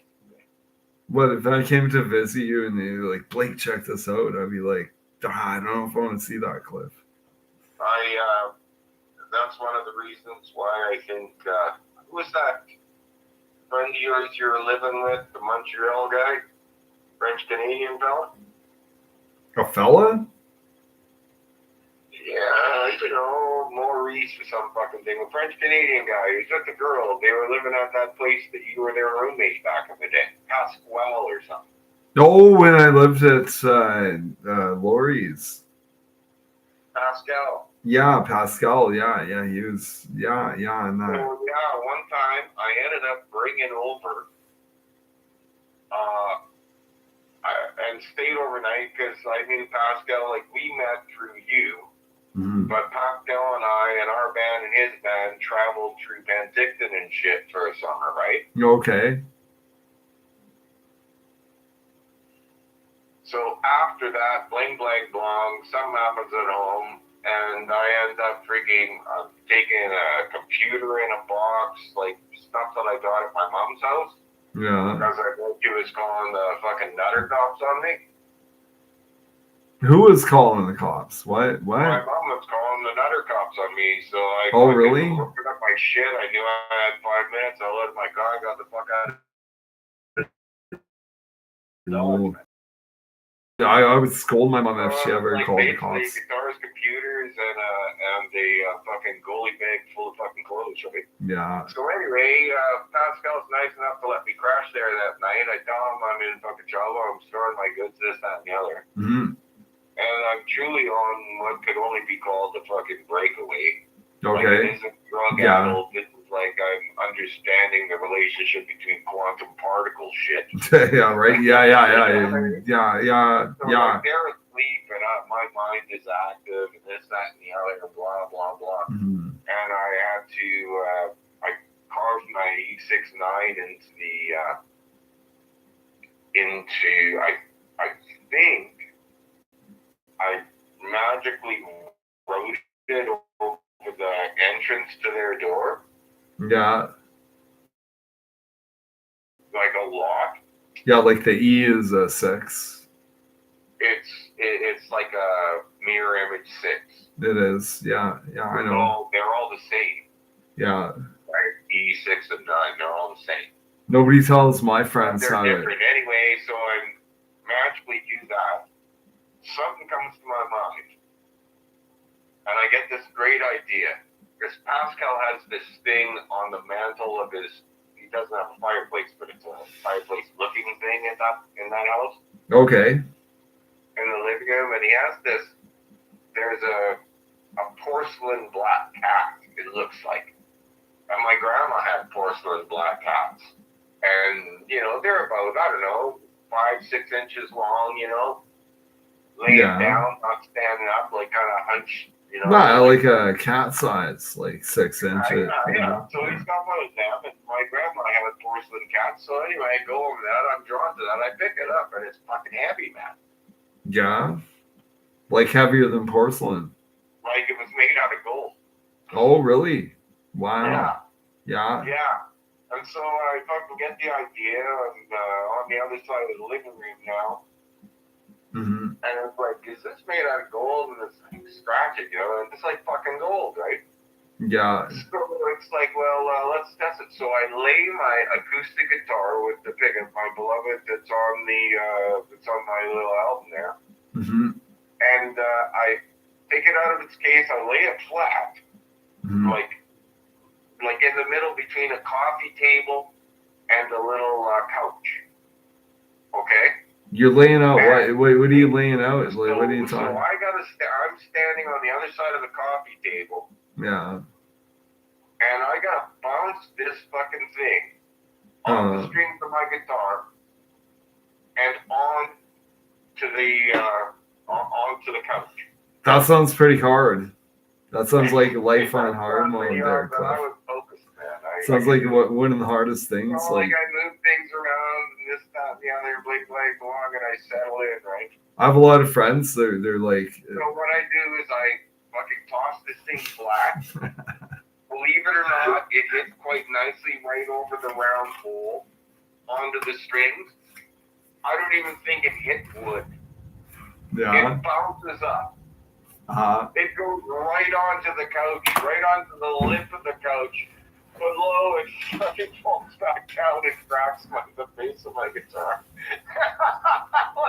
Showed you, yeah. You got shown. Like injured after that. It still sounded good, but you got shown. You got shown. Listen, Cliff. You got shown who's boss in the grand scheme of. And that's when, like, after right? that, It's like you think you're so. I used the key to my guitar case. Yeah. I had to go over and scroll my name, I guess. I was purchased in that instant on the top of the mantle, like into the wood. Yeah. My signet, which is E69 now. That sounds like a deep dive. Anyway, so I do it with the freaking key to like a fucking Stratocaster case. Because I got like a guitar, I got my acoustic guitar, I got a computer, I got a bunch of shit. Leaving it at Pascal's place. Get the fuck out of Dodge. Yeah. And one of the things before I left, his girlfriend, I think your friend Lori, painted guitar case. Yeah. Yeah, she's a bit of a bitch. Like, she could have, like, we could have had sex, but she was like so fucking like whatever. Well, I know that sounds crazy. That I wanted her to paint my acoustic guitar case, right?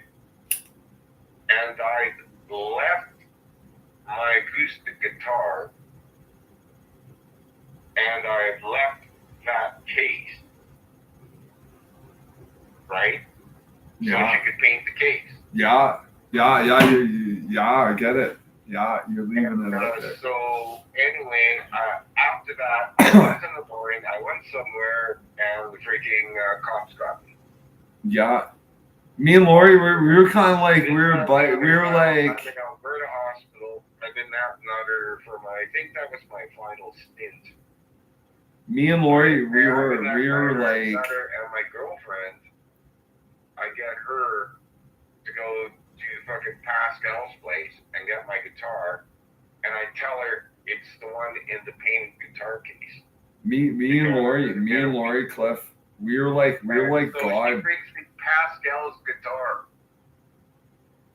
in this painted guitar case, and it's like a fucking 53. Gibson, some sort of like, Birdland or some shit. Beautiful guitar. So I do play it a couple of times. That was really nice. I know it's his. I look after it. Yeah. But he's frantic. He is fucking frantic. He spreads the word that I stole his guitar, which I did not. Right? Yeah. It was truly an honest mistake. Yeah. It was like his girlfriend was there when my girlfriend collected the guitar. Yeah.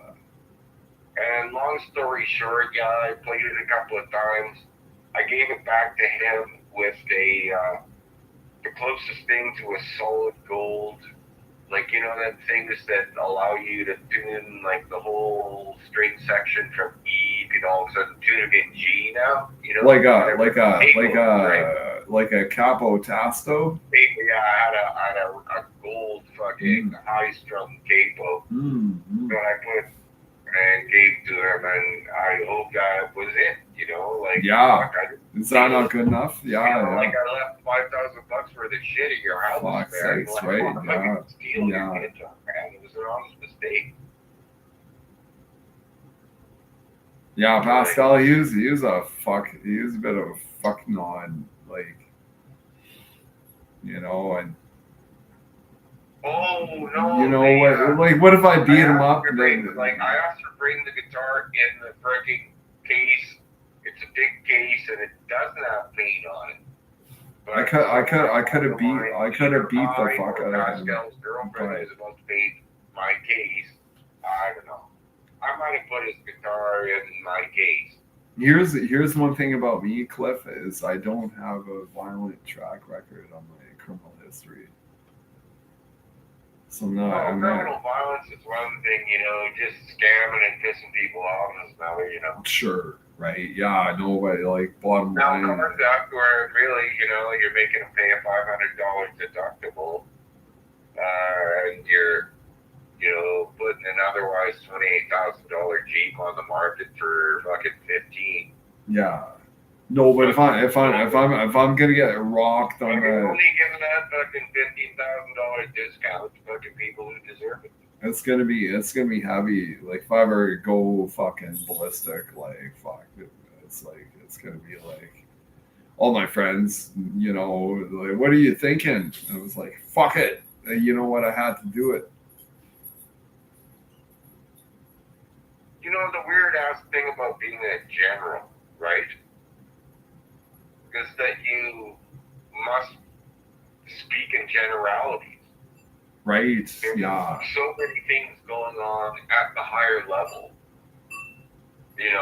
Different competing forces, this, that, the other, and the general has to navigate those forces. No, but for you to even might be coming up with an incredible solution. For you to even recognize the concept of generality, like. Yeah. It's like, I know I'm the fucking general, right? And yeah, but someone's got to be. It's like, I see you as when you were my master, and I mean that in a Jedi way. Yeah. Like, once you become, I demonstrated to you. Job. I demonstrated to you. You're a bureaucrat, you're a politician, you're this, that, and the other. The nature and scope of your job changes, and you become managerial or this, that. You got cheeky with me one time. Your great old ancient friends and what you made your bones in is this, that, and the other, and now, but you're becoming yourself also. Yeah. Like, this is a path that you have to go ride on, man. No, that's you versus almost poor man's path. It's like close to poor. You versus Rob. Like I've gotten testy with Rob for it. Like tell you what, like when push comes to shove, like he's gonna fucking ram your head into a fucking brick wall. Like weren't you there when we were at Boston Pizza, or was it just me and Rob? I thought the three of us were there. Yeah, I know you and Rob got into a yelling match. And buying beers and sitting there, and the conversation turned to Nero. Rob was like my. And my thing was, both Rob and I were into the well, of like mythical souls occupying our continents. Yeah. Right. Yeah. Like a mythical soul. Like steered your this, that, and the other, and bling, blang, blong. Yeah. Rob had become stuck on Nero. Yeah. And I was moving constantly. If you would clip the flesh coat, right, was, I don't know how to describe it. Right now, Cliff the Flesh Coat is autopilot in conscious world. Not only that, but Cliff, the person who it was his flesh coat, is always in the car. You're comfy. You got He's in the passenger seat observing, and there could be a couple of other drivers or riders.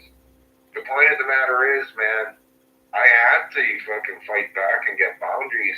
Yeah. Because these drivers are, the early drivers are like, you're already dead. Take away your age. Take away your age. Like, I could destroy your life. You're already dead. Fucking Sacrosanct Jane, Asteroid Strike 2019. What? No, listen, Cliff. Certainty, man, according to Sacrosanct Jane. Listen, Cliff. Like, what are you gonna do? Like day one, where like it's like week one of no H money coming in. You got no bucks. What are you doing? What's your plan?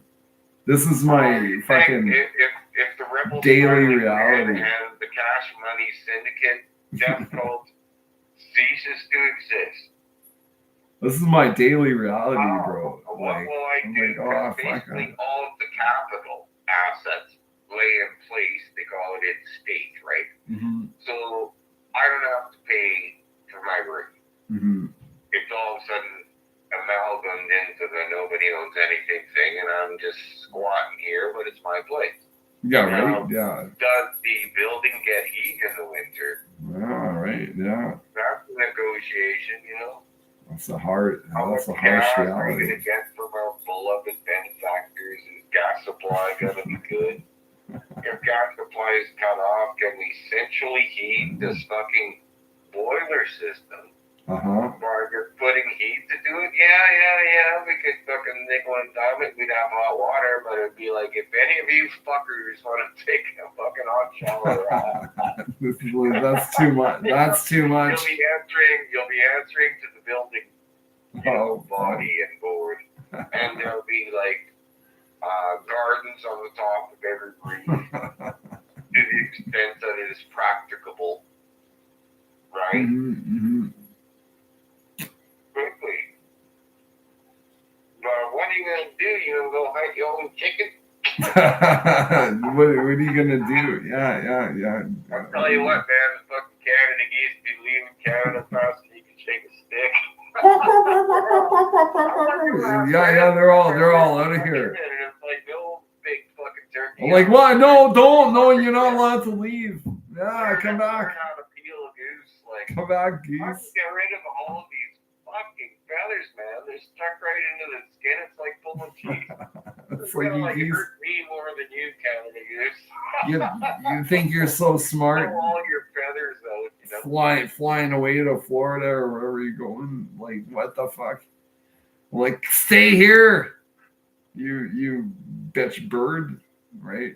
Oh, you can't put a bird inside of an enclosure. Yeah, I know. This is fun. But isn't like maybe we're like birds and we've been put in an enclosure to find an acceptable limited world. So if anything bad happens, we can immediately shift from the bigger real world into several, I don't know, definitely under 30, substantial bubbles of, close enough. I was like, one time with Graham. You remember Graham? People real in a holding pattern. You remember Graham, and he had this little car, and he was like, "Hey, let's go to Canmore." Yeah. Yeah, cool. And believe it or not, Cliff, an old Cold Lake friend, Tim Milliken, runs the fucking candy store in Canmore, right? He's got a trailer, and he's like, So you're saying it's not like going down a couple of blocks to the corner store, but basically it's the same idea. Yeah, we roll up there, Cliff. Requires more time and tact. Graham's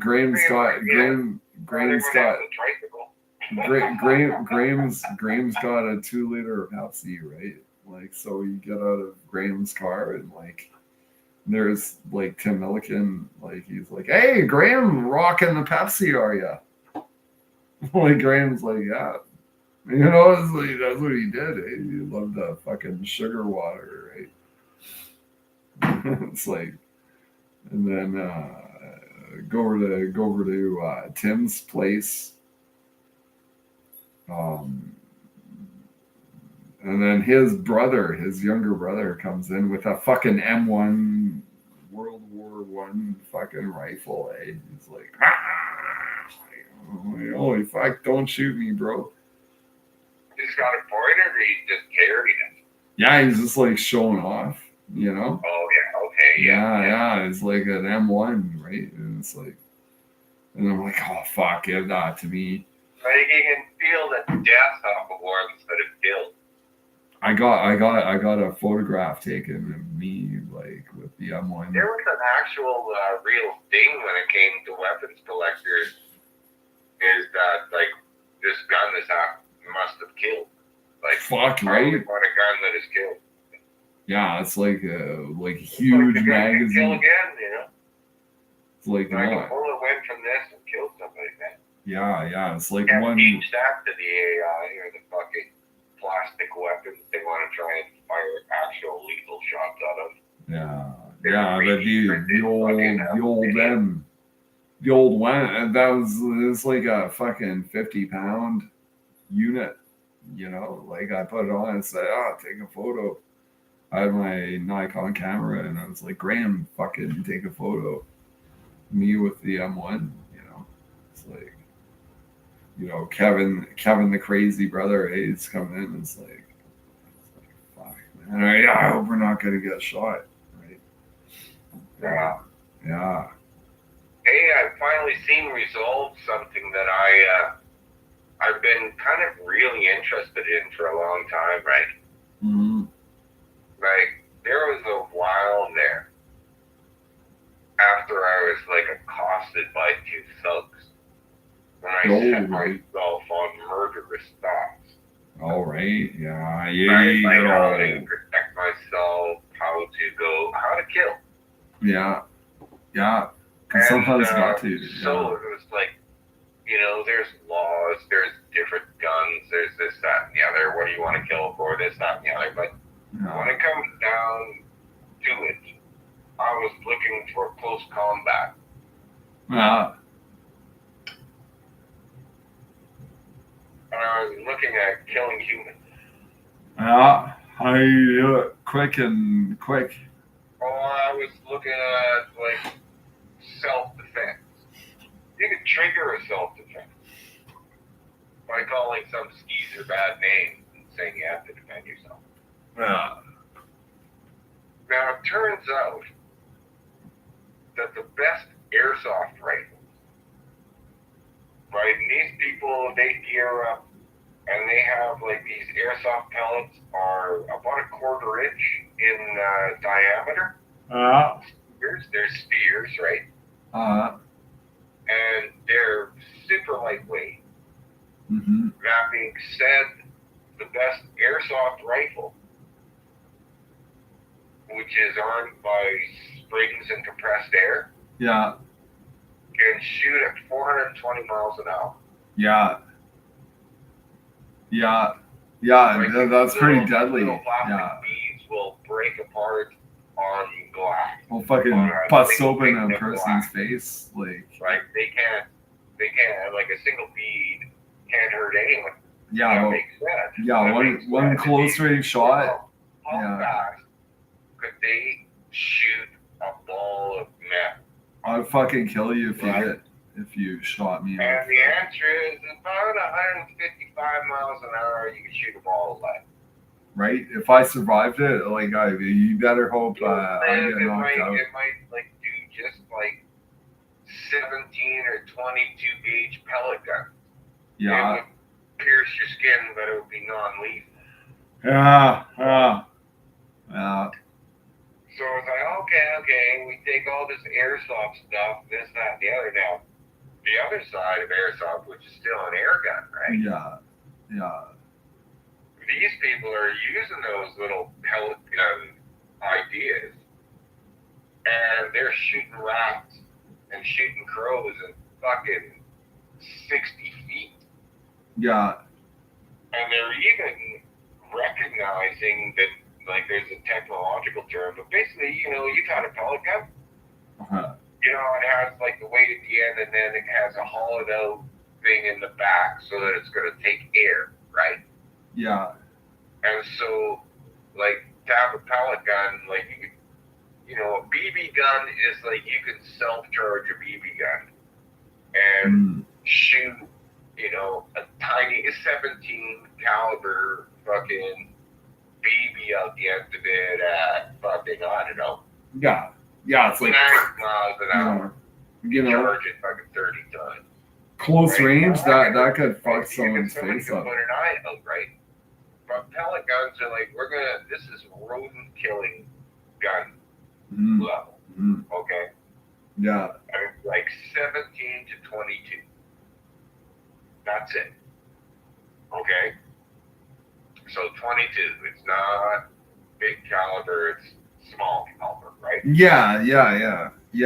It's not like ultra deadly, but like to vermin, like it's Yeah, it'll kill it. conceivably deadly. Like you can put a rat down 50 feet away. Like if you shot me in the neck with vermin it, like rifle, and you got a fucking infrared or like night light scope, and there they come out of their little hole, and they're just hanging around in the congregation, and boom, right through the fucking head. yeah.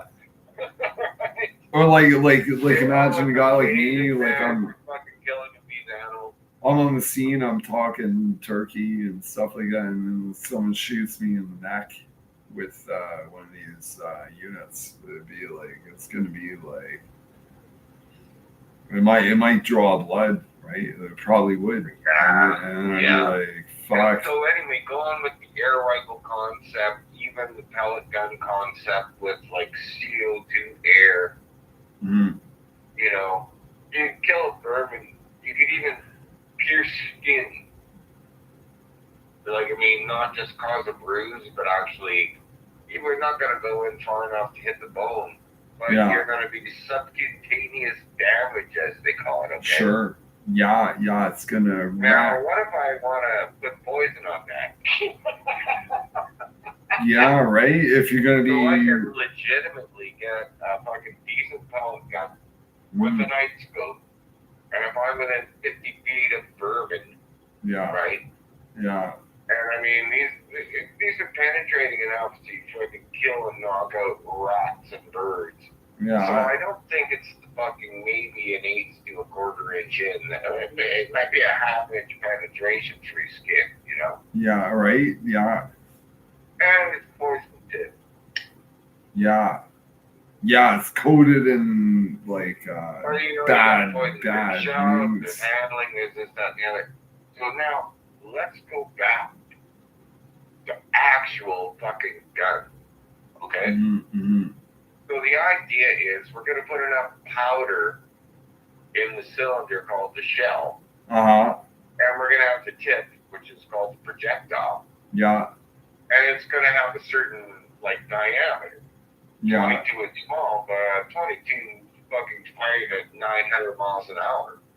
Boy, oh boy, look out. It's going to penetrate 3 inches through your fucking side of your head. Yeah. Not a pleasant. Penetrate 3 or 4 inches in your body. It depends where it hits you. If you hit something hard, it'll probably kill you. Yeah, I know. 22 could. Rounds, right? Yeah, and they also seriously destructive weird things that I've recently discovered. I did not know. I thought the reason why fucking rifles and guns and all this shit made so much noise was because it's a boom, right? Firecracker. It's fucking deadly. It's like. But it isn't only that. In fact, it's 3 times louder than it should be. Like if you just light off a shell. The reason is I think it goes supersonic. And somewhere in the barrel there's a sonic boom. No, that's true too. Some genius comes up with the idea of how about we make a subsonic 22 rifle? Why would you want it to go slower? Because I want it to go quiet. Now, my point in this whole thing is if you go to a 22 round that's subsonic, and that means like 700 miles an hour, you know, not like 80. Yeah, right? Yeah, that breaking point. You get a subsonic round so it doesn't get the 3 times louder effect. You put a silencer on it. And I'm telling you, here's what it sounds like to fucking put 3 rounds in some douche's head from fucking 40 feet. Yeah, it's like douche. It just I was like, wow, I can't believe it's so quiet. Like this is probably exactly as loud. Are you ready? It goes like this. You're right. Yeah. And I was like, bam, there you go. Yeah. It took a while. When I finally got around to subsonic, but traditional firearm. I'm surprised I'm not dead yet, but Yeah, it never happened. Can you convert a 22 caliber pellet gun? I Like, can't have do the that. barrel strength to deal with? Blah, blah, yada, yada. I fucking don't What know. I'm saying is, would you rather just stick to a poison blow gun? Yeah. You gotta go Yeah. through all this rigmarole. Use a fucking blow gun. Yeah, that's my like if someone ever like tries to barge in here, like I've got a solid steel sledgehammer, right? Like I'm like, oh, you ready for the sledgehammer? Boom! And it's like right in the face and like blood, It's like, you ready for another, What about your friend? Boom! It's like they're fucking bleeding out, I'm like fucking. Again, I'm pulling on my mobile phone, like call the cops. It's like, gee, I like the fucking stabby addition to knuckle dusters. fucking no doubt. Yeah, I kind of. They are so good, man, and you want to like protect the inside of your hands, so you gotta put on a knuckle duster. Before you do that, you're gonna use surgical tape. So the knuckle duster appliance, doesn't hurt your fingers. But yeah, I don't want to get my fingers. You want to have like a couple little stabby McStabbersons on the inside next there. Yeah. Some people would say the best way to do that is to like break glass and mix the broken glass with various blood types. No. And you let that kind of fucking congeal. And then you basically glue it on, apply it to the outside of your knuckle dusters. Yeah. And when he's done hitting the guy, he's going to get a blood-borne pathogen called dengue. Well, I never think about blood that. types in your body. That's why some of the guys say, I admire sharpness. But if you ever notice, my non-sharp sword still penetrated a body and it's got the blood and guts of 5 other fucking dudes on it. Yeah. And then I like poison stuff. Yeah, like that's pretty they just gross. got a freaking injection of the wrong blood type. Yeah. With blood-borne pathogens sitting on the end of my sword. Yeah. I'm thinking, Cliff, like you'd like to see like the neighbor girls, like they're like supermodel, like good-looking chicks type girls, right? That is so true that it actually happened recently, Blake. I realized that my opera glasses were fucked.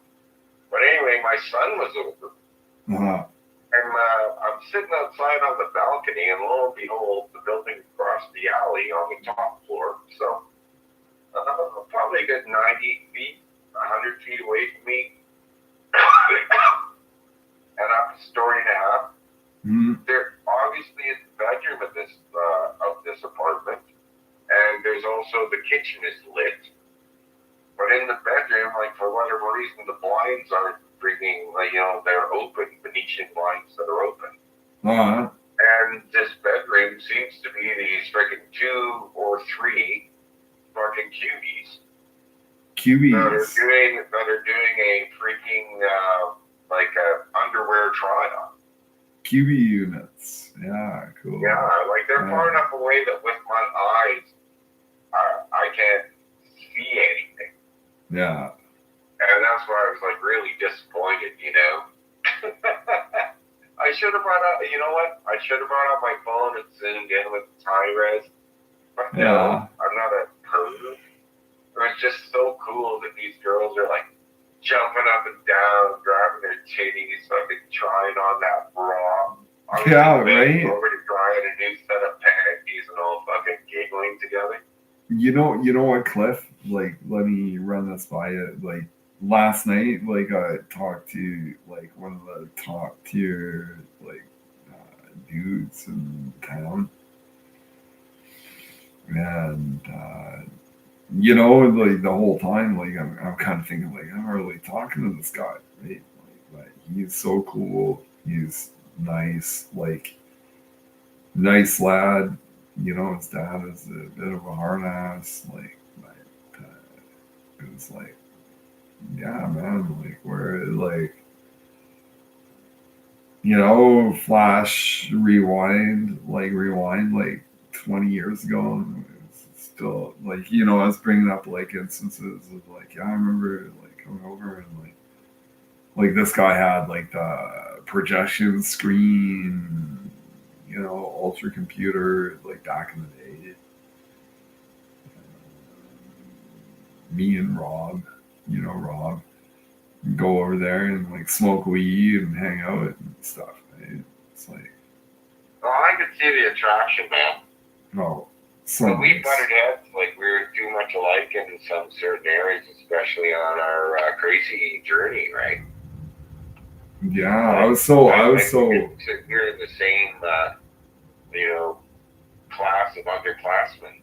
But we're going through. when our I first journey met you, together. I was so frightened by you, Cliff. I was entirely like, I never had been so like, it's like, this guy fucking gonna kill me or what That is such bullshit. I'm not sure which Blake this is, but the Blake I knew, I was going to fucking have a go. the fuck?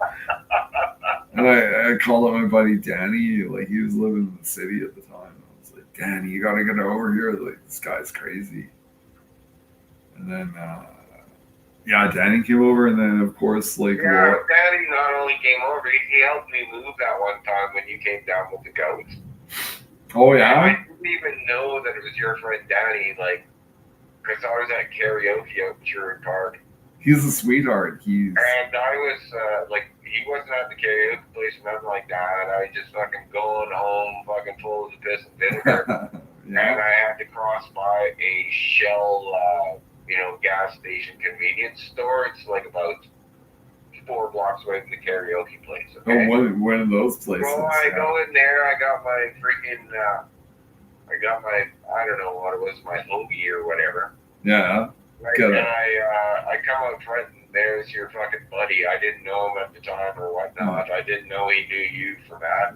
Oh really? There he was, pumping gas, and I fucking decide to peek. Like, I just want to get in his face, like, see if I could back him down. He's so full of piss and vinegar and this, that, and the other. I was. He wasn't. He was just pumping gas and getting home. Yeah. So anyway, he finally just I'm out of here. Like, are you serious? And he gives me this fucking shove, right? Puts me right on my ass. I fucking catch my fucking hoagie that I was like, it goes into pieces as a result of the shock. I kind of catch every part of that. I'm gonna say thanks, bud. I needed that. Next time I see you, I'll buy you a beer. Yeah. Right? All right, man. All right. I fucking wander off. He doesn't even do beer. Later, I saw him at another karaoke bar in Sherwood Park, bought him a beer. Said, I don't know, I was just feeling the piss. Thanks for not beating the shit out of me, type of thing.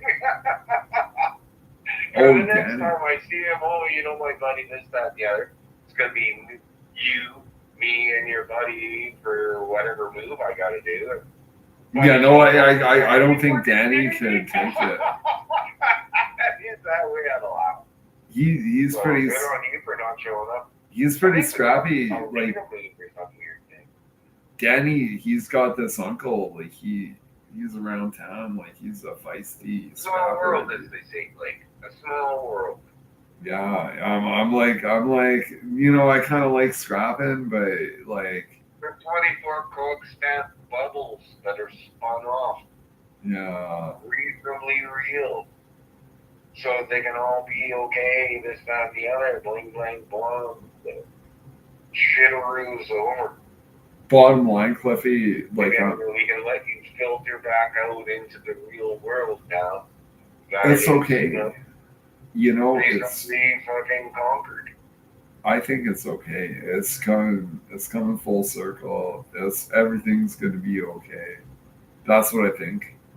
I know I like a lot of times God that ever inherited the thing that the actual God left.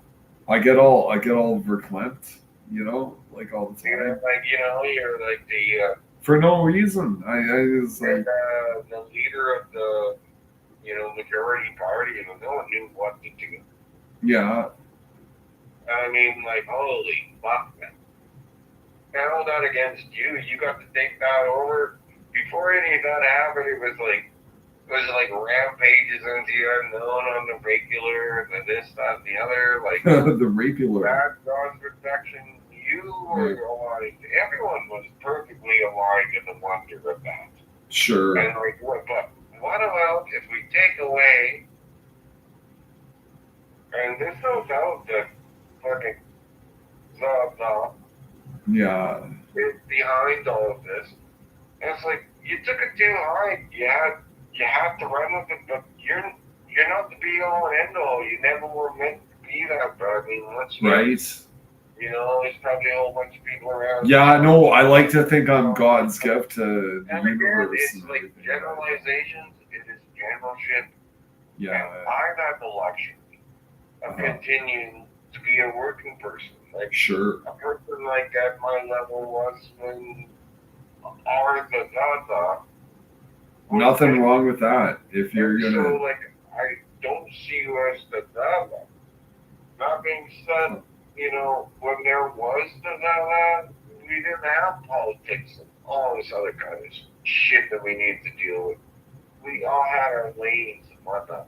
Oh my Everything has been goodness. stirred. Everything has been, it's like whipped. You know what I was buying a pack of smokes at the. Fair fucking doesn't mean you did anything wrong. And then they're super great. No, I was buying a And pack. it just gave fucking countenance again. Is there So anything? he doesn't want to get grabby with the multiverses. Is there anything? His deal, it was mine. Is there anything wrong with buying a pack of smokes? So today I'm at the Circle K, right? Like I'm getting a pack of smokes. I'm like, God, I gotta get smokes, right? And then who pulls into the lot is my ex-girlfriend's mom. Like, yeah. Like, if you ended right, you might be able to tear off a piece, man. Is she looking good, or it doesn't Mrs. really matter if she's got good acting? She likes it. Mrs. London. Her maiden name London, right? Like I know, man. she's got a big nose, Half a set of teeth, big saggy titties, the hell. but looking like dressed in eye, like Ain't she's nothing wrong with that. Are you just trying to get one off in a warm like this, or her husband's nickname in the military. Married. Get ready for this. His nickname is the Hammer. Oh, How'd you get that trying to nickname? get with your ex-girlfriend's mom. The Hammer. And And she ain't even all that good looking. So wow. you're not fucking her for any reasonable means. Not that fucking is reasonable to begin with, but that being said, this is outrageous. She's like a lady who You're could. just talking outrageous conduct. I don't care if it's Blake or Gabriel that's behind this. I'll tell you what. Blake has been capable of reasonably, outrageous conduct, blah, blah. So Yeah, whatever. Yeah, I'm not bad. Yeah, the first time since I knew the guy that he was truly outrageous. This is outrageous. Like, please fill me in if there are updates. No, I'm here for you, bro. Like, no joke. I'm like, honestly, Those yeah. girls have 4 fucking places that they can take it. Sure, that's what you gotta do as a girl. And their bunghole. Yeah, no, girls gotta have like guys only got 2 places they can take it. I think that scripture is like, don't lie with a man as with a woman. Because it's like, don't do oral with both. having sex with chicks is gay. Not for why, but if you decide that a girl is gonna give you oral, don't let a boy give you oral. You know what's funny is like these. And if you decide that the girl is going to give you anal, don't let a boy give you anal. That makes you 100% hetero. You would have cackled. You would have cackled, Cliff, like these like young hockey player dudes I was working with. And like they're going on about their sexual conquests and stuff, right? Like bragging. Remember, a hand job is just a massage, bud. Yeah, and then like I threw it out there, like I said in a deadpan voice. I'm like, like having sex with warm, bulbous titties against your back and the fucking circle jerk. Having sex with chicks is pretty gay, right? Like, and then it took like a You're meaning that sex is like it took like bottles and mouths and leaving your seat there. It took like a second to register with Oyster. You have like what they call data speed. And like you're pure gay, which means you only like mouth and butthole from guys, because obviously you wouldn't want titty fucking or pussy. What the fuck? Gay, right? And like pure gay is easier than being pure hetero, if you ask me. And the reason is, to be pure hetero, you only want mouth, titty fucking, pussy, and butt stuff.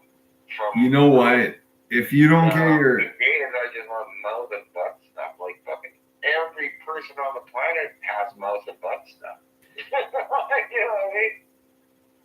If you don't get your like garden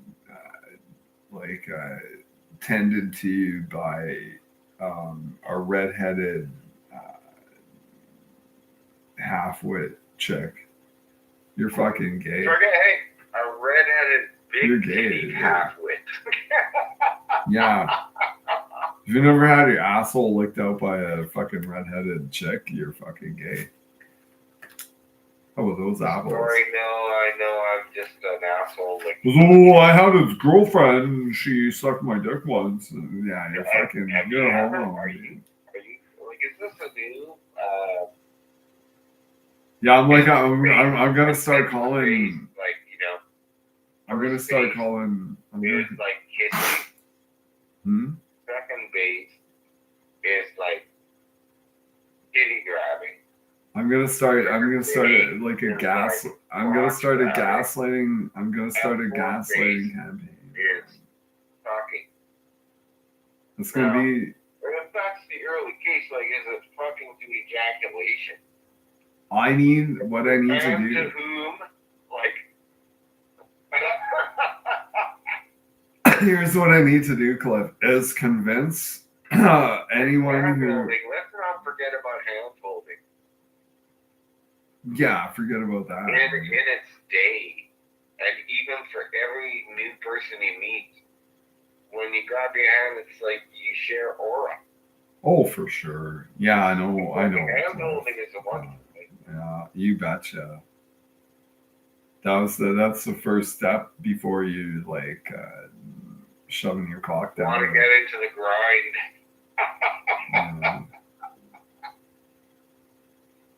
It's like, hold your hand and. I could see like it's a non-gay outlet, like feeling another guy up, his musculature and stuff. While I was like behind him, like Oh. I would think that gays should have small cocks, because this is the truth. Unless you do a whole bunch of stuff and everybody's corpses, like their bodies, are different. Weird word. Everyone's corpses are different. I was going to go left. But anyway, the thing is, butt fucking. Oh. Yeah, no, I don't like that. Like, look, do you have an airlock, a water lock? An airlock or a water lock? Or a water lock. These are things that the butthole, the sphincter, has to consider. And the first organ in the body that is formed is the butthole. The human being grows from the butthole. I'd say leave it alone, but all of its organs from the butthole. Now, like, so let's talk about cock in things, right? Cock in, cock out. Yeah, this is how, like, even the gays are boys. They think cock in, like, they're thinking, well, whose mouth or whose butthole can I put my cock in? Yeah. No, I met So, some boys poofers. can suck cock and take it up the ass. I was like, holy fuck, you're actually basically, fucking you gay, know, dude. a subset, a male subset of girls. I guess. You know the faggots that I fucking encountered, Cliff. Is that? I was like, I couldn't believe it. It was like, oh, this guy's like an actual. Here's two fags, right? Like, it's like, well, how did you become fags? They were both like fucking juvenile delinquents. Go figure.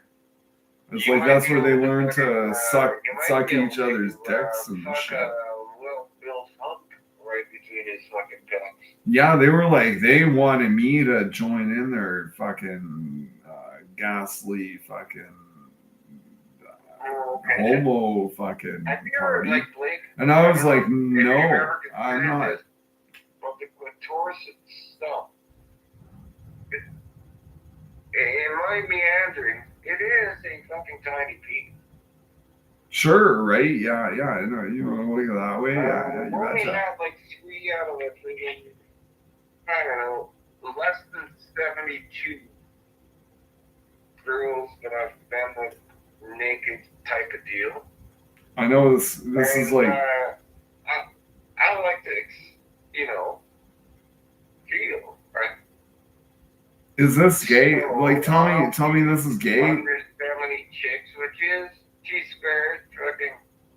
Tell me this is gay. I would fucking. I only had, like, I can't remember, when I was 4 or 5, that grew to a length that could be called steam. Like, that bare little thing that you're supposed to find, and this is kind of okay. A fucking thing that's kind of, you probably never even find it. Like super clip. Yeah. What I'm trying to say is that only probably 5 that I've ever, like, rubbed and enjoyed. Like, I mean, I'm not just some fucking material person. Only 5 women, females, with a pussy, a clit, the whole night, have had what you call stamen, like they are the male of their type. Yeah. Do you know what I mean? Yeah. Like they have this elongated projection. One of my friends is like 3/4 of an inch. She can fuck you up the nose with. You know what I mean? Yeah. Let me just the other like. thing is, what is holy water? Like, I mean, like girls can produce water. Let me like. Do they produce it or they transduce it? Does everything come from air? And is that holy water? Let me like just put this into your head. And Lori, okay, she's like size 0, nerdy. She looks like Fraggle Rock. She's like does poetry. Nerdy and blue. And but she's like immaculate, like carved out of ivory, like fucking her body. Okay, yeah. And then 69. Like, so, like, yeah, so I got to know the female. Then, like, from my perspective, I'm just going to ask you, like, from my perspective, 10 minutes? The hard thing to pull off. 10 minutes, I'd make her come. Like, are you fucking doing them, or are they doing it? Can you? It's like a seesaw between, like, and then getting work. It's lovely in its own way. Well, this fucking tight pussy would run me reverse cowgirl like for fucking half an hour. Like, I hate this. Yeah, this is awful. Get off my dick, there, lady. It's like I can't even imagine if I never even thought of such a thing. Yeah. Beautiful. No joke. Yeah. I was telling you, like, I saw her mom in the. But if you ask me, it's about a girl gaining control of her G-spot, right? Like you let her find it. The girls don't know nothing from prom. guys only know how to come and what they like that makes them come. Like, coming is coming, and that's the most important thing. Oh, maybe I'll sure. splash in a couple of nipple twists and a fucking, neck nibble that I learned from my brother. That's supposed to turn him on. Doing really turns him on, Blake? Doing 9 minutes of 69. When they're wet. Doing 9 minutes. Whatever we've done has turned them on. 9 minutes and 69 with. You can't get that for guys. I guess you get wood, but if you don't want the fuck guy, you don't want the guy. I don't know. You don't want to turn them on. No, I didn't know. Fuck. No, you know what I mean. But yeah, no, having a size 0. Is not kind of like first. I don't think so, but a size 0 chick, like she's 100 pounds, like 5'6", no figure skater, and you're doing the 69. You're doing the 69 with this girl on the daily. Like this is like a daily. This is a daily thing, like for me at the time, right? It was like. Like every time we, like Miss Scrawny. I was like, thank you God, thank you God, thank you God, thank you God. And I didn't say that. Like, I didn't say that out loud, but in my mind, I'm like, thank you God. Like this is better than anything I could have hoped to imagine. I agree. I like those ones. Kind of like it's like saying I like Corvettes. yeah. She was a little like Austin Mini, just a little like little rocket ship. This girl, like no joke, she looked like Fraggle Rock, like nerdy and stuff, like in the face, but like fuck. Hey, some of the kids have fucking come up with that I've tried out. No, with your doping, okay. Right? No, I don't know. It's like, it's not sex. We're just gonna soak. No way. Don't tell me about this stuff. Like you could be watching a movie under a blanket. Like fucking is when you start stroking, right? Oh, that's nice. Hey. But soaking is like you just put it in and fucking carry on about your business. Connect. Nobody, if any of you start fucking with fucking bounce, you gotta pull out of me. We're just fucking soaking. Yeah. So, like, I tried that. It's quite nice. It gets the fucking, you know what I mean? But it's like, there's a certain kind of thing about, no, me neither. I don't want to go down. Oh, no, me neither. Yeah, that's too bad for it. Yeah. That being said, of course, soaking leads to fucking. If I hadn't tried soaking, I'd never tried this new thing that's called lipping. Lipping? Yeah. Well, no, I don't even want to hear about it. So every girl's got like, inner and outer lips. And that Cadillac perspective is like the tightness, goes throughout without saying, but it's the fucking, if the inner lip can put like pressure on your whole shaft, it doesn't matter how far it goes, like you just want it down. Anyway, what lipping is like, how your cock has like a fucking, like, it has like a steelable bead, like its head, right? Yeah. So you put it in just so the head kept, and then you back it up. Yeah. And then you put it in. So you're like teasing the puss? No, but it's like you're teasing both yourselves with it just, and then you don't want to start fucking. It's just so fun.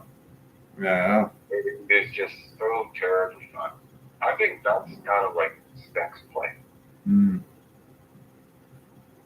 It's like, yes, she's admitted, or he has admitted. Yeah. That he wants to fuck you, which is the greatest affirmation. When Right. some other human being that you don't have to pay money to says, I want to fuck you, or Yeah. I am willing to fuck you, it's like affirmation, man. Yeah. Mm. You're no longer alone in this universe after the next up to 90 seconds. You know? I guess that's the difference between paid work, which is about nothing, Yeah, sure. and whatever that is that Yeah. is about nothing for nothing. Yeah, I picked up this one girl like in Edmonton, and like she came back and like she was like, maybe you're the one, you know. I was like, I was even having a hard time getting it up because like she's strange. I don't know, and it's got like all crazy tattoos and shit. I don't know what my mom would say about this. I know that isn't that awful, eh? It's like shit that goes through your head. It's like, No, man. I think that's the real truth of the matter. So I'm gonna tell you something. It's probably feel bad or whatever, and it hurts. no, I'm not gonna feel But that. so after Margot throat, of course, I went through a grieving phase, and then decided it's time to start fucking. Yeah. So I dropped 29 pounds. Yeah. Went on the bucket.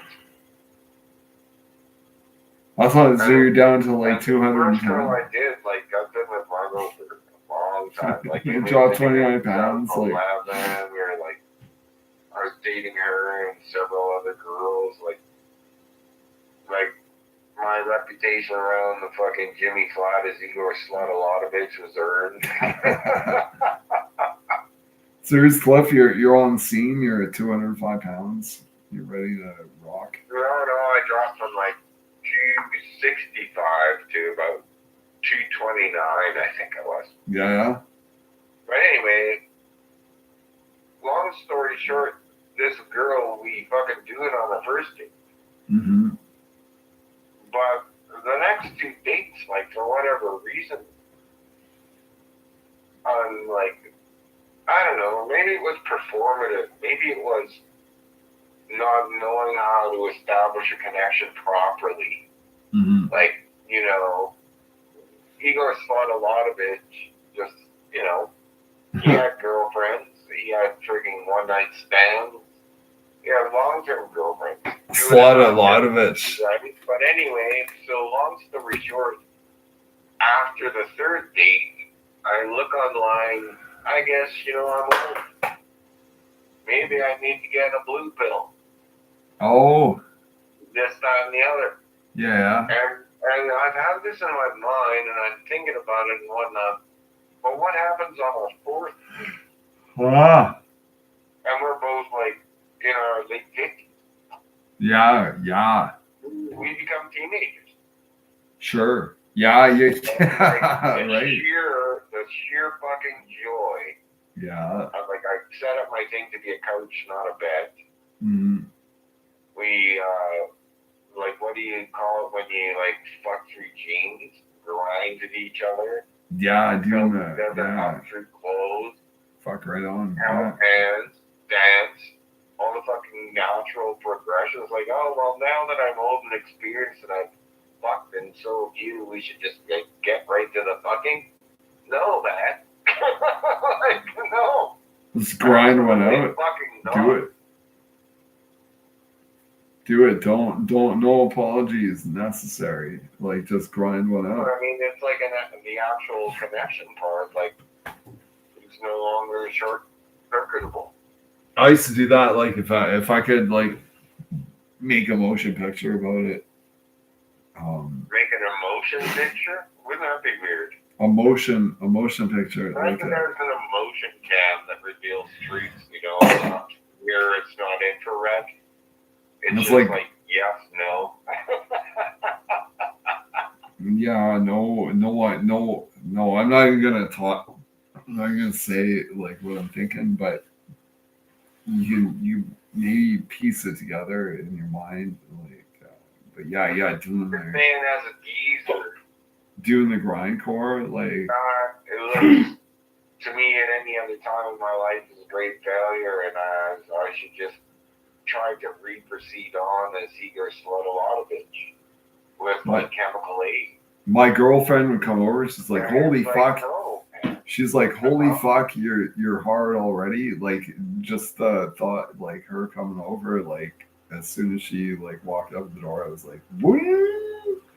I was Do you find like I only have this happen on a couple of dates, and it went so well for me, or probably not so much for them, is that like the idea of nutting before you go on a date,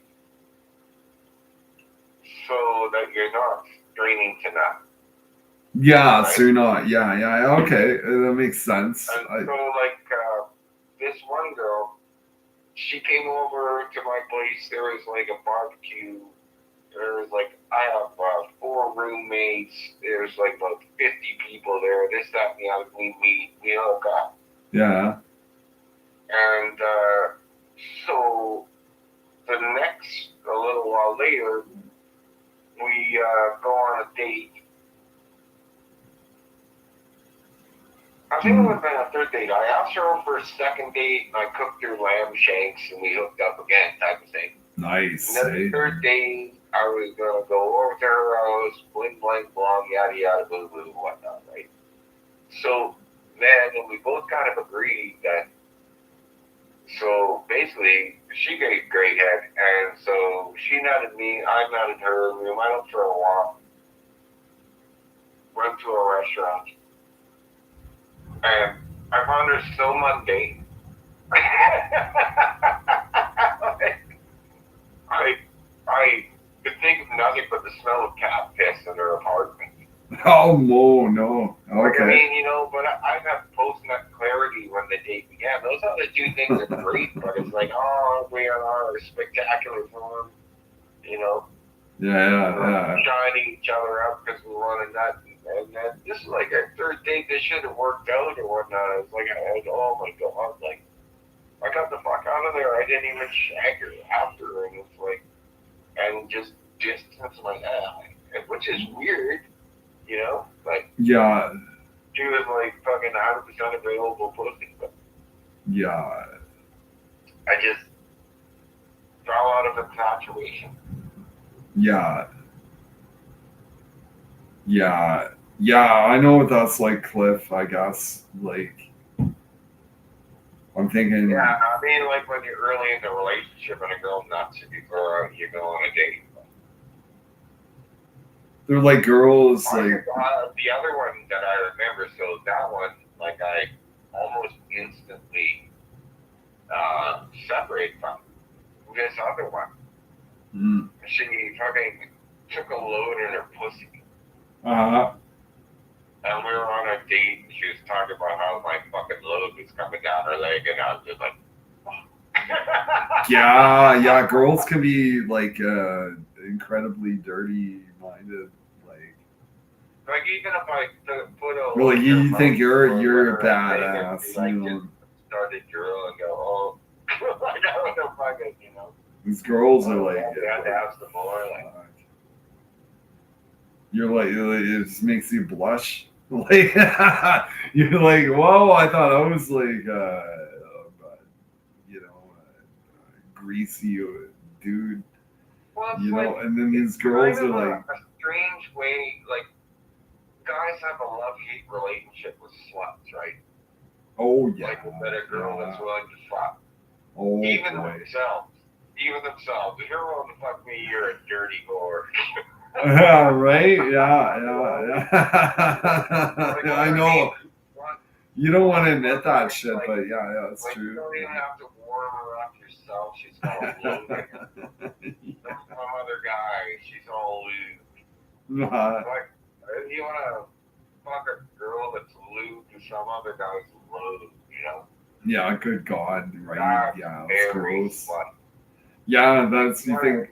But if she's lubed with your load, it's still fairly slutty, after all. God, good God, yeah. Load up her. No, it's like you're ready to bed down with this girl, and then it crosses your mind like she's been with like 200 other dudes or whatever. Yeah, I mean, it's like you fantasize about having a fucking outdoor slut and degrading for her or degrading for you. Like, I mean, Sure. it's kind of simp behavior. Yeah. If you Simp. like, so we're at this thing, Blake Blade, Hmm. and I fucked a girl, and she had somebody else's comments on. Yeah. Yeah, and you're like, Like, wow. there was swapping and shit going on. Yeah. Now my girlfriend, the one girl I went to the thing with, had somebody else's comments on. But That's hard to get I had beyond. a couple of her friends. Like, I wouldn't do it the like. one was like, it didn't turn me on. It didn't turn me off.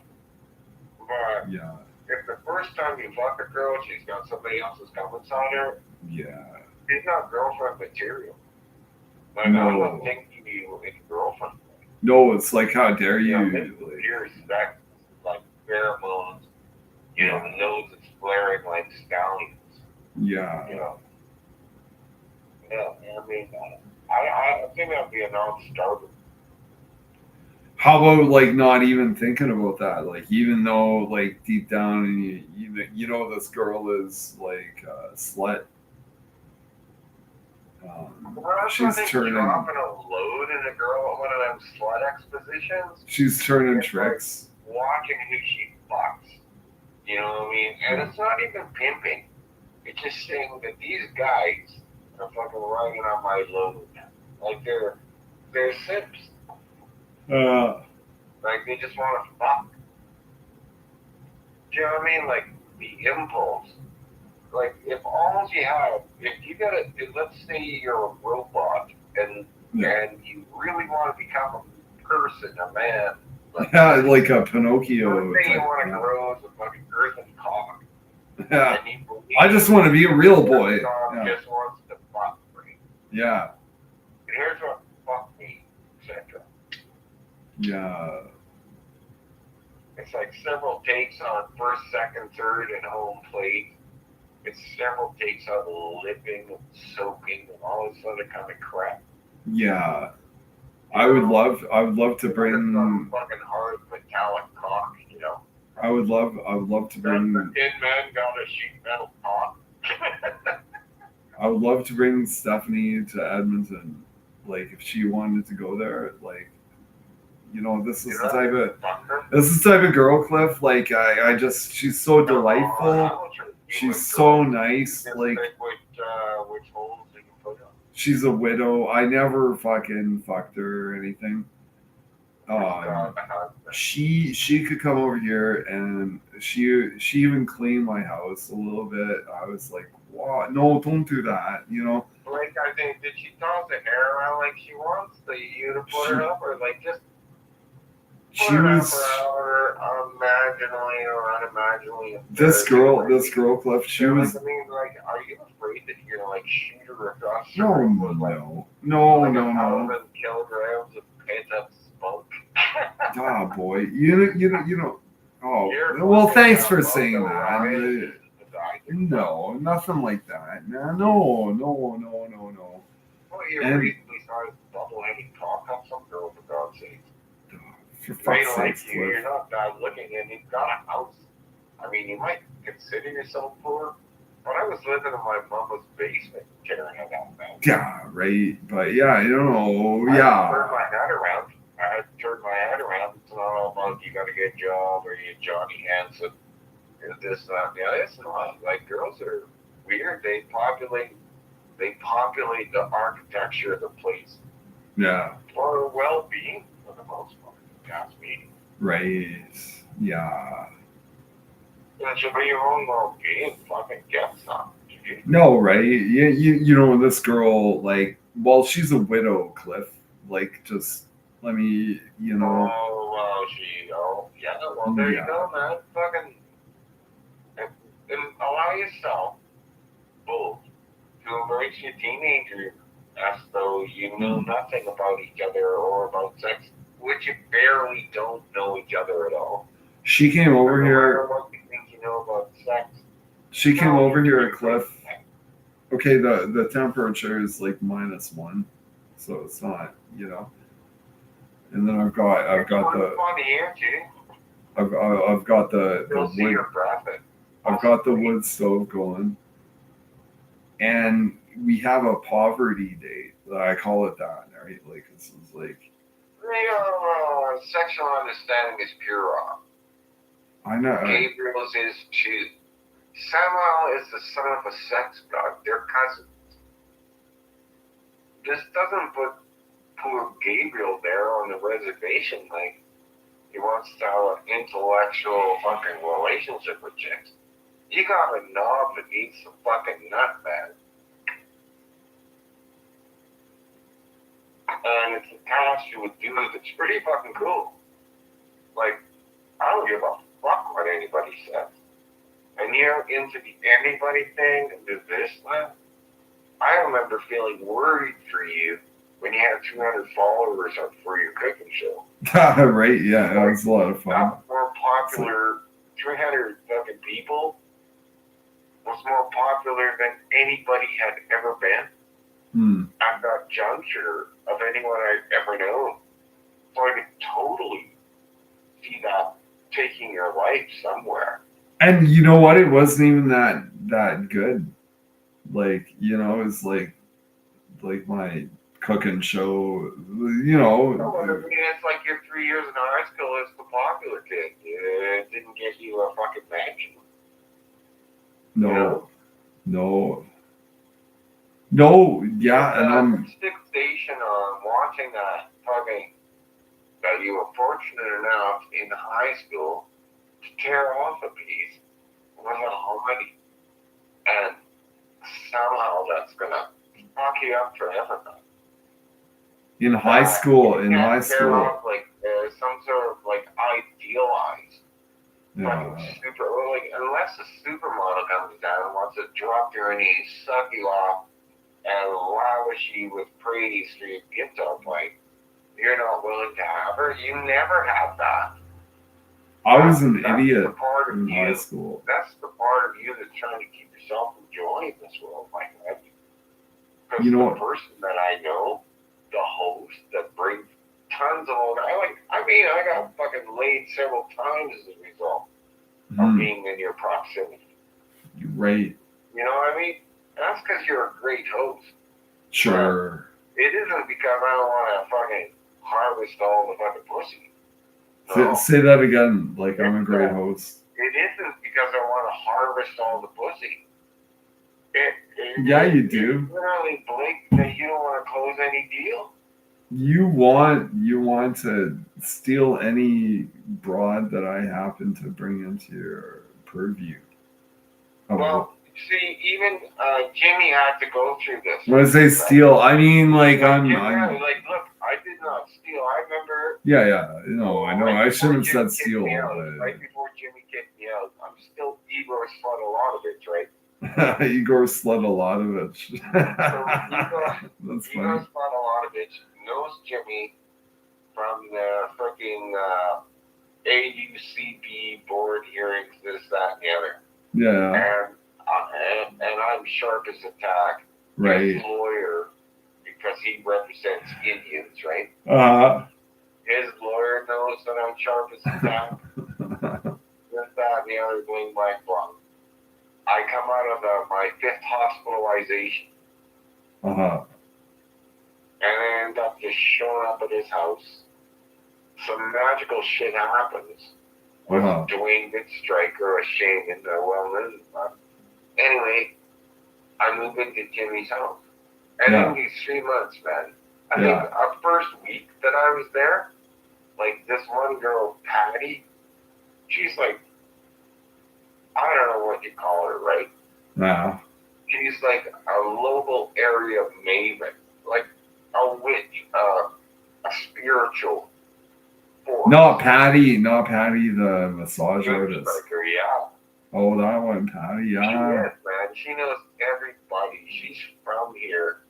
You know, I wasn't from here, you know. I fucking righteously hit on her, and she was not having it. What I'm saying is that she is like Wayne Goodstriker's cousin, Jim's friend. He takes her on fucking coffee things, this, that, and the other. She knows fucking everybody. She knows folk icon, fucking dude with 2 fucking Canadian Music Awards or whatever. What do you call them? Not the Shammies, the Grammys. Not the Junos. That's right. Yeah.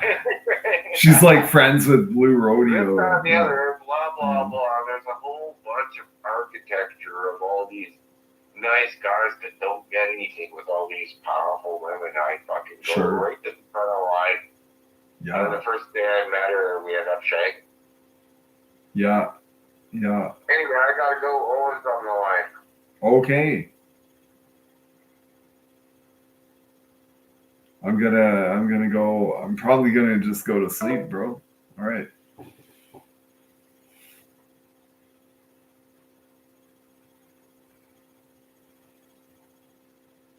$8:38. That's it.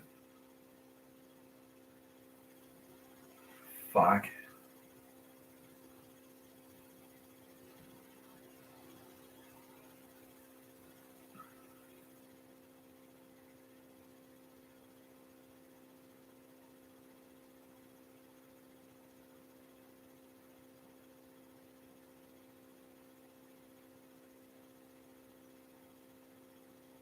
I was pretty honest, at least.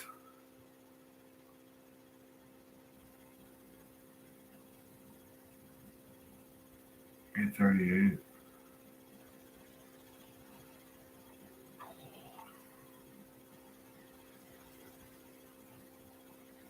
Get some like shut eye, maybe. Hey, let's go to bed. That's what I was thinking about.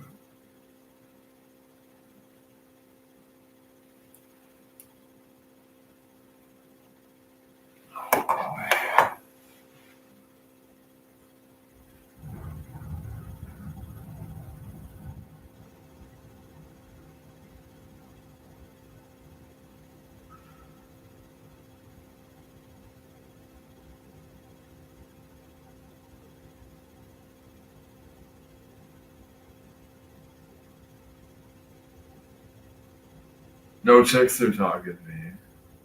Go figure.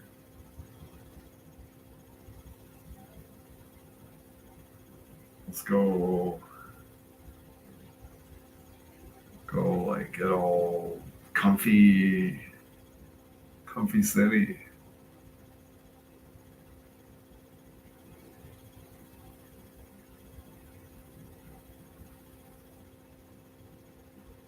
I didn't do anything. Well, I talked to Cliff. That's something.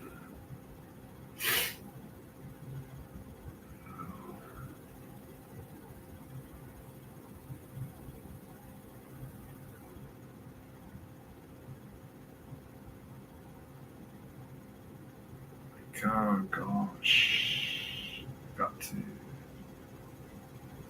eat more, I guess.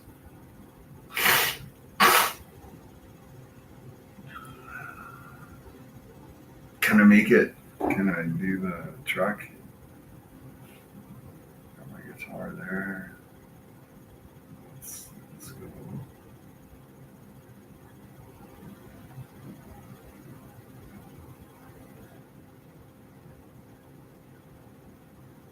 It's nice speaking with Cody. What a gent.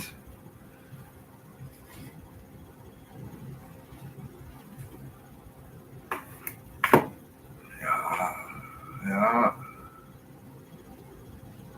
Nobody fucking. I can't see anyone other saying otherwise.